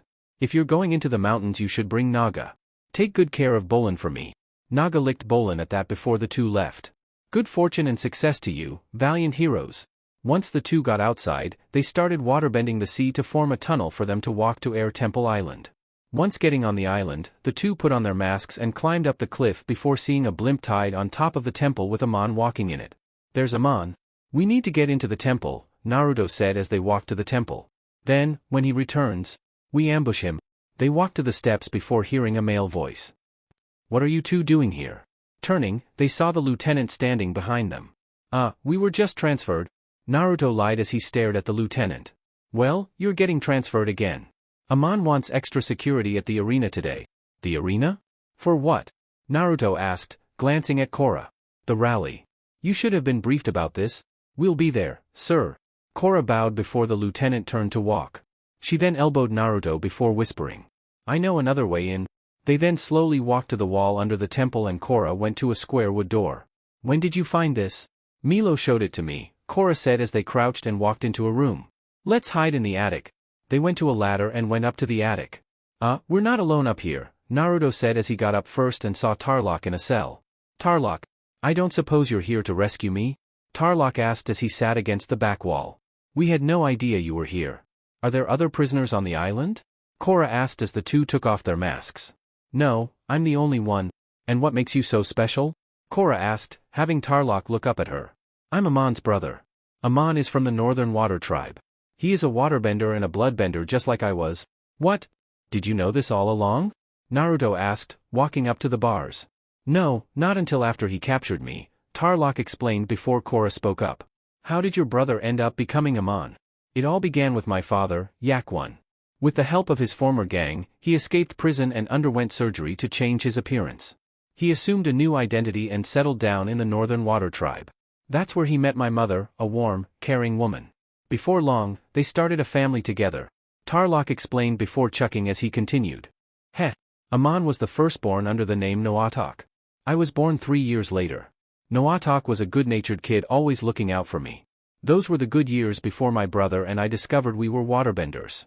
At first, we were excited by our new abilities but our training brought out a different side of my father. Even back then my brother wanted everyone to be treated fairly and equally. When I was 7 my father took me and Naruto on a hunting trip far away from our home. He told us his true identity was Yak-1 Republic City's most notorious crime boss and that he was once a bloodbender of rare skill. The good days were behind us. Every full moon our father took us on another supposed hunting trip where he secretly trained us in bloodbending. We kept the truth from our mother. A few years later my father taught us to bloodbend anytime without the need of the full moon. We practiced constantly and I hated every minute of it. I had no stomach for manipulating helpless animals. My brother, however, seemed to revel in his newfound power. He was a prodigy mastering my father's psychic bloodbending technique by the time he was 14. Even though Naruto was my father's favorite it wasn't any easier for him. He carried the burden of all Yakone's expectations and demands. Something changed in Naruto over the years. The loving brother I once knew became cold and detached. Our father pushed us to extremes and one day he made us bloodbend each other. Naruto turned on our father for trying to lay a hand on me and ran off without me as I didn't want to leave our mother. My father and I searched for days but we never found a sign of Naruto. We thought he perished in that storm. My mother was never the same after the loss of my brother. My father stopped training me. With Naruto gone his hopes for revenge withered and he passed away a few years later. Tarlok finished as the others stared at him. That's the second saddest story I've ever heard, Korra said before Tarlok sighed. Avatar Korra, I am truly sorry for all that I did to you. I thought I was better than my father but his ghost still shaped me. I became a soldier of revenge just like he wanted me to be and so did my brother. The revolution may be built on a lie but I think Aman truly believes bending is the source of all evil in the world. How did you figure out Aman is your brother? Naruto asked, putting a hand on the bar. When he took my bending the sensation was somehow familiar. I later recognized it as my brother's bloodbending grip. So he somehow uses bloodbending to take people's bending? Korra mused as Tarlok clasped his hands. I don't know how he does it, but then again I've never encountered a bender as strong as Naruto. How in the world do we beat him? Korra asked, having Naruto look over. Any attack we throw at him he'll redirect with his mind. That's how he's been able to challenge any bender. So much for our ambush. If we stay here, we're toast. But there's another way to beat him, Korra said, turning to face her boyfriend. How? This whole time Aman has been one step ahead of us. But finally, we have the advantage. We know the truth about him. If we expose him as a bender in front of all his supporters. At the rally. We could take away his true power. But why would they believe us? All he would have to do is stand there and take our attacks and show his followers he's right. I don't think he's stupid to use bloodbending with an audience watching. Sai, thank you for your help, Korra said to Tarlok before Naruto turned to leave. We can't just leave him here. Go, Tarlok said, standing and grabbing the bars. Aman can't know that anyone spoke with me. Defeat him. Put an end to this sad story. The two nodded and left through the door they came up through. Chapter 12. Endgame. Korra and Naruto have discovered the truth about Aman's identity. He's a waterbender, a bloodbender, and brother to Tarlok. Now, Korra and Mako plan to infiltrate the Equalist victory rally and expose Aman as a fraud. Meanwhile, Asami, Bolin, and General Iroh head towards Hiroshi's secret airfield, where Asami intends to take down her father. Woods near the airfield. Bolin, Asami, and Iroh were riding Naga through the snow-covered woods before seeing a biplane fly overhead. Coming to a hill, they got off and looked to see a warehouse with a circle in front of it and multiple runways as planes flew off and landed on them. "I think we found our secret airfield," Iroh stated before looking back at Bolin. "Bolin, once we get down there, I need you to tear up those runways. We can't let those aircraft take off." Captain." General." "General." Bolin saluted as they walked off before looking at the animals. "All right, you guys wait here until we get back, okay? Stay." Naga whined as she laid down while the group slid down the hill and came to large black metal fence posts with no wires connecting them. "Why would there be fence posts but no fence?" Asami asked before they walked through. And all three were shocked into unconsciousness by the invisible electric fence. Arena. Mechatanks are guarding the front doors of the arena and the camera moves inside the arena showing a large crowd awaiting the rally. While still in Equalist disguise, Naruto and Korra are standing in the referee's box awaiting Aman to appear. They nod at each other and soon enough Aman rises to the stage while the crowd cheers him on. "Thank you all for joining me on this historic occasion. When I was a boy, a firebender struck down my entire family and left me scarred. That tragic event began my quest to equalize the world." "That's a lie, Aman." Everyone looks up as Korra interrupts and both take their masks off. "Or should I call you Naruto?" "Everyone, calm down," Aman spoke to the crowd as he raised his hand. "We have nothing to fear from the Avatar. Let's hear what she has to say." "Aman has been lying to you. The spirits didn't give him the power to take people's bending away. He uses bloodbending to do it. Aman is a waterbender." "What is this nonsense?" the lieutenant asked Aman, who sighed. "You're desperate, Avatar. Making up stories about me is a pathetic last resort. Your family wasn't killed by a firebender. His father was Yakwun, and his brother was Councilman Tarlok." Korra explained as Aman took a step forward and removed his hood showing short dark brown hair. "An amusing tale. But I will show you the truth." He then took off his mask showing tan skin and a red burn scar across his face. "This is what a firebender did to me." "What? The Avatar is lying. I'm telling you, he's a waterbender," she yelled down before looking over at Naruto. "They don't believe me. It didn't work. We said what we had to. Let's get out of here." Naruto spoke turning to see chi blockers with bolus. Airfield. Asami, in a cell, hands behind her back, woke up to see her father standing at a cell door before she sat up. "Asami, I know I have hurt you, and I am sorry. But I believe that one day, you will come to your senses and we can be a family again." "Are you insane?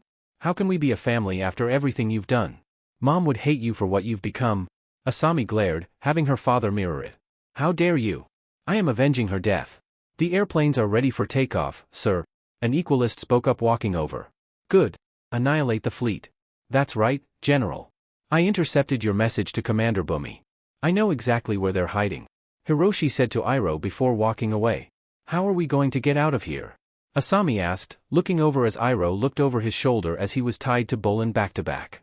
"I don't suppose you know how to metal bend?" "That is a negative, sir." A few minutes later, Naga crashed through the door and ran up to the cell. "Naga, over here." Pabu runs in and eats through the rope as Naga stands on her hind legs and then drops down, breaking the bars. "Who needs a metal bender?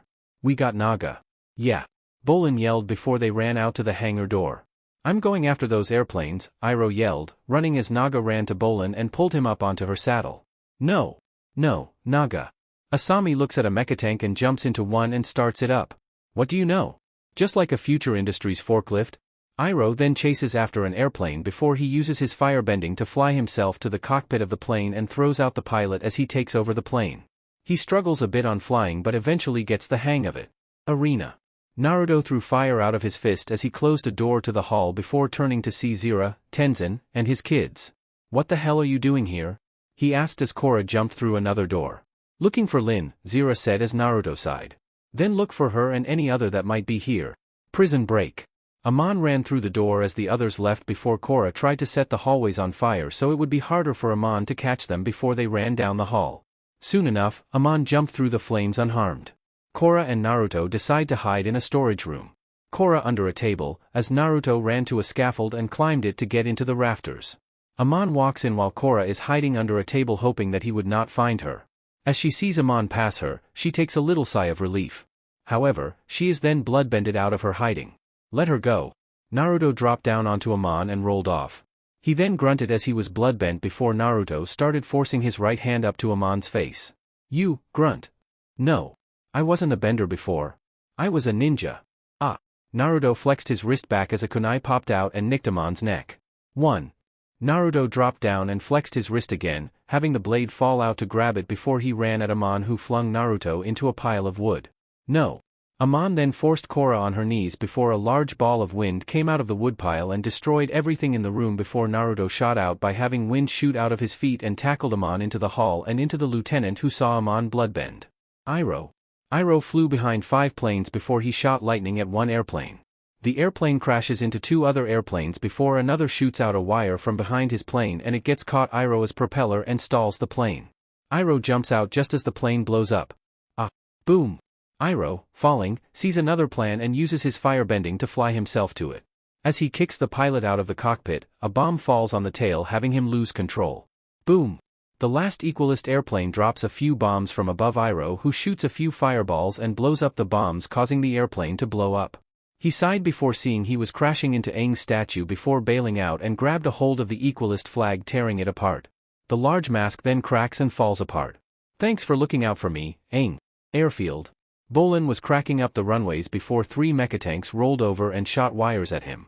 Only for Naga to jump over, bite down on all 3, and pulled them, having the tanks fall over and tumble an inch before Bolin. Whoa! Thanks, Naga. In the hangar, Asami used her tank to destroy the others and planes before hearing her father, who pulled up in a tank as well. Asami. What do you think you're doing? You are aiding the very people who took your mother away. You don't feel love for mom anymore. You're too full of hatred, Asami said, turning around. You ungrateful, insolent child. They charge after each other and engage in combat. Hiroshi pummels Asami down and he destroys the windshield of Asami's mechatank. I now see there is no chance to save you. Suddenly, he was hit with a boulder by Bolin, who was chucking them at the tank. Mr. Sato, you are a horrible father. Asami regains strength and tosses her father back. She then tears open the mechatank and takes a big look at her father. All of a sudden, Hiroshi tries to counter and flee. You are a horrible father. She then releases a shock rope to her father and captures him. Arena. Korra ran out and saw Aman holding Naruto, about to take his bending away. No. Korra threw her arm out and had air come out, knocking both men down, with Aman tumbling down the hall. I can airbend? She then starts blasting air at Aman. Aman stood his ground and tried to bloodbend her, but Korra resisted. No, you don't. She shot her leg out and hit Aman with a strong blast of air. Aman is blasted out of a window from the arena and into the sea while his mask falls off of his face. A crowd of people gasped and rushed to see what happened. Naruto and Korra went to the window as the people looked up at them. You bending tyrant? Evil avatar? What did you do to our leader? Suddenly, they stopped as a waterspout formed with Aman on the top gasping for air as the scar was washed off. He's waterbending. What? He is a bender. The scar is fake. The avatar was telling the truth. Aman then looked at the two in the window and dived into the water to leave. Air Temple Island. In the attic, Aman walked up to Tarlok, who opened his eyes. Naruto. It's over, brother. I'm sorry for what I had to do to you. Tarlok sighed as he rested his arms on his knees. Our father set us on this path. Fate caused us to collide. I should have left with you when we were boys. Aman then opened the cell at that. Leave with me now. We have a second chance. We can start over together. Please. You're all I have left in the world. Outside on the docks, Team Avatar Naruto and Korra in their regular clothes, Lin, Zira and Tenzin, and his family stood congratulating the teens. You saved Republic City, but Aman got away. Korra sighed as Naruto draped his arm, showing he still had his bracer on. Can't do much now, it's out. He used non-benders to start a war. Suddenly a ship appeared around the bend, having the kids cheer. Yay, Uncle Bummy's here. Ikki yelled before hearing a yell from the ship. Wah wahoo. Naruto saw a man in the army uniform with wild brown graying hair and beard cheer and clap his hands. Great. Now I have to entertain my brother. Tenzin sighed, rubbing his face. See. Aman and Tarlok are sailing a speedboat before Aman speaks. The two of us together again, there's nothing we can't do. Yes, Naruto. Naruto. I had almost forgotten the sound of my name. Tarlok looked to see the electric gloves by himself before glancing towards his brother, then putting one on his right hand. He then unscrews the gas cap and places his hand over the hole. It will be just like the good old days? Aman smiled as a tear rolled down his face before Tarlok turned the glove on, blowing the boat. Boom! South Pole Healing Building. I've tried everything in my power, but I cannot restore Lin's bending. Katara said to the others with Korra's parents sans Korra. Is there another way? Naruto asked, crossing his arms. I'm sorry, there's nothing else I can do. Korra's been racking her brain on this as well. Naruto sighed out, looking down. She went to her spot on the cliff to think. Korra. Korra sat at a cliff with her legs curled up before seeing orange robes beside her. Not now, Tenzin. I just want to be left alone. But you called me here. Blinking, she looked to see Aang was standing beside her. Aang. You have finally connected with your spiritual self, Aang said as she stood. How? When we hit our lowest point, we are open to the greatest change. Suddenly, other men and women dressed from each nation appeared just before their eyes, and in Aang's and one woman's case, their arrow tattoos glowed white. Aang placed his right hand on her left shoulder and his left thumb on her forehead before she glowed. The group vanished as Korra's eyes glowed before she created a tornado to float up and quickly went through each bending style before coming down to see Naruto standing by her. She rushes over and hugs him. I love you. And I love you humph. Naruto stopped as Korra slammed her lips on his and jumped up to wrap her legs around his waist. Naruto then grabbed her ass and smiled in the kiss as he squeezed her cheeks. Rock hard. Later at the building, Korra had Lin kneel before her eyes glowed, and grabbed her the way Aang did to her, but with her right hand on Lin's shoulder. After her eyes died down, Lin stood and earthbends the boulders by her. Thank you. Tenzin then walked up as Korra bowed to Lin. I'm so proud of you. Avatar Korra. Book 2. Spirits. Chapter 1. Rebel Spirits. 6 months ago, Avatar Korra and Naruto defeated Aman and the Equalists. Since then, the council was disbanded and the United Republic elected its first president. Tenzin's brother, Commander Bumi, retired and moved to Air Temple Island. And Korra and her lovers, Naruto and Asami, have been the talk of the town. Peace has come to Republic City, but unbeknownst to the Avatar, danger now threatens the Southern Water Tribe. 7 months later, morning, Island 1. On an island's beach, an unconscious Korra lays near the water before she stirs for a moment and slowly opens her eyes. As her vision clears, she sees 3 fire sages, 2 men, 1 woman standing over her before her eyes widen in shock. Korra then quickly spins her legs around, airbending a small whirlwind around her as she stands, pushing the sages back. Get away from me. Korra then stumbles and falls to her knees. It's okay, we're here to help you, Avatar Korra. One of the males with gray hair, mustache, and beard said as she looked at him in confusion. Who's Avatar Korra? The sage looks at her with concern, then to the other sages who give Korra the same worried look. What happened to you? How did you end up on our island? I don't know. I can't remember anything. Korra whimpers in exhaustion and falls back to the ground before the sages reach down to help her. Flashback, 1 month ago. 2. A/N, even though this up to EP 6 will be a flashback, it will not be in italic. Night sea. Rain poured down on a ship as an old man walked up to a young one holding a lantern. This your first watch? Well then, you'd better keep your eyes peeled, laddie. You never know what creatures lurk in the murky depths. The young man gasped and looked down as the old man chuckled and turned to walk away. Meanwhile, a squid-like spirit the size of the boat swims underneath it. Sir.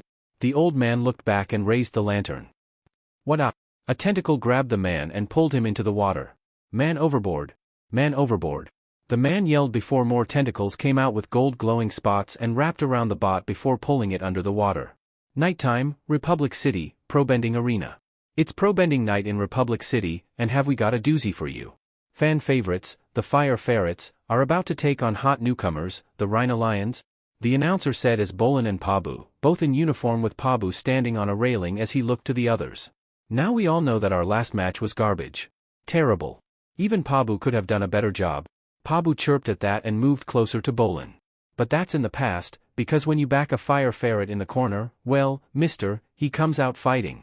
Pabu hissed as he got in a fighting stance. So let's get out there and bend like there's no tomorrow. Are you with me? Bolin pumped his fist as he looked at a female firebender who held her arm nervously, and a waterbending boy who was rubbing his nose. They went into the arena and were quickly knocked out into the water. Ooh, the Fire Ferrets go down in the water and right into the record books for the fastest knockout in pro-bending history. Where's Mako when I need him? Bolin asked, getting on the platform elevator.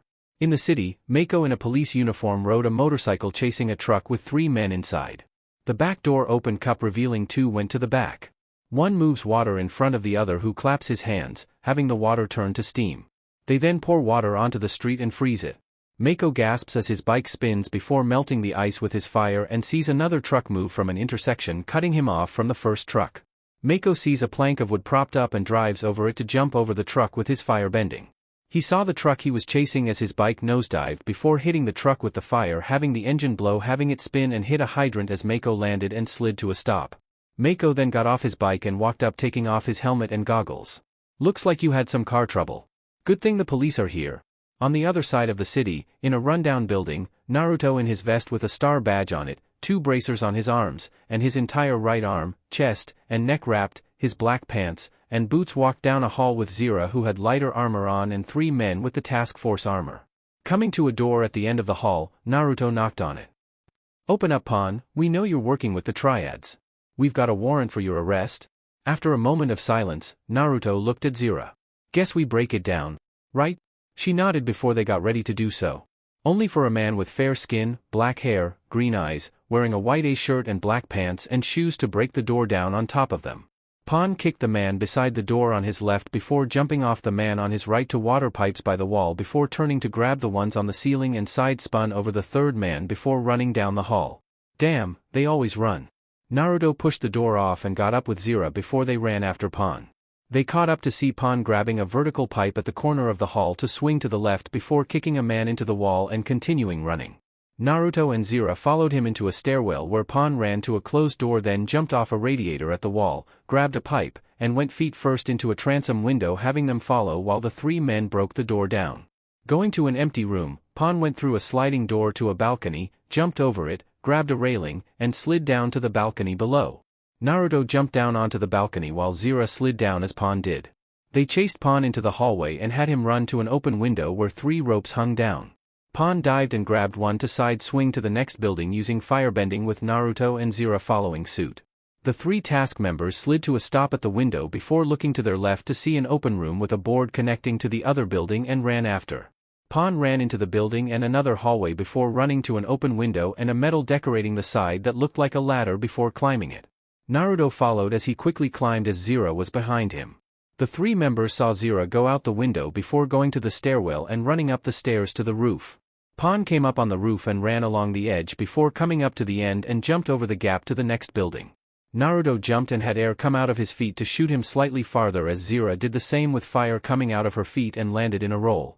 Running to a corner, Pawn jumped off and fell a story down to another corner with Naruto and Zira following, both landing in a roll.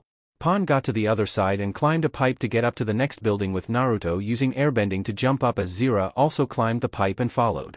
Pawn jumped down to another building before coming to an opening in the roof and dropped down before seeing he was in a stairwell. He then jumped over the railing and continued going down before seeing a task force officer and kicked him over the railing to fall on the lower set and slide down. Continuing down, Pawn then saw a female waterbender task force officer and kicked her into a wall. Up above, Naruto jumped over the railing and just fell through the middle, grabbing a railing every few stories to slow himself down as Zira did the same. Pawn, seeing a group of task force officers just below him, went into a hallway and to a balcony where he jumped over it, fell 2 stories, and landed in a crouch before he started running as Naruto and Zira followed suit. Pawn came to a small gap between buildings before quickly vaulting over it with one hand as Naruto and Zira jumped over the gap. Pawn then jumped up onto an outside hallway and ran to the end to a fence separating it from the next building. Pawn jumped up to grab the end and swung around to the other side as Naruto did the same with Zira behind him.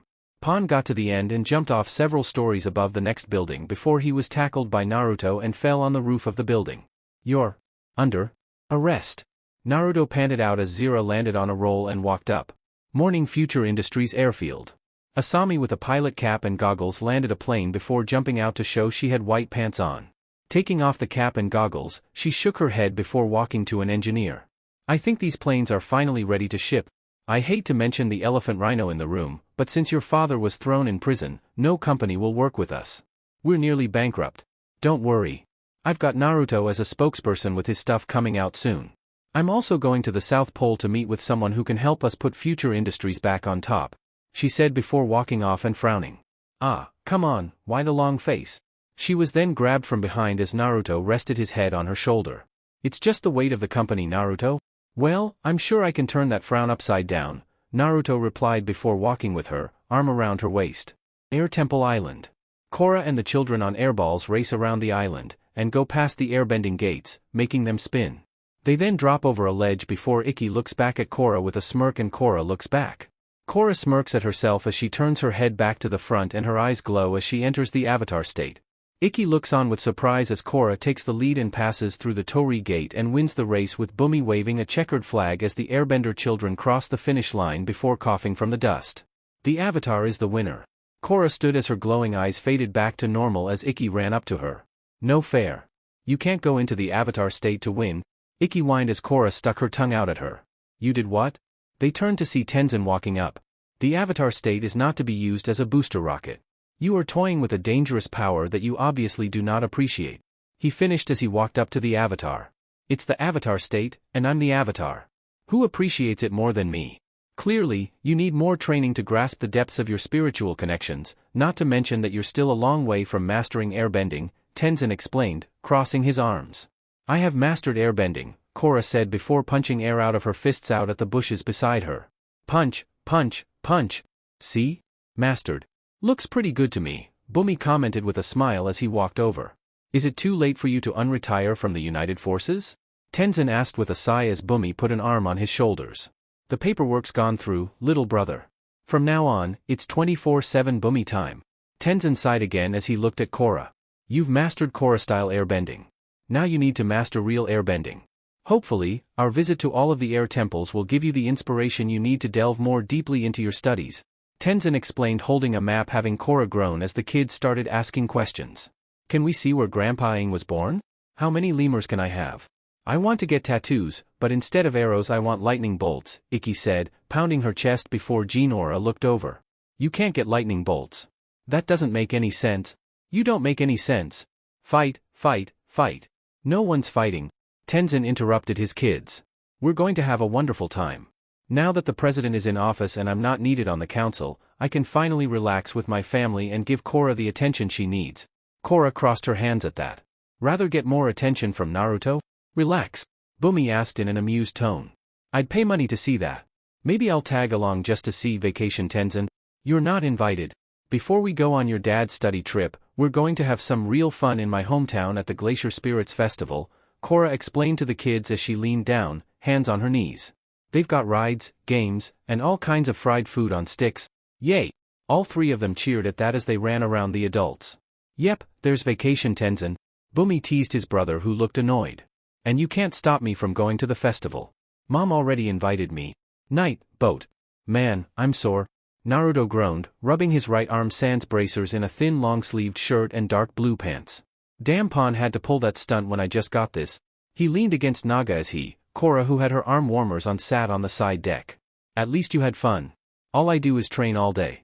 It's like Tenzin's totally forgotten how I beat him on. Tenzin's just trying to help you become the best avatar you can be. Of course you'd take his side, Korra said, standing up. I'm not taking his side.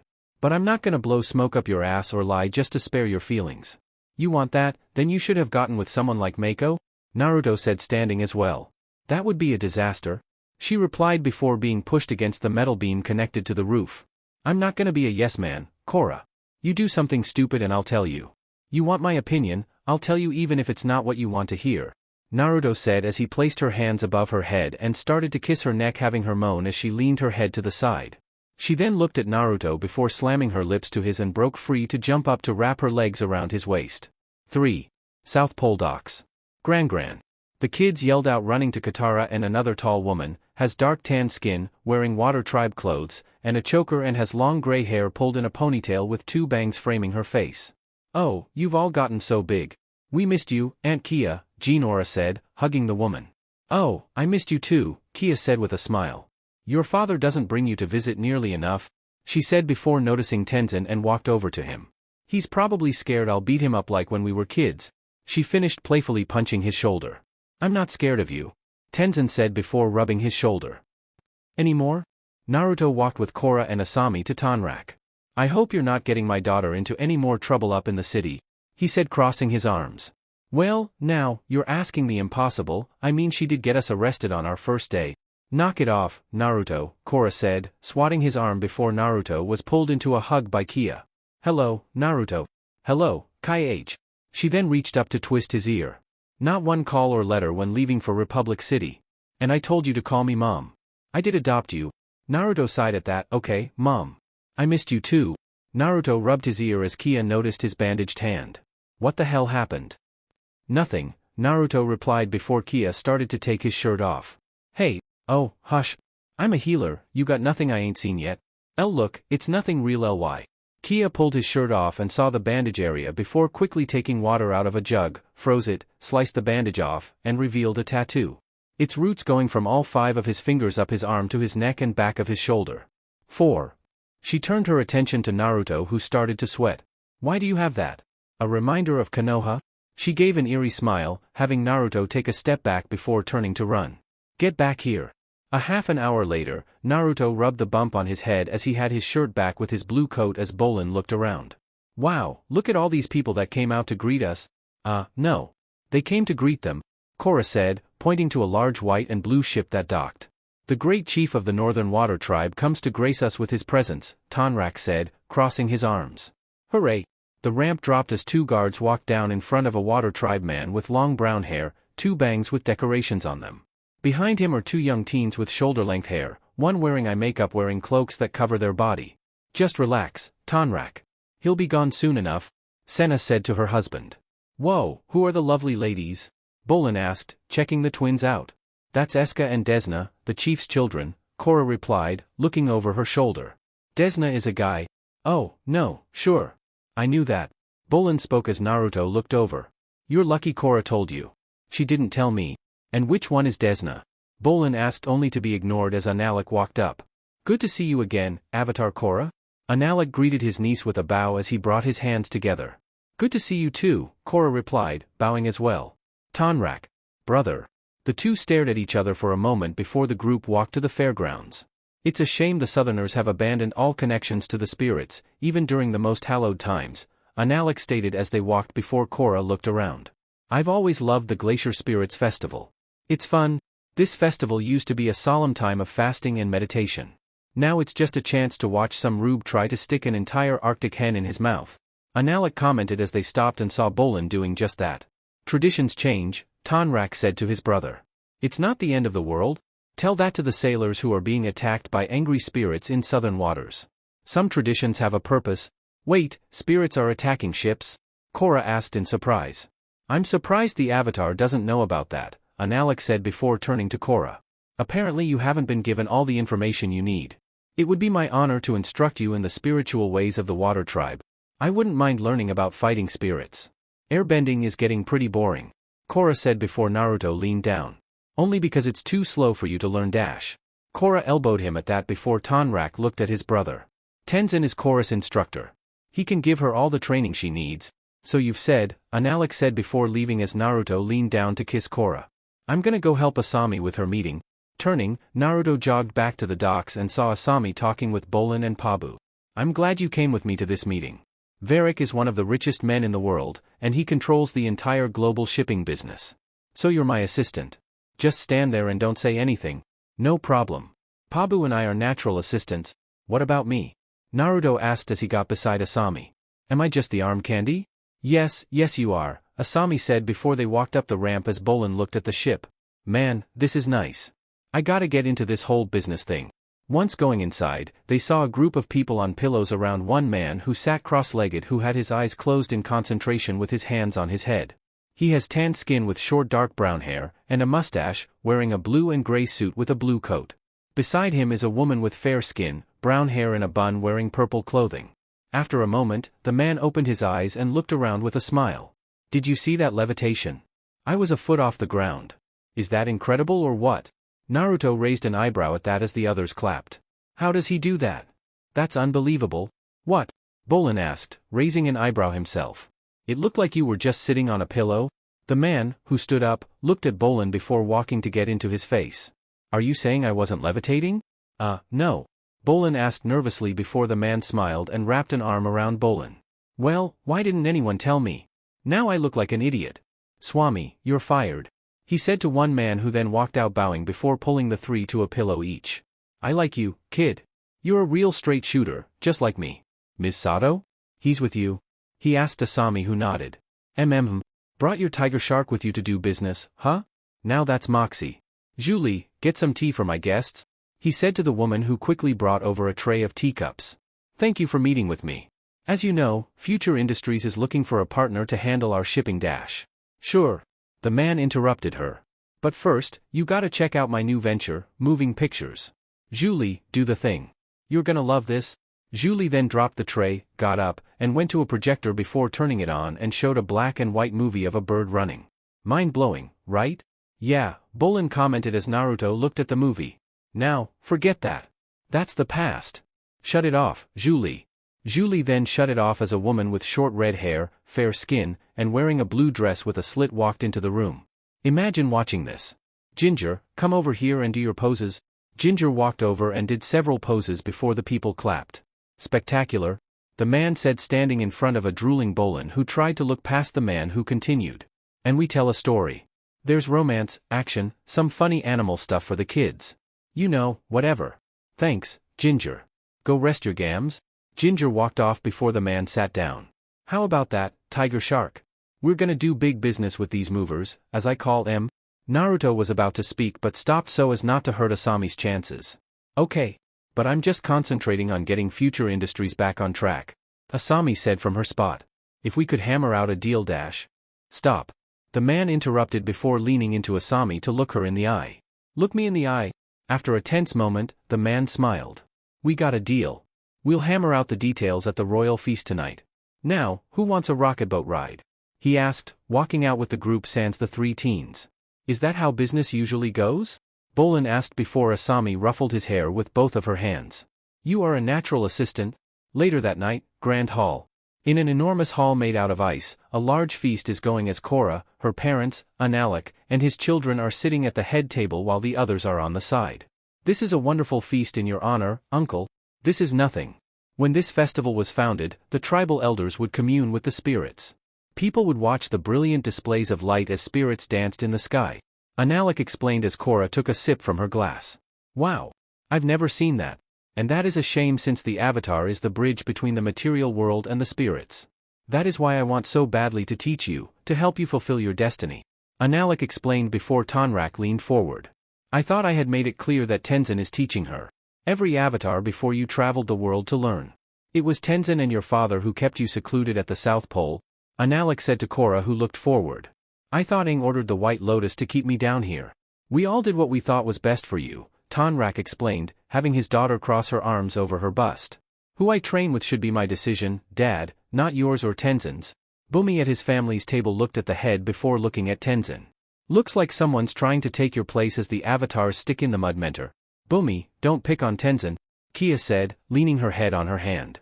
You know he's always been sensitive. I'm not sensitive. Tenzin huffed as his siblings chuckled while Katara, holding Rohan, looked on before Analek stood up. As your chief, it is my honor to speak at this festival, which was founded to bring our tribes together and restore the ancient balance between our world and that of the spirits. But I am saddened to see what it has become.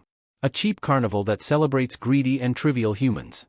I fear the time is fast approaching when the North can no longer stand idly by while our southern brothers slip into total spiritual decay.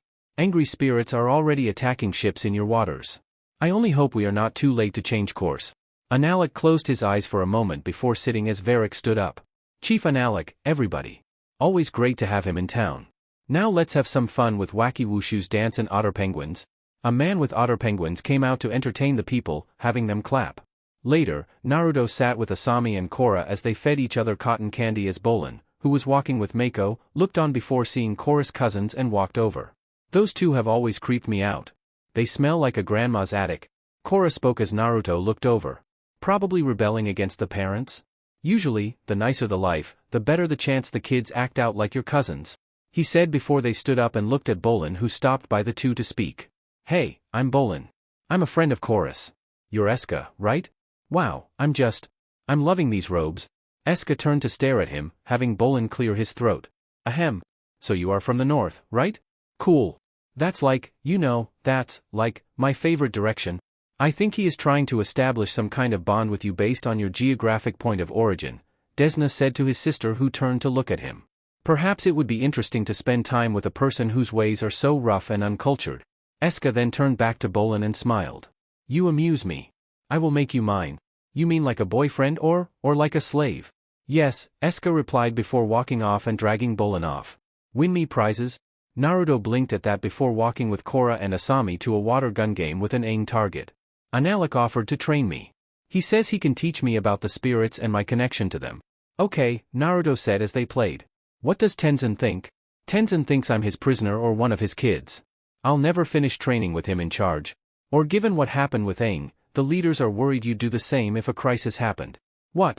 Korra asked as Naruto won the game and gave them 2+ bison. Look, after reading up on your history, I gotta say. If Aang didn't fly off and get caught in that storm, would there have been a 100-year war? Plus you're the first avatar in almost 200 years counting the time Aang was frozen. That possible spirit unbalance probably had the leaders overcorrected that time so you wouldn't make the same mistake. So you're taking their side? No, I'm just saying look at it from their side. You don't ask why they did what they did, only how it affected you. Naruto said as they walked away. What would you know abo dash? You're right. Naruto interrupted her as they stopped. I mean you were kept in a town that you could leave to visit friends and family. I mean all I went through was my parents being murdered the day I was born to stop a rampaging spirit from destroying my village. To save said village they put that spirit in me, and I've not only been on my own since I was 5, but did so with the adults hurling insults at me, throwing stuff at me, and forbade kids from talking to me. Hell, they praised their kids when they attacked me and beat me into unconsciousness while leaving me in the woods. But yeah, you had it rough. Naruto finished having her look down. I'm sorry Naruto, I didn't mean that. Yeah, just remember, the Avatar needs to put the world first most times because the first time you didn't you could have prevented a century war. And this thing with whether to train with your uncle or Tenzin. I never liked your uncle. He always set something off for me. The only thing I can tell you is to trust your gut. Not your heart. Naruto finished before they continued walking. Later that night, Korra, Naruto, and Asami lay against Naga in a hut before Naga woke up and walked outside waking the trio. Naga, what are you doing? Korra tiredly asked before they walked outside where Naga was howling. Naga, hush.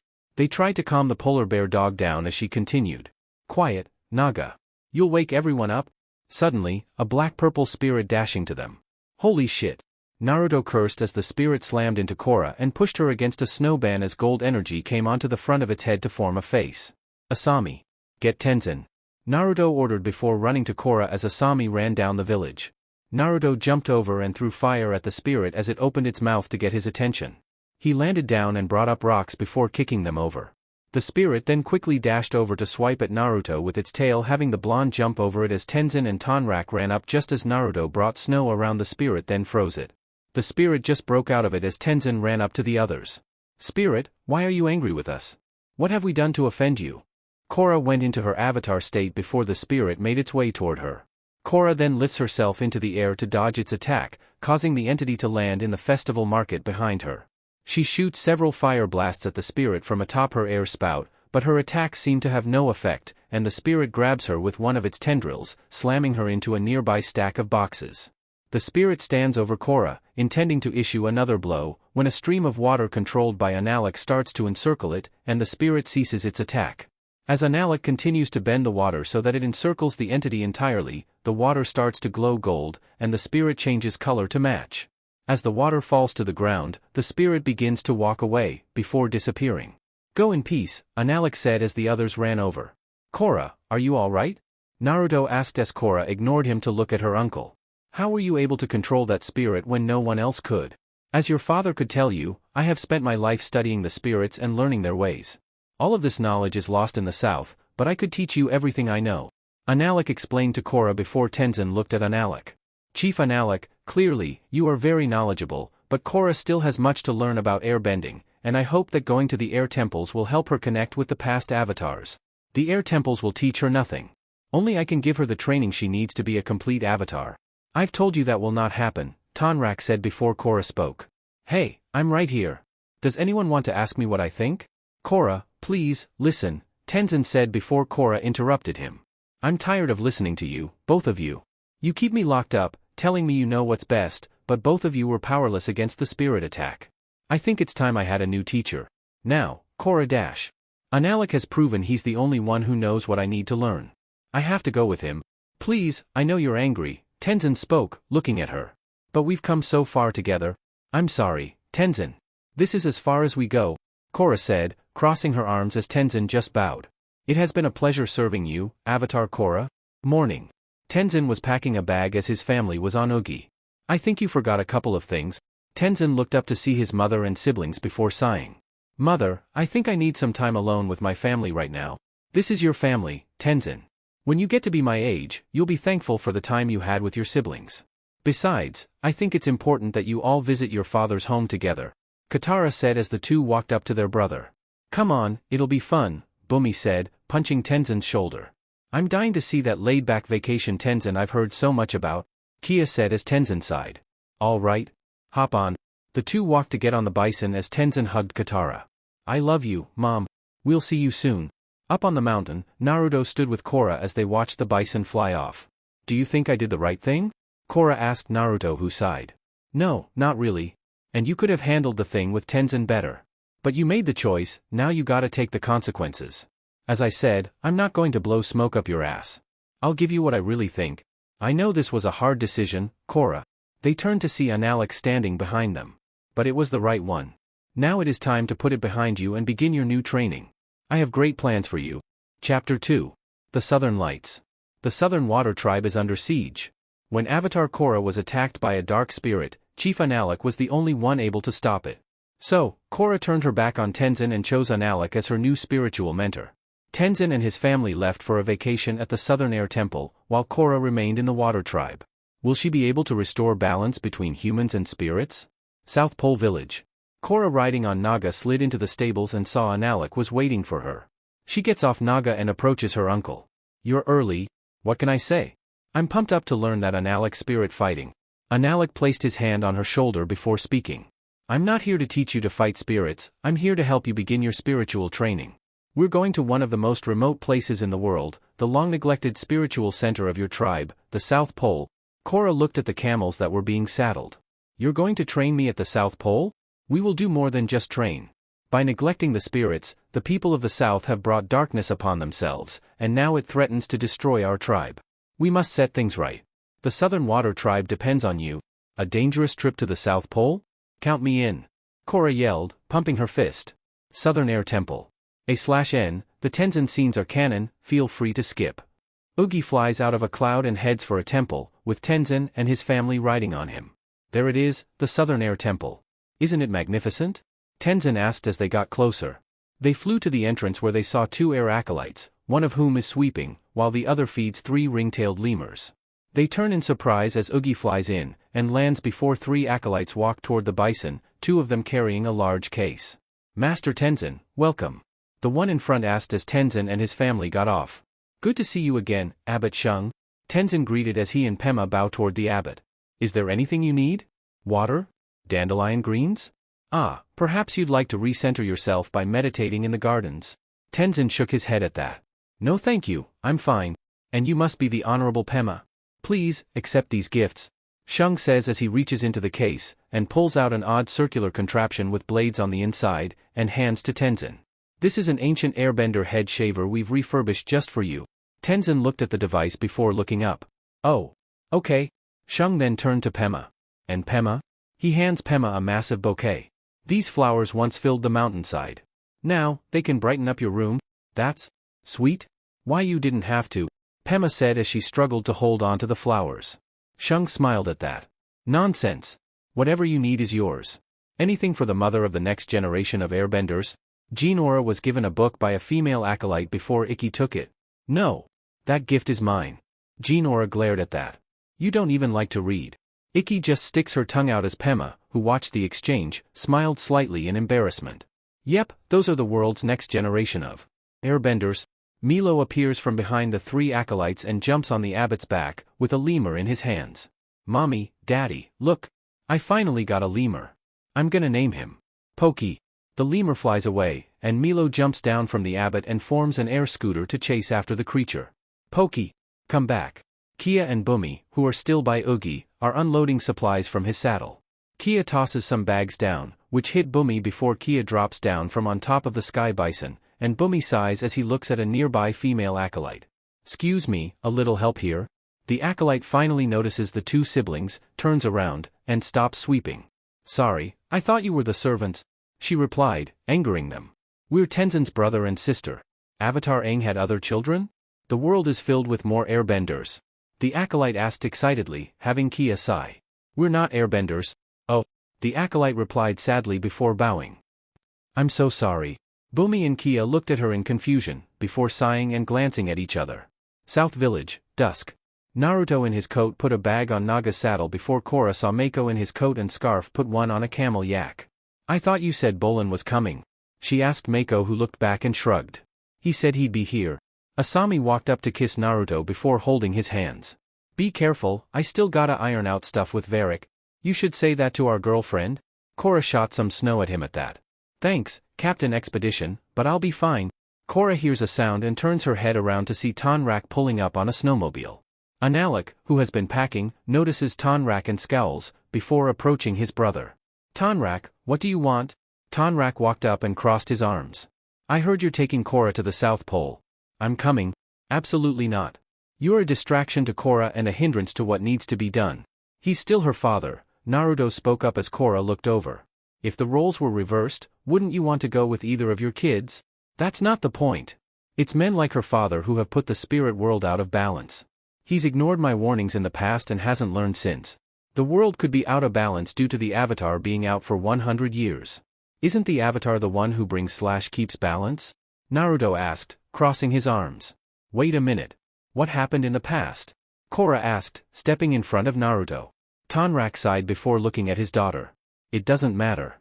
What matters is the Everstorm. The Everstorm? Mako asked as he got on his camel. It's a massive blizzard that's battered the South Pole for decades, Tonrak explained before looking back at his brother. I'm coming unless you think you can stop me. Guys. Hey, wait for me. Bolin drives up on a snowmobile with an attached sidecar, wearing a snowsuit. Naruto, Asami, Mako, and Korra watch as they trail Bolin's arrival, turning completely to face him as he pulls up next to them. Bolin smiled at them, resting his elbow on the throttle. Check it out, I'm traveling in style. He accidentally turns the throttle, causing the vehicle to jerk forward but promptly stops.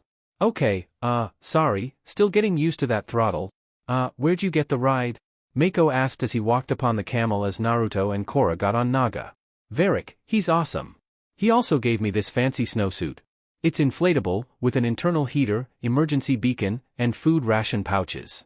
I mean, if I get lost, I can survive in this thing for like a month. He said before reaching into his snowsuit. Who wants some freeze-dried cucumber quits? He asked as he pulled out several slices of food and offered them to the others. Nobody? Did I interrupt a conversation? Pabu suddenly pops out of Bolin's suit and eats some of the cucumber quits. No, the conversation is over. Dad, come if you want, just don't interfere with my training, Korra said before she rides away from the group, as Eska gets off of her camel yak and approaches Bolin. Does this sidecar have the capacity for 2 passengers? Bolin smiled flirtatiously at that. Sure does. But, who's gonna drive? Later that night, an irritated Bolin is driving the snowmobile while Desna and Eska sit together in the sidecar. Suddenly, Mako rides toward the trio on a camel yak. Well, what do you know? Looks like Dash. Go away, Mako, Bolin spoke in an annoyed tone. Naruto was leaning back on Naga's saddle before hearing Korra speak. So once we get to the South Pole, then what happens? You will open an ancient spirit portal? Korra looks confused at that. I'm sorry, what now? At the South Pole, there is a portal that connects our world to the spirit world, but it has long been closed. And that's why the evil spirits are attacking? There are no evil spirits, there is light and dark in them all. But when they're unbalanced, the darkness takes over. Analek explained before looking forward to seeing the large Everstorm in the distance, as thunder is heard. If you can open the portal in time, balance will be restored. What do you mean? In time? Korra asked. There's a reason the Glacier Spirits Festival ends on the winter solstice. That's when the spirit world and the physical world are close together. Only then can the Avatar open the portal. Analek spoke as he looked back. The winter solstice is tomorrow. Analek nodded at that. Exactly, and we can't afford to wait another year. A dark spirit appears in the distance, watching the group. Naga, sensing the creature, turns toward it and starts growling. Korra rubbed the polar bear dog's side at that. Easy, Naga. The fog begins to clear, and the dark spirit, now joined by 2 others, comes into view. What are those? Bolin asked, shrinking into his suit. Dark spirits, Korra said as Naruto looked at the spirits. The fog picks up again, hiding the spirits from view once more. Let's keep moving. We have to find a safe place to set up camp. Tonrak spoke before driving away as the others followed. Later the group is all around a fire before Korra turns to her uncle. Uncle, why do you think the dark spirits are following us? Can we not talk about dark spirits, please? Bolin asks as he scoots next to Eska and grabs her arm. My brother doesn't like ghost stories, Mako said, sitting from a bowl. Don't worry. I will protect you, my feeble turtle duck, Eska said dryly to Bolin, who smiled. Thank you. Sadly, this isn't a ghost story. This is real. The spirits are angry because he's here. Analik explained, looking towards his brother, then at Korra. Haven't you ever wondered how your father ended up in the South Pole? Why he's never taken you to visit his homeland in the North? Tonrak looked over at that. Analik, this is not the time. You're right. You should have told her a long time ago. Korra looked over at her father. Told me what? She asked, having her father sigh. I left the North Pole because I was banished. You were banished from the North? Why? Tonrak looked at the fire before speaking. Because I almost destroyed the entire tribe. 20 years ago, I was a general in the Northern Water Tribe, sworn to protect my people. We were attacked by barbarians. I drove them out of the city and deep into the frozen tundra. We tracked them deep into an ancient forest. Many believed this forest was the home to spirits, and the barbarians retreated there because they thought we wouldn't attack them on such hallowed grounds. They thought wrong. We captured the barbarians, but in the process, we destroyed the forest. I didn't realize the consequences of what I had done. By destroying the forest, I unknowingly let loose angry spirits. They threatened to destroy everything, the entire city. Analik was able to guide the spirits back to the forest. But by then, the damage had been done. For being the cause of so much devastation, my father banished me from the Northern Water Tribe in shame. That's when I came to the south and started a new life. Tonrak finished as Bolin pointed to him. Whoa, so you were supposed to be chief, then he became chief. No wonder you guys don't like each other. Mako then elbows his brother. Ow. What? Isn't that what happened? Korra stood up in anger. I can't believe you kept this from me. I was protecting you from the shame I brought on the family. Why did you keep hiding things from me and then telling me it's for my own protection? I'm tired of you protecting me. Korra yelled before walking away. Korra. Naruto got up and walked after her. Korra. She continued walking before Naruto shot over to her using airbending, then placed a hand on her shoulder. Come on, Korra. Come on, Naruto, he kept that from me. Yeah, kept you feeling ashamed and hating him. Hate him? Korra asked as Naruto sighed. Yeah, most kids would hate their parents for forcing something like that onto them, wouldn't you? I punched the spirit of my father when meeting him. But I did understand why he did it. Naruto explained as Korra looked at him. To save your village? That, and he believed I was the one who would save the world, Naruto spoke before sighing. Korra, you're not going to like what I have to say, but I think your uncle had a play in what happened to your father. What? Korra asked in shock. How could you dash? She stopped as he raised his hand. In my experience, the younger sibling who becomes the leader over the older this way was because they were behind it. A princess I helped, her uncle killed his brother because there was a myth their land housed unlimited treasure. All I'm saying is 99% of the time, the younger sibling is the cause of the older being banished or killed. Until that story, I just thought maybe your father left to be with your mom, as that happens as well, but now knowing that somehow barbarians somehow knew the forest was sacred.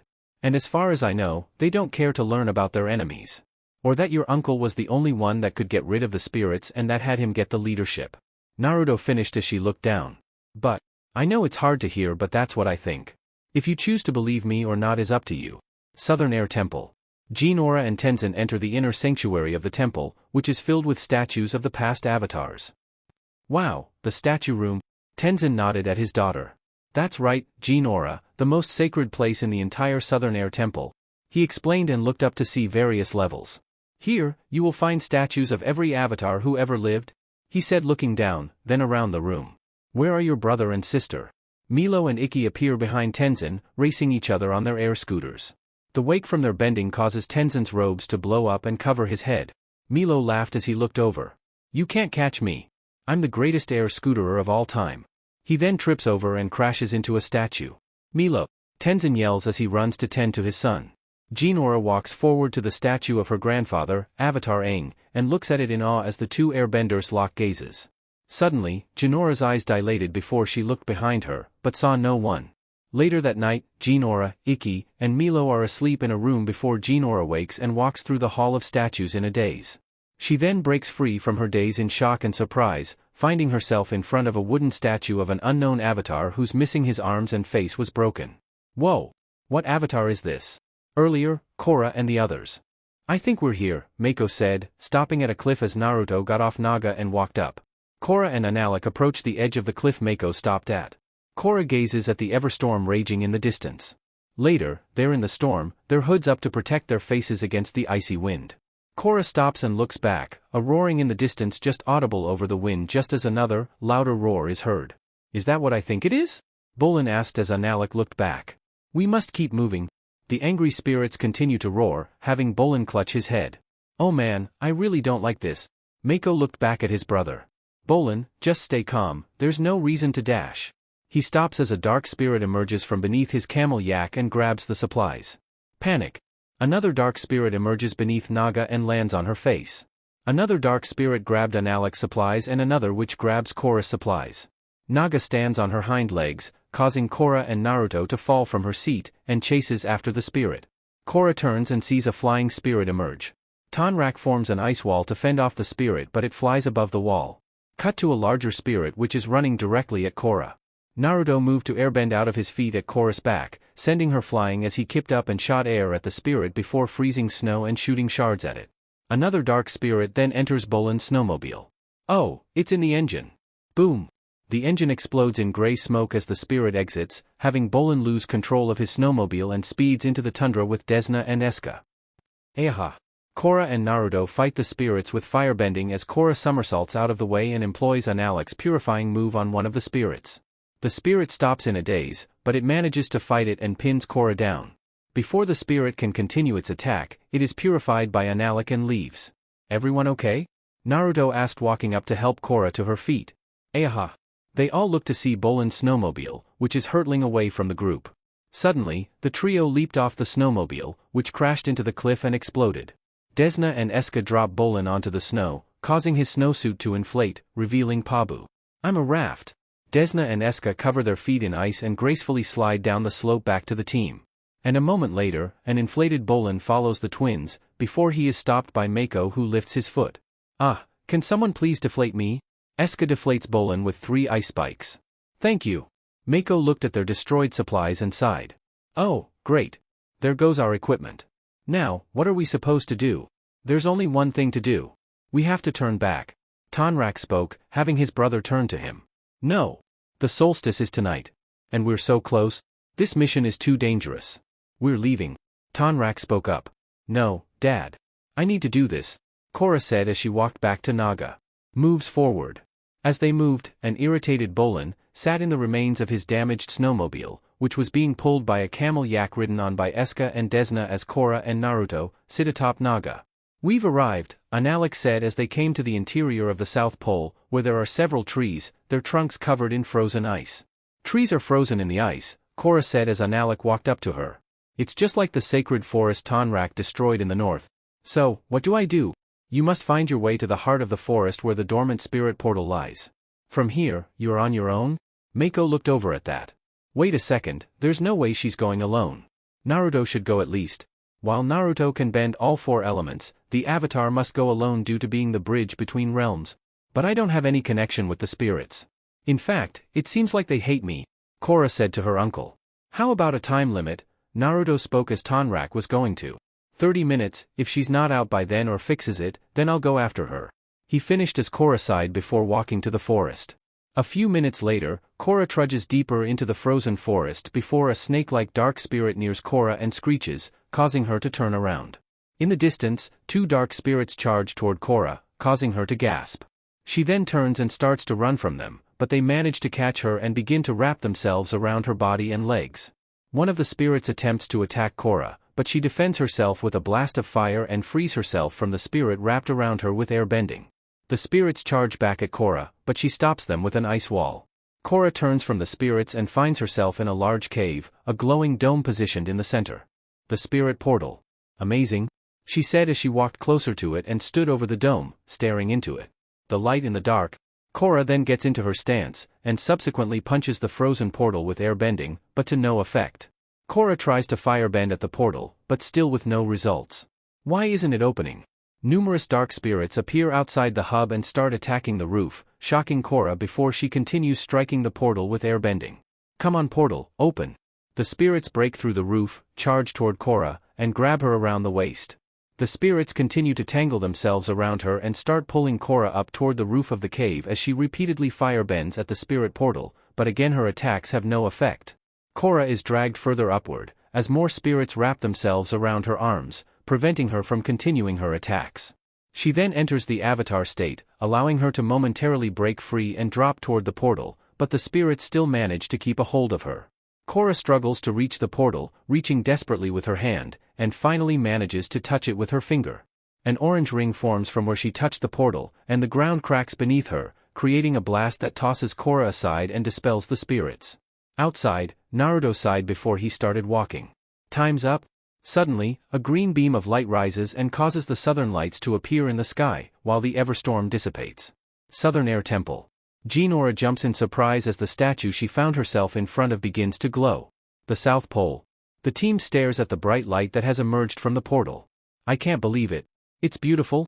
She did it, Tonrak said as Korra walked out of the forest and up to them, having Bolin run up to her. Hey, Korra's back. He hugs Korra, but an ice wall separates them and brings Bolin back to face Eska. Why are you initiating physical contact with another woman? Bolin looks at Eska with a weak fearful laugh, before Eska melts the ice wall. Korra turned to her uncle before speaking. Everything you said was true. Avatar Korra, you have taken the first step in bringing balance back to the south, and soon the whole world. Naruto then hugs Korra. You never cease to amaze me. Thanks. By the way, I'm really sorry for being a total pain. Things were really stressful and pretty confusing. It's hard being the Avatar. Naruto smiled at that. It's harder being the Avatar's boyfriend? Later, the team walked back to the village without Tonrak, who sped forward with his snowmobile to make sure everyone was okay. Korra, Naruto, and Analik look out to see several large battleships entering the harbor. As troops started marching in. What are all your northern troops doing here? Korra asked, turning to her uncle. Opening the spirit portal was only the first step in getting the Southern Water Tribe back on its righteous path. There's more difficult work to be done before our two tribes are truly united. Analik explained as Korra turned to Naruto, who looked at her. Chapter 3. Civil War. Korra has reopened the Southern Spirit Portal and taken the first step to restoring balance between spirits and man. Meanwhile, tensions are high between Korra and her father after she discovers he was hiding a dark secret. Years ago, Tonrak was banished from the north. And now the Northern Navy has landed on southern shores. What other plans does Analik have for the Avatar? South Pole Palace. Korra saw ice walls going up in the harbor before looking over at her uncle. Uncle, why did you bring your troops down from the north? Now that you've opened the southern portal, we need to protect it from people who would do the spirits harm. I can protect it, Korra spoke up before her uncle shook his head. I need you for something more important. There is another portal in the north. Once you open it, spirits and man will be able to move freely between the north and the south in a matter of seconds. But the solstice is over. How am I going to open it? The spiritual energy is much stronger in the north. And now that you've opened the southern portal, your energy is stronger as well. With both portals open, our tribes will be united again, Korra said with a smile. The world will be united again, Analik explained as he took a step to the railing. Southern Air Temple morning. A/N, these parts will be canon, feel free to skip. Tenzin and Pema are relaxing in front of a house as Kia is sitting on a rock, feeding lemurs. Tenzin then picks up a glass of tea and takes a drink. I haven't felt this at peace since. Wahoo! Bumi dropped down in a robe and boxers, having Tenzin sigh. And it's over? Good morning, universe. Bumi, please. Cover yourself. Kia spoke up, covering her eyes as Bumi ignored his sister to look over at Tenzin. Well, looky here. Vacation Tenzin has finally decided to join us. Yes, he has. It's so nice to spend more time with my family. Tenzin said as he took his youngest from Pema. Isn't that right, my little Rohan? And I've really enjoyed having you two around. Reminds me of all those great vacations we took as kids with Dad. I think your memory is a little foggy. Bumi and I weren't on those great vacations. It was always just you and Dad. Kia mentioned, head resting on her hand. No, that can't be right. What about the time he took us to Kyoshi Island to ride the elephant koi? Nope. We weren't there, Kia said from her spot. Oh, remember Ember Island? Those amazing sand palaces we built on the beach. You mean you built? Bumi spoke up with annoyance. We never saw the place. I could have sworn. Tenzin trailed off as Jinora and Milo came over on air scooters, with Milo having Pokey on his shoulder. Morning, kids. Bumi greeted the two as they landed. "Morning, Uncle Bumi," Milo said before pointing at his stomach. "Do you have a baby there?" he asked, getting the others to laugh. "Where's your sister?" Pema asked the two, having them look over to their mother. "Who?" Jinora asked as Pema stood. "Ikki." She then placed her hand at waist level. "About this tall. Talks real fast. I'm sure you know her." "Ah. There was a lemur fight, but the bison told us not to worry because a giant was coming. Then we almost got eaten by a shark squid." Milo interrupted, having Bumi look around. "The shark squid? He's here? It appears my old nemesis has found me." Pema just folded her arms at the two. "Jinora, were you and Milo teasing your sister again?" "I don't know. Maybe. Yes." Jinora spoke up before her head dropped at the end. "She ran away," Milo said, having Pema look down in anger. "Honestly, I don't know why you kids can't just get along." "It's all right, dear." Tenzin stood and handed her Rohan. Ikki couldn't have gone far. "I'll find her." Bumi appeared and saluted him, then saluted. "Commander Bumi reporting for duty. Search and rescue missions are my specialty." Kia then jogged over to her brothers. "What do you say we all go together?" "Sure. I could use the help. When I get back, we'll come up with a plan to take down that shark squid once and for all," Bumi said as he leaned down to speak to Milo. "Yeah. The South Pole, Tonrak and Senna's house. Thank you for coming, everyone," Tonrak said to the group in his house. "I know these last few days have been very troubling." "Troubling?" They looked to see Varric at a dresser eating cookies. "Troubling is when I get that itchy rash that won't go away, and Julie's not around to scratch it. This is shocking. Nay, sickening." He threw the plate down, breaking it as he held one up to his face. "But these kale cookies? Opposite. Remind me to get the recipe later." "What's your point, Varric?" Naruto asked, walking in and crossing his arms as the eccentric businessman turned to him. "My point is, Analik has already booted our chieftains out of their palace. How long before he starts telling us what kind of cookies we can eat?" "Probably a couple of days." Julie spoke up as Varric picked another plate up. "Rhetorical question, Julie. You gotta keep up. Not to mention I've got a cargo ship full of halibut that's rotting, thanks to this harbor lockdown. Who wants to buy a ship full of stinking fish?" he asked, throwing the plate down, breaking that one. "Seriously, it's not rhetorical. I need to sell these fish. Chief Analik is here to help the South. He wants to show us how to restore balance with the spirits so they'll stop attacking." Korra spoke up as she stood. "The only spirit I'm interested in restoring is our spirit of independence. Am I right, people?" Varric asked the group, having them cheer. "All Analik is trying to do is make our tribes unified again." Korra spoke before Varric looked at her. "No, he wants control of our wealth. My wealth. And I like my wealth. If Analik doesn't pull his forces out, then we have no choice but to fight for our freedom. You want to start a war? Are you crazy? Analik started this, not us," Tonrak said, standing up before sighing as he turned to his daughter. "I'm sorry. Maybe you could speak with your uncle. Tell him how frustrated we all are. He'll listen to what the Avatar has to say. Do it for me. I'll do it for the tribe." Korra spoke before walking out and had Naruto follow. "Korra." She stopped to turn to her lover. "Choose your words. You tell your uncle that a group met up to talk about him and he could see that as a coup." "He won't do that, Naruto," Korra said before walking to Naga. Later, she walked into the throne room where his uncle sat at the top of his body in shadow. "Our next training session isn't until tomorrow." "I'm sorry to interrupt. It's about our conversation this morning." "Yes?" he asked her. "I understand why you brought your troops here, but I'm afraid it's sending the wrong message. Your father has been talking to you," Analik spoke from his seat. "Not just him. Varric too. There was a meeting at my parents' house. A lot of Southerners feel like their tribe is being invaded. I am their chief. I'm uniting, not invading." "I know, but I'm just afraid if something doesn't change, there could be a civil war," she finished as he looked down. "If the water tribes were at war, the other nations would take sides. The dark spirits would thrive off this negative energy, and the world would be thrown into a battle between spirits and man. That would be catastrophic. How do we stop it?" she asked, having him stand and walk down. "We? No, Korra. This is a war only the Avatar can prevent. I'm usually the one starting fights. I don't know how to stop them from happening. As the Avatar, you must remain neutral in this conflict. You will naturally want to help your people, but showing favoritism will not help our tribes find unity," Analik explained as he got to her. "Maybe Tenzin was right. Maybe I'm not ready to be the Avatar. Tenzin lacked faith in you. But I have no doubt you will become the most admired Avatar the world has ever known." He finished, placing a hand on her shoulder. "Thank you, uncle." Outside, a group of 4 northern soldiers is marching as the civilians glare at the soldiers hatefully. The soldiers glare at the civilians before being pelted by snowballs. Who threw those? Up on a roof, kids laughed before one soldier pulled them down. Hey, turning, they came to see Naruto. This isn't your buoy dash. Leave now unless you want the other nations to hear of the North attacking kids in the South because snow was thrown at them. I've got the backing of each leader. You really want to fight the others plus the South? You're bluffing. One soldier spoke up as Naruto smiled. Try me, the Fire Nation leader and son really like me. Plus you really want to attack the first person outside of the Avatar that can bend all the elements? I mean all the leaders want a new nation now, you want to put that on your leader? The group stared at Naruto who produced kunai from each of his sleeves. They're not worth it.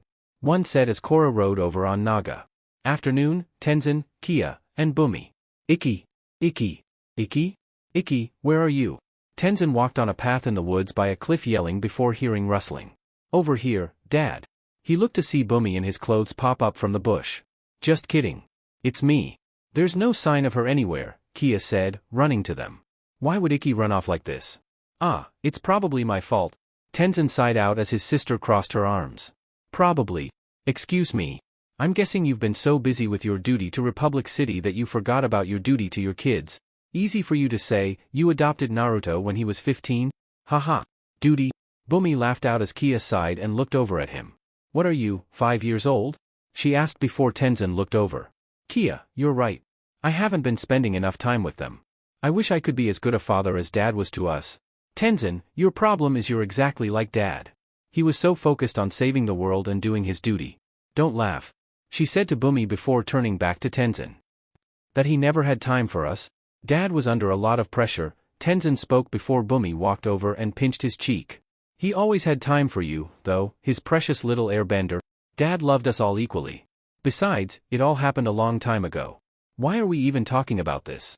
Tenzin asked, swatting Bumi's hand away. Because you seem to have some grandiose delusion that we had a perfect, happy-go-lucky childhood. Guess what? We didn't. Kia spoke up as Tenzin went to the cliff and looked back. We need to keep moving if we want to find Ikki before dark. See what he's doing there, Bumi? Classic airbender technique. Cutting and running when things get tough. Kia spoke to Bumi who laughed. Yeah. Did Dad teach you that move? South Pole, dusk. How was your day, sweetie? Naruto asked as Korra dropped down outside her hut. Oh, fabulous. My tribe's about to go to war, and I'm supposed to stop it, but will anyone listen to me? No. And I didn't ask for my father's help. Can't he just let me be the Avatar? Because he sees you as his daughter first, Naruto spoke as she groaned. Ugh. I'm sorry. My dad just gets me all worked up. How about you take a break from all this Avatar stuff, and we go out for a quiet dinner? Just the three of us? Naruto asked as Asami walked up. In a restaurant, Naruto, Korra, and Asami without their coats sat on a long booth that took up a wall as Bolin, Eska, and Desna sat at the other end of the table on chairs. Isn't this fun, huh? Bolin asked before chuckling nervously. We never get to spend enough time together, just the six of us. So fun. Excuse us while we retrieve more sustenance, Eska said as she and her brother got up and left. You guys gotta save me, Bolin asked as he leaned on the table. I thought you were breaking up with her. Naruto asked, raising an eyebrow. At least that's what Mako told me. I tried. But anytime I bring up the subject, she threatens to freeze me in a block of ice and feed me to dolphin piranhas. So it was more like you tugged at the bandage? Naruto asked, having him raise an eyebrow. You mean leech? Sure. Then yes, over and over and over, but it won't come off. Bolin then turned to Korra at that. Why didn't you warn me your cousin had the power to reach into my heart and crush my soul with her bare hands? 'Cause I thought it was pretty obvious. No, not to me, it wasn't. I'm very bad at reading people. You should know that by now. He's got you there, Naruto stated before she elbowed him. Oh, man. Oh. Do something, Avatar. Bolin whined out hands in his face as the three stared at him. Tenzin, Kia and Bumi, night. Tenzin held up a lantern as Bumi was rambling on about a mission he did. You know, this reminds me of a search and rescue mission I commanded years ago, in the mountains outside of Ba Sing Se. Groan. Here we go. For 5 days, we scoured the beast of a mountain, fighting our way through blizzards, sandstorms, and 3 typhoons. Finally, we found the men huddled in a cave, seconds from death. With no time to lose, I piled all 12 of those poor souls on my back and single-handedly carried them down the mountain to safety. Bumi finished before Tenzin turned to him. And how exactly is that supposed to help us find Ikki? It was supposed to inspire you. Clearly, you know nothing about being a leader of men. That's probably why the Avatar fired you, Bumi said back to him. I'm sick of your far-fetched tales. 3 typhoons? Tenzin asked, having his brother smile. Well, I may have thrown in an extra typhoon or 2 for dramatic effect, but dash. Quit arguing and bring that lantern over here. I found footprints. Kia interrupted them, having Tenzin run over to show footprints in the mud leading down the cliff beside a waterfall. Come on, Tenzin said before walking down as Bumi went to the waterfall and started to climb down. No, follow me. This will get us down 50 times faster. Bumi, it's pitch black, and the rocks are slippery, Tenzin said as he looked over before Kia spoke up. You're gonna hurt yourself? Come on, you wimps. If I can do it, it should be no problem for a couple of benders. Fine. Kia descends the waterfall using waterbending to hold her. Tenzin leaps from ledge to ledge, using airbending to boost his leap. Both soon overtake their older brother, who grumbles. You were right, Bumi. That was faster. Kia yelled up in a teasing tone. At least times faster, by my calculations, Tenzin yelled up before both yelled as he dropped down to a bottom rock. Oh, Tenzin's the funny guy now. If you need an airlift down, just say the word, Tenzin yelled as Bumi slowly turned. Bah, I don't need your help. I've got everything under control. Bumi slipped and fell onto a tree branch before falling into the pool of water. Bumi, the South Pole. Korra walked into her hut and saw her mother on the couch. Did Dad send you to talk to me? Your father doesn't know I'm here. Korra, what's going on between you two? Senna said as Korra sat on the couch. Ask Dad. I've tried, but he won't talk about it. Honey, it breaks my heart to see our family being torn apart like this. You want to know what's been going on? I found out Dad's been lying to me my whole life. Analek told me everything. How Dad and Tenzin kept me trapped down here while I trained, how Dad got banished from the north. So the truth is out? Senna mused as she looked down. You knew? And you never said anything? We were trying to keep our family together, to give you a normal childhood, Senna explained as Korra sighed. I never wanted a normal childhood. All I ever wanted to be was the Avatar. But everyone keeps holding me back, even my own parents. Analek is the only one who believes in me. Korra ranted, having her mother look up. That's not true, Korra. No? Then why is everyone in the South turning against me, when all I'm trying to do is help them? The problems between the North and the South started long before you were born.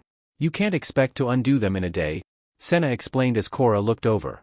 So I should just sit back and let the water tribes go to war? No, but this situation might be out of your control.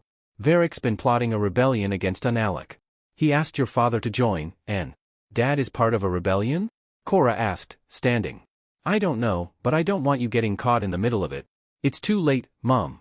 I'm already in the middle of it, Korra said as she turned to walk out and onto Naga. Korra. Later Korra ran into the hall of the palace before yelling out. Uncle. She looked to see northern guards tied up and knocked out. Oh, no. Uncle. She then runs and stops at a corner and sees a masked rebel carrying an unconscious Analek while 3 others stand guard. Dad? Dad, don't do this. Turn around, Avatar, and pretend you didn't see anything. No. Leave Analek and go. I'll tell him I tried to stop you, but you escaped. We can still avoid a war, she said as the rebel narrowed his eyes. No, we can't. The rebels created an ice wall and trapped Korra by having it circle her against the wall. They then ran to the stairs, having Korra punch out a gap and pursue the rebels. While the rebels were running down a flight of stairs, Korra freezes the handrails and slides down in front of them. Get him out of here. One rebel ordered the one carrying Analek, who ran out. Korra tried to follow only to have ice come up to block her way. We're all part of the same tribe. I don't want to hurt you. The rebels threw water whips at Korra, who dodges. Korra leaps up and grabs a banner while evading more water and ice. She runs up a pillar and tosses the banner against 2 rebels, using airbending to ensnare them. Korra continues dodging the remaining rebels' offenses and grabs the rope of one of the rebels and kicks another, slamming him unconscious on the staircase.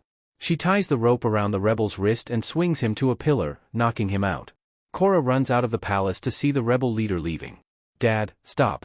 Running down, she creates an ice ramp in front of the snowmobile before twisting it to have them crash before she runs over. Why did you do this, Dad? She asked, unmasking the man, revealing a different man with short hair and a beard. What? Who are you? Where's my father? He wouldn't help us. He's a traitor, just like you. Analek woke up at that before they called the soldiers. Later, as the rebels were being arrested, Analek looked at Korra. Thank you for saving my life. I'm just glad I got here in time, he said before turning to the soldiers. Find Varric. I want him to freeze in prison with the rest of these traitors. Wait, you can't just lock them away. That will only make the South angrier. Korra spoke up looking over at her uncle. You want them to go free? No. But let them stand trial for what they did. Every Water Tribe citizen deserves that right. Analek sighed before speaking. Very well. I will respect the Avatar's wishes in this matter. Thank you, uncle. Korra nodded before leaving. Tenzin, Bumi, and Kia. I told you those rocks were slippery. You're lucky you didn't kill yourself, Kia said to Bumi as she was healing his head by swirling water around it. You done with the lecture, Mom? Oh, grow up. You haven't changed one bit since we were kids. You're still trying to prove you can do everything a bender can. Well, you can't. Deal with it? She bit back as he huffed. And you're not our mother. You don't get to tell me what I can and can't do. Deal with that. Good luck healing yourself with your special non-bending powers. Kia crossed her arms, having the water splash Bumi. Hey, back me up here, Tenzin. Kia's right. You're the oldest of us, but you always acted like the youngest. I had to become the responsible one. Kia turned to Tenzin at that. You think you're the responsible one? Where were you after Dad died and Mom was all alone? Because I was the only one who packed up and moved my whole life to be with her. Sure, after years of flitting around the world, trying to find yourself. It was time for you to settle down somewhere. You two have no idea how it feels to have the future of an entire culture on your shoulders. Tenzin bit back as Bumi moved to sit on a rock. Oh, boo-hoo. Must have been really hard for you, flying around the world with Dad, riding elephant koi all day. Oh, so that's what this is all about? That's what it's always been about. You think you're some savior who has to carry on Dad's legacy? Kia spoke, hands on her hips. Who else is going to do it? How about all of us? She asked, having Bumi stand. Yeah, we're Aang's kids too. We never should have come on this vacation. Kia sighed out as Bumi nodded. I couldn't agree more. Well, I didn't want you to come in the first place. I can't be around you two right now. Go back to the temple and see if Ikki returns. I'll keep looking out here, Tenzin said, having them leave. Fine. Tenzin finished as he walked the opposite way. The South Pole. Naruto stood beside Korra as she looked at her parents' hut before nudging her forward. She then walked to the hut and opened the door, seeing her parents seated inside. Is it okay if I come in? Of course. We heard what happened. Are you okay? Senna asked before Korra broke down in tears and ran to her father. I'm so glad you weren't there. I don't know what I would have done. I had no idea how far Varric was willing to go. My brother and I have our differences, but I would never attack him. I'm sorry for thinking you had anything to do with the rebels, and for all the pain I've caused you and Mom. I'm the one who should apologize. After I saw the Southern Lights return, I was so proud of you. I never should have held you back. Tonrak explained before Senna leaned over. When your father and I found each other, all we wanted was to live a simple life and raise a family. But then we discovered you were the Avatar, and simple was over. We knew one day the world would need you, and you wouldn't need us anymore. Mom, Dad, of course, I still need you. Korra hugged them before Analek walked in. We weren't expecting you, Tonrak said as two soldiers walked in. Tonrak, Senna, you are under arrest and will stand trial. Trial? For what? For conspiring to assassinate me. Tensions between the northern and southern water tribes have reached a breaking point. After Chief Analek's troops took over the south, Varric incited an uprising. But Korra stopped the rebels from abducting her uncle. Enraged by the insurrection, Analek arrested the rebels and Korra's parents, accusing them of conspiring to assassinate him. Will Korra be able to save her parents and prevent civil war? The South Pole. Naruto jogged over as Korra's parents were being loaded into a prison truck. You're making a mistake, Korra said as the truck drove off. I wish it hadn't come to this. But your parents held a meeting with the rebels, right here in their home. I can't believe you're doing this to your own family, Korra spoke as Analek sighed. Rest assured, I've appointed Judge Hoda to oversee the trial. He is the fairest and honorable man I know. Uncle, my parents had nothing to do with the men who attacked you. I'm sure you're right. So we should have nothing to worry about. Analek replied, putting his hands behind his back before leaving. I hope so. Korra sighed before Naruto grabbed her hand and squeezed it. Over at Varric's mansion, Asami, Mako, and Bolin are waiting for said man in his office. Where's Varric? We should have closed our deal an hour ago. Asami sighed out, hands on her hip as she stood next to a stuffed platypus bear. Bolin, lounging on a couch, looked over. Would you relax? This place is great. And the best part about it, Eska doesn't know I'm here. Suddenly, the door opens, having Eska, Desna, and several Northern Water Tribe soldiers enter the room, having Bolin stand up in shock. Yeah. I wasn't hiding. Hey. Eska just gave him a deadpan stare. I'm not on the hunt for you. Currently, we search for Varric. Our father wishes him to stand trial. Desna spoke up after his twin. What did he do? Asami asked, raising an eyebrow. He is a traitor to the water tribe, along with our aunt and uncle, Eska replied, having them gain a shocked look.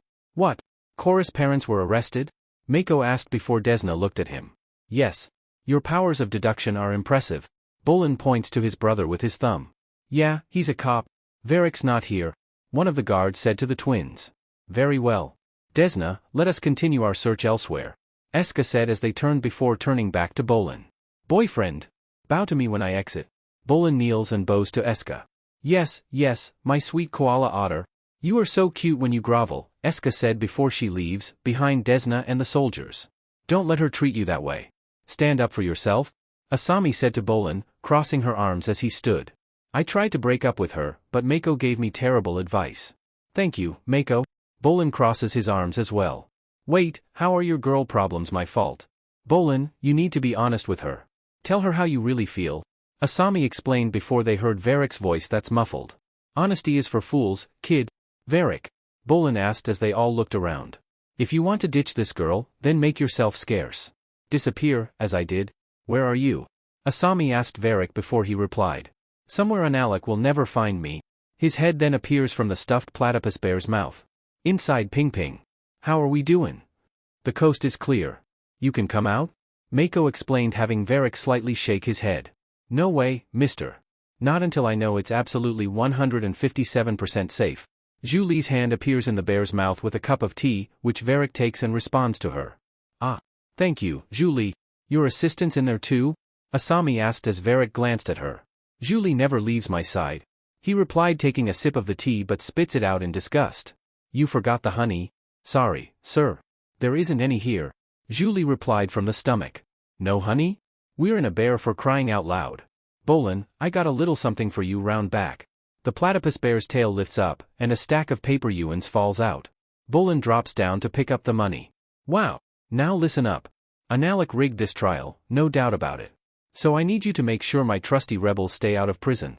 Bolin stands and holds up the wad in his hand. What's the money for? He asks, having Varric laugh. Bribery, of course. There's always someone willing to look the other way for a few yuans. I think I caught your drift, Varric Bear. Tenzin. Ikki, where are you?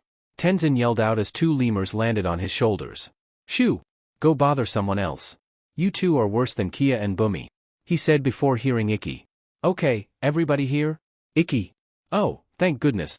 Tenzin spoke as he came to a cave where Ikki sat at a raised platform where she was sitting with 4 sky bison calves. Juniper lightning bug, paws off the table. This is going to be a civilized breakfast. Daddy always says a blessing before we eat, so? Be quiet and listen up. 2 calves rolled over before looking at her. We are thankful for this super yummy food and for being the bestest new friends in the world. But we are most thankful because Milo and Genora aren't here because they stink, she said before noticing her father. Oh. Hi, Daddy. I guess you found me. Do I have to go now?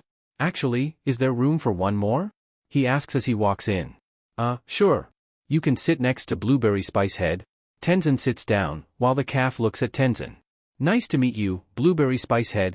And that's Princess Rainbow, and that's Twinkle Starchild, and that's Juniper Lightning Bug. They're my new brothers and sisters. New ones, huh? Can they be my new brothers and sisters too? He asks his daughter. Maybe, but only if they say it's okay. She then leans into the bison calf sitting to her left and starts to listen to it. Aha. No, he's nice. They say it's okay.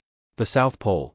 In a courtroom, Naruto sat beside Asami in a middle row before Bolin sat next to Asami on the other side. We're good to go. I gave all the money to some guys over there. I told them to take care of it, and then I winked. Pretty sure they got the message. Naruto looked to see 2 shady-looking characters, who counted the money with a smile and smiled back at Bolin with thumbs up. Bolin returns the gesture while the gavel is hammered, and Asami facepalms. You bribed the wrong people if that's what you were doing. This trial will now come to order. Judge Hoda presiding. They turn to see a serious-looking old man, settling into the judge's chair at the center of the dais. Man. I should have paid him. Yeah, you think? Asami replied in an annoyed tone. Later, Analek was giving his testimony. I was asleep in my chambers when the rebels attacked. They overpowered me, and the next thing I remember was waking up in the snow after Avatar Korra had saved me. Soon Korra was brought up to speak. According to Analek's testimony, you attended a meeting where Varric tried to incite a civil war. Is that true? Hoda asked the avatar.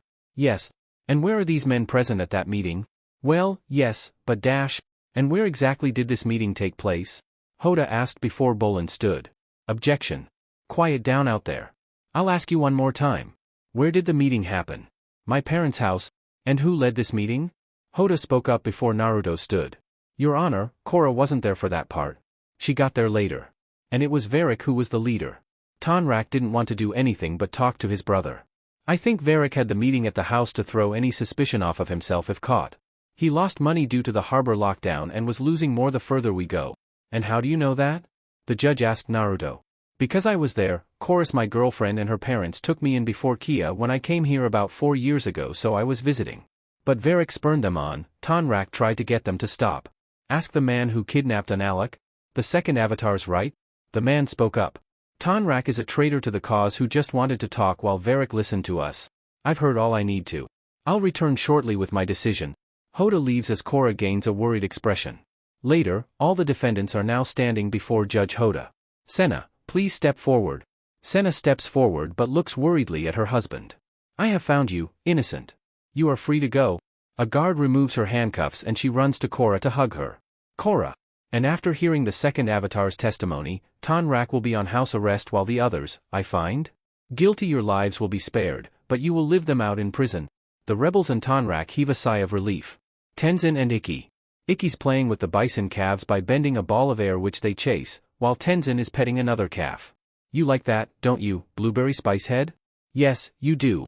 The calf snuggles against Tenzin at that. You know, I could get used to it here. No one's yelling at me or telling me I'm delusional. We should have Uncle Bumi and Aunt Kia come to visit. I bet they'd like it too. Let's not. They'll only spoil our good mood. Tenzin spoke to his daughter who looked confused. What do you mean? Aunt Kia is super nice and pretty and always asks me how I'm feeling, and Uncle Bumi is, like, the funniest person in the world. But what about Milo? He's hilarious too, you never know what's going to come out of his mouth. And Jinora can be so sweet and gentle. Ikki scowled at that. And mean. And bossy. Being part of a family is hard, huh, Daddy? I couldn't agree with you more. The calf which Tenzin is petting awakens and flies out of the cave with its siblings, where they reunite with their parents. But, I guess the nice part about a family is they'll always be there for you. Even though Twinkle Starchild and Princess Rainbow fight, they still love each other, Ikki said as they walked out. That's very wise of you, Ikki. We should probably head back, huh? Ikki asked looking up. I suppose. We can't hide in this cave forever. Tenzin replied before taking her and walked towards the temple. Don't worry, Daddy. We'll come back and visit Blueberry Spicehead. I know you really bonded with her. Yes, I'd like that. In the Air Temple Sanctuary, Bumi is looking at a statue of Aang. Hey there, Dad. You're looking well. Look, I'm sorry I didn't turn out to be an airbender like you hoped. But I've tried my best to keep the world safe. Hope I made you proud. Of course, he'd be proud of you, Bumi. Bumi turned to see Kia at the doorway. Kia. I was just He trailed off before wiping the statue with his sleeve. Cleaning off Dad's statue. Cough. It's so dusty in here. Kia walked over and hugged him. Come here. Thanks, Kia. You always know when I need a hug. The South Pole, Varrick's mansion. Naruto ran in to see the other Sans Bolin in the room Varrick's hiding in. Analek is a liar and a traitor. I've been trying to tell you that from the get-go. Varrick spoke from his pot in Pinping. I eavesdropped on the judge. Analek paid him off to put your dad in jail at the least. He said to Korra. What? Then why didn't he? Because of what I said during the trial. He said to your uncle if he did anything more severe, there would have been an uproar. And that he only let your mother go to keep you at his side. I caught Hoda and he spilled that Analek hired the barbarians to attack their tribe. Then he told them to hide in the spirit forest, knowing your dad would go after them. Mako turned to Korra at that.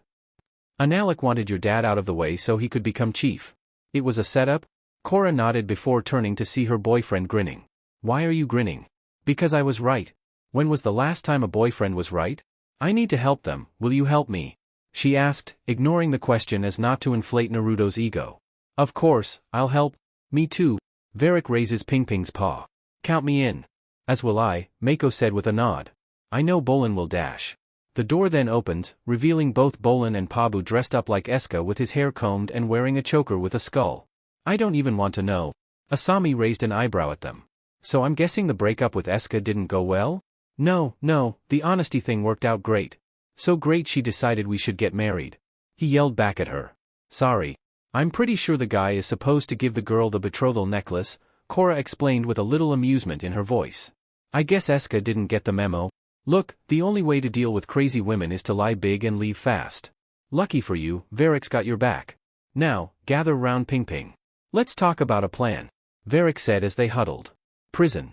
A guard is patrolling the interior before a hole in the floor opens causing him to fall. Sparks fly out of the trench before Naruto, Asami, Mako, and Korra climb up the trench into a room that they found empty. I'm sorry, Korra. They're on a ship headed to the northern tribe. They'll serve out their sentences there. They turn to see Analik standing in front of them. Bring them back or I'm taking you out and the rest of your army. Remember who you are. As the Avatar, you cannot threaten war. You must remain neutral, or our tribes will never find unity. You don't want unity. You want power. You've always been jealous of my father, haven't you? You got him banished so you could become chief, and I bet it just killed you to learn he was the Avatar's father. No wonder you kept trying to take me away from him. Korra spoke up as Naruto got behind her. All I've ever wanted is to help you realize your destiny. Well, I don't want your help anymore. If you start a war, the dark spirits will annihilate the south. And even I will be powerless to stop them. Analik explained to Korra, who narrowed her eyes. I'm done being manipulated by you. You're going to bring my father back, then you and your troops will return to the north, she said before turning. And why would I do that? Because you still need me to open the northern portal? No, I don't. You've served your purpose, Analik said, stopping her from taking a step forward. Korra throws 3 fire blasts at her uncle, which Analik neutralizes with waterbending. Naruto ran over and froze his water before punching him, then threw a strong gust of wind to throw them down the hall. If we get to Varrick's boat, we can still save them, Mako said, having the group run out. Later, the group got on the yacht where Bolin, Varrick and Tonrak were getting it ready to sail. Where are the rebels? On a ship headed north, Korra replied before looking at her father. Why are you here? Naruto told me what happened and I think Analik would have blamed me for your breakout, so I came along. Think we can catch up to it? Korra asked as Varrick nodded. Sure, once you get us past our friends from the north. They look out to see northern battleships forming a naval blockade. If only we had a plane to get me close to those ships. I could waterbend them out of the way. A plane? Well, why didn't you say so? Varrick presses a button, causing a biplane to emerge from a hatch having the wings unfold. Why do you have a plane on your boat? Bolin asked, pointing at the plane. In case the boat sinks, of course, Varrick replied before Naruto spoke up. But there's no runway. How are we supposed to take off? Zhu Li. Take note, build a runway. Yes, sir. Korra then leaned forward on the console at that. I have an idea. Naruto ran out and got on a wing with Korra, as Asami in her pilot suit got in the pilot seat. The engine starts as Asami puts on her goggles, while Korra and Naruto take up position on the plane's wings. Korra gives Asami a thumbs up and Asami starts operating the biplane, which starts moving forward. Now, Korra and Naruto firebend to provide a boost for the biplane to take off the small ramp and continue until the plane could fly by itself. Korra enters the Avatar state and waterbends a gigantic wave, pushing the battleships out of the way, leaving a gap for the yacht to escape. Korra exits the state and smiles at Naruto, who nods. As they get farther out, Korra, looking around from the wing, spots the ship. There. The biplane flies to the ship. As it approaches, the battleship crew members look up at the fast-approaching biplane. Jump! Korra, Asami, and Naruto depart the biplane as it continues its course before crashing on the sides of the battleship before exploding. Boom! Korra, Asami, and Naruto swim to the surface before entering the battleship via a waterspout. On landing, Korra uses 2 water whips to throw the distracted crew members overboard. A stray crew member tries to escape to the door, but Korra freezes him against a wall. Where are the prisoners?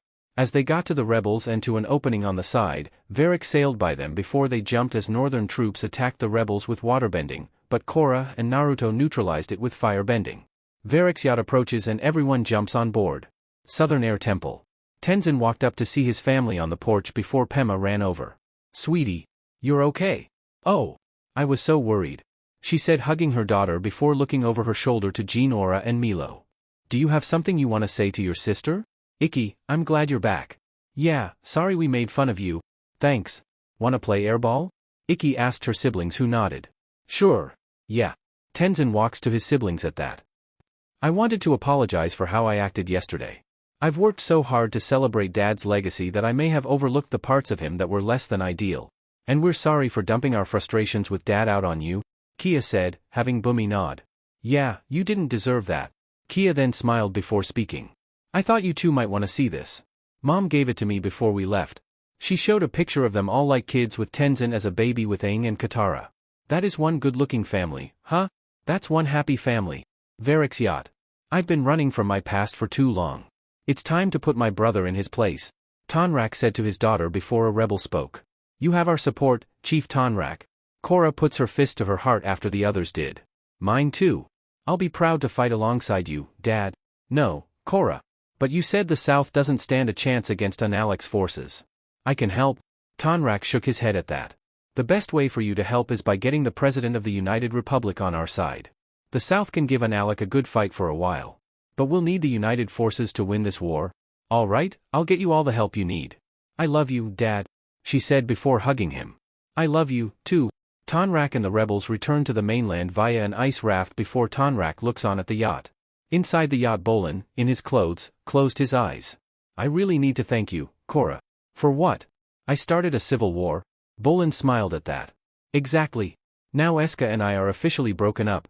Oh, looks like we have company. And not the fun kind. Varric spoke up looking through a telescope to see a giant wave. What is that? Bolin takes the telescope from Varric to take a better look. He gasps before rubbing his eyes for a second look. He sees an enraged Eska with smudged makeup rushing toward them with waterbending. That would be my darling Eska. Quick question, is this thing fast enough to get away from my crazy waterbending ex-girlfriend? He asked Varric, who smiled. Why do you think I built this boat?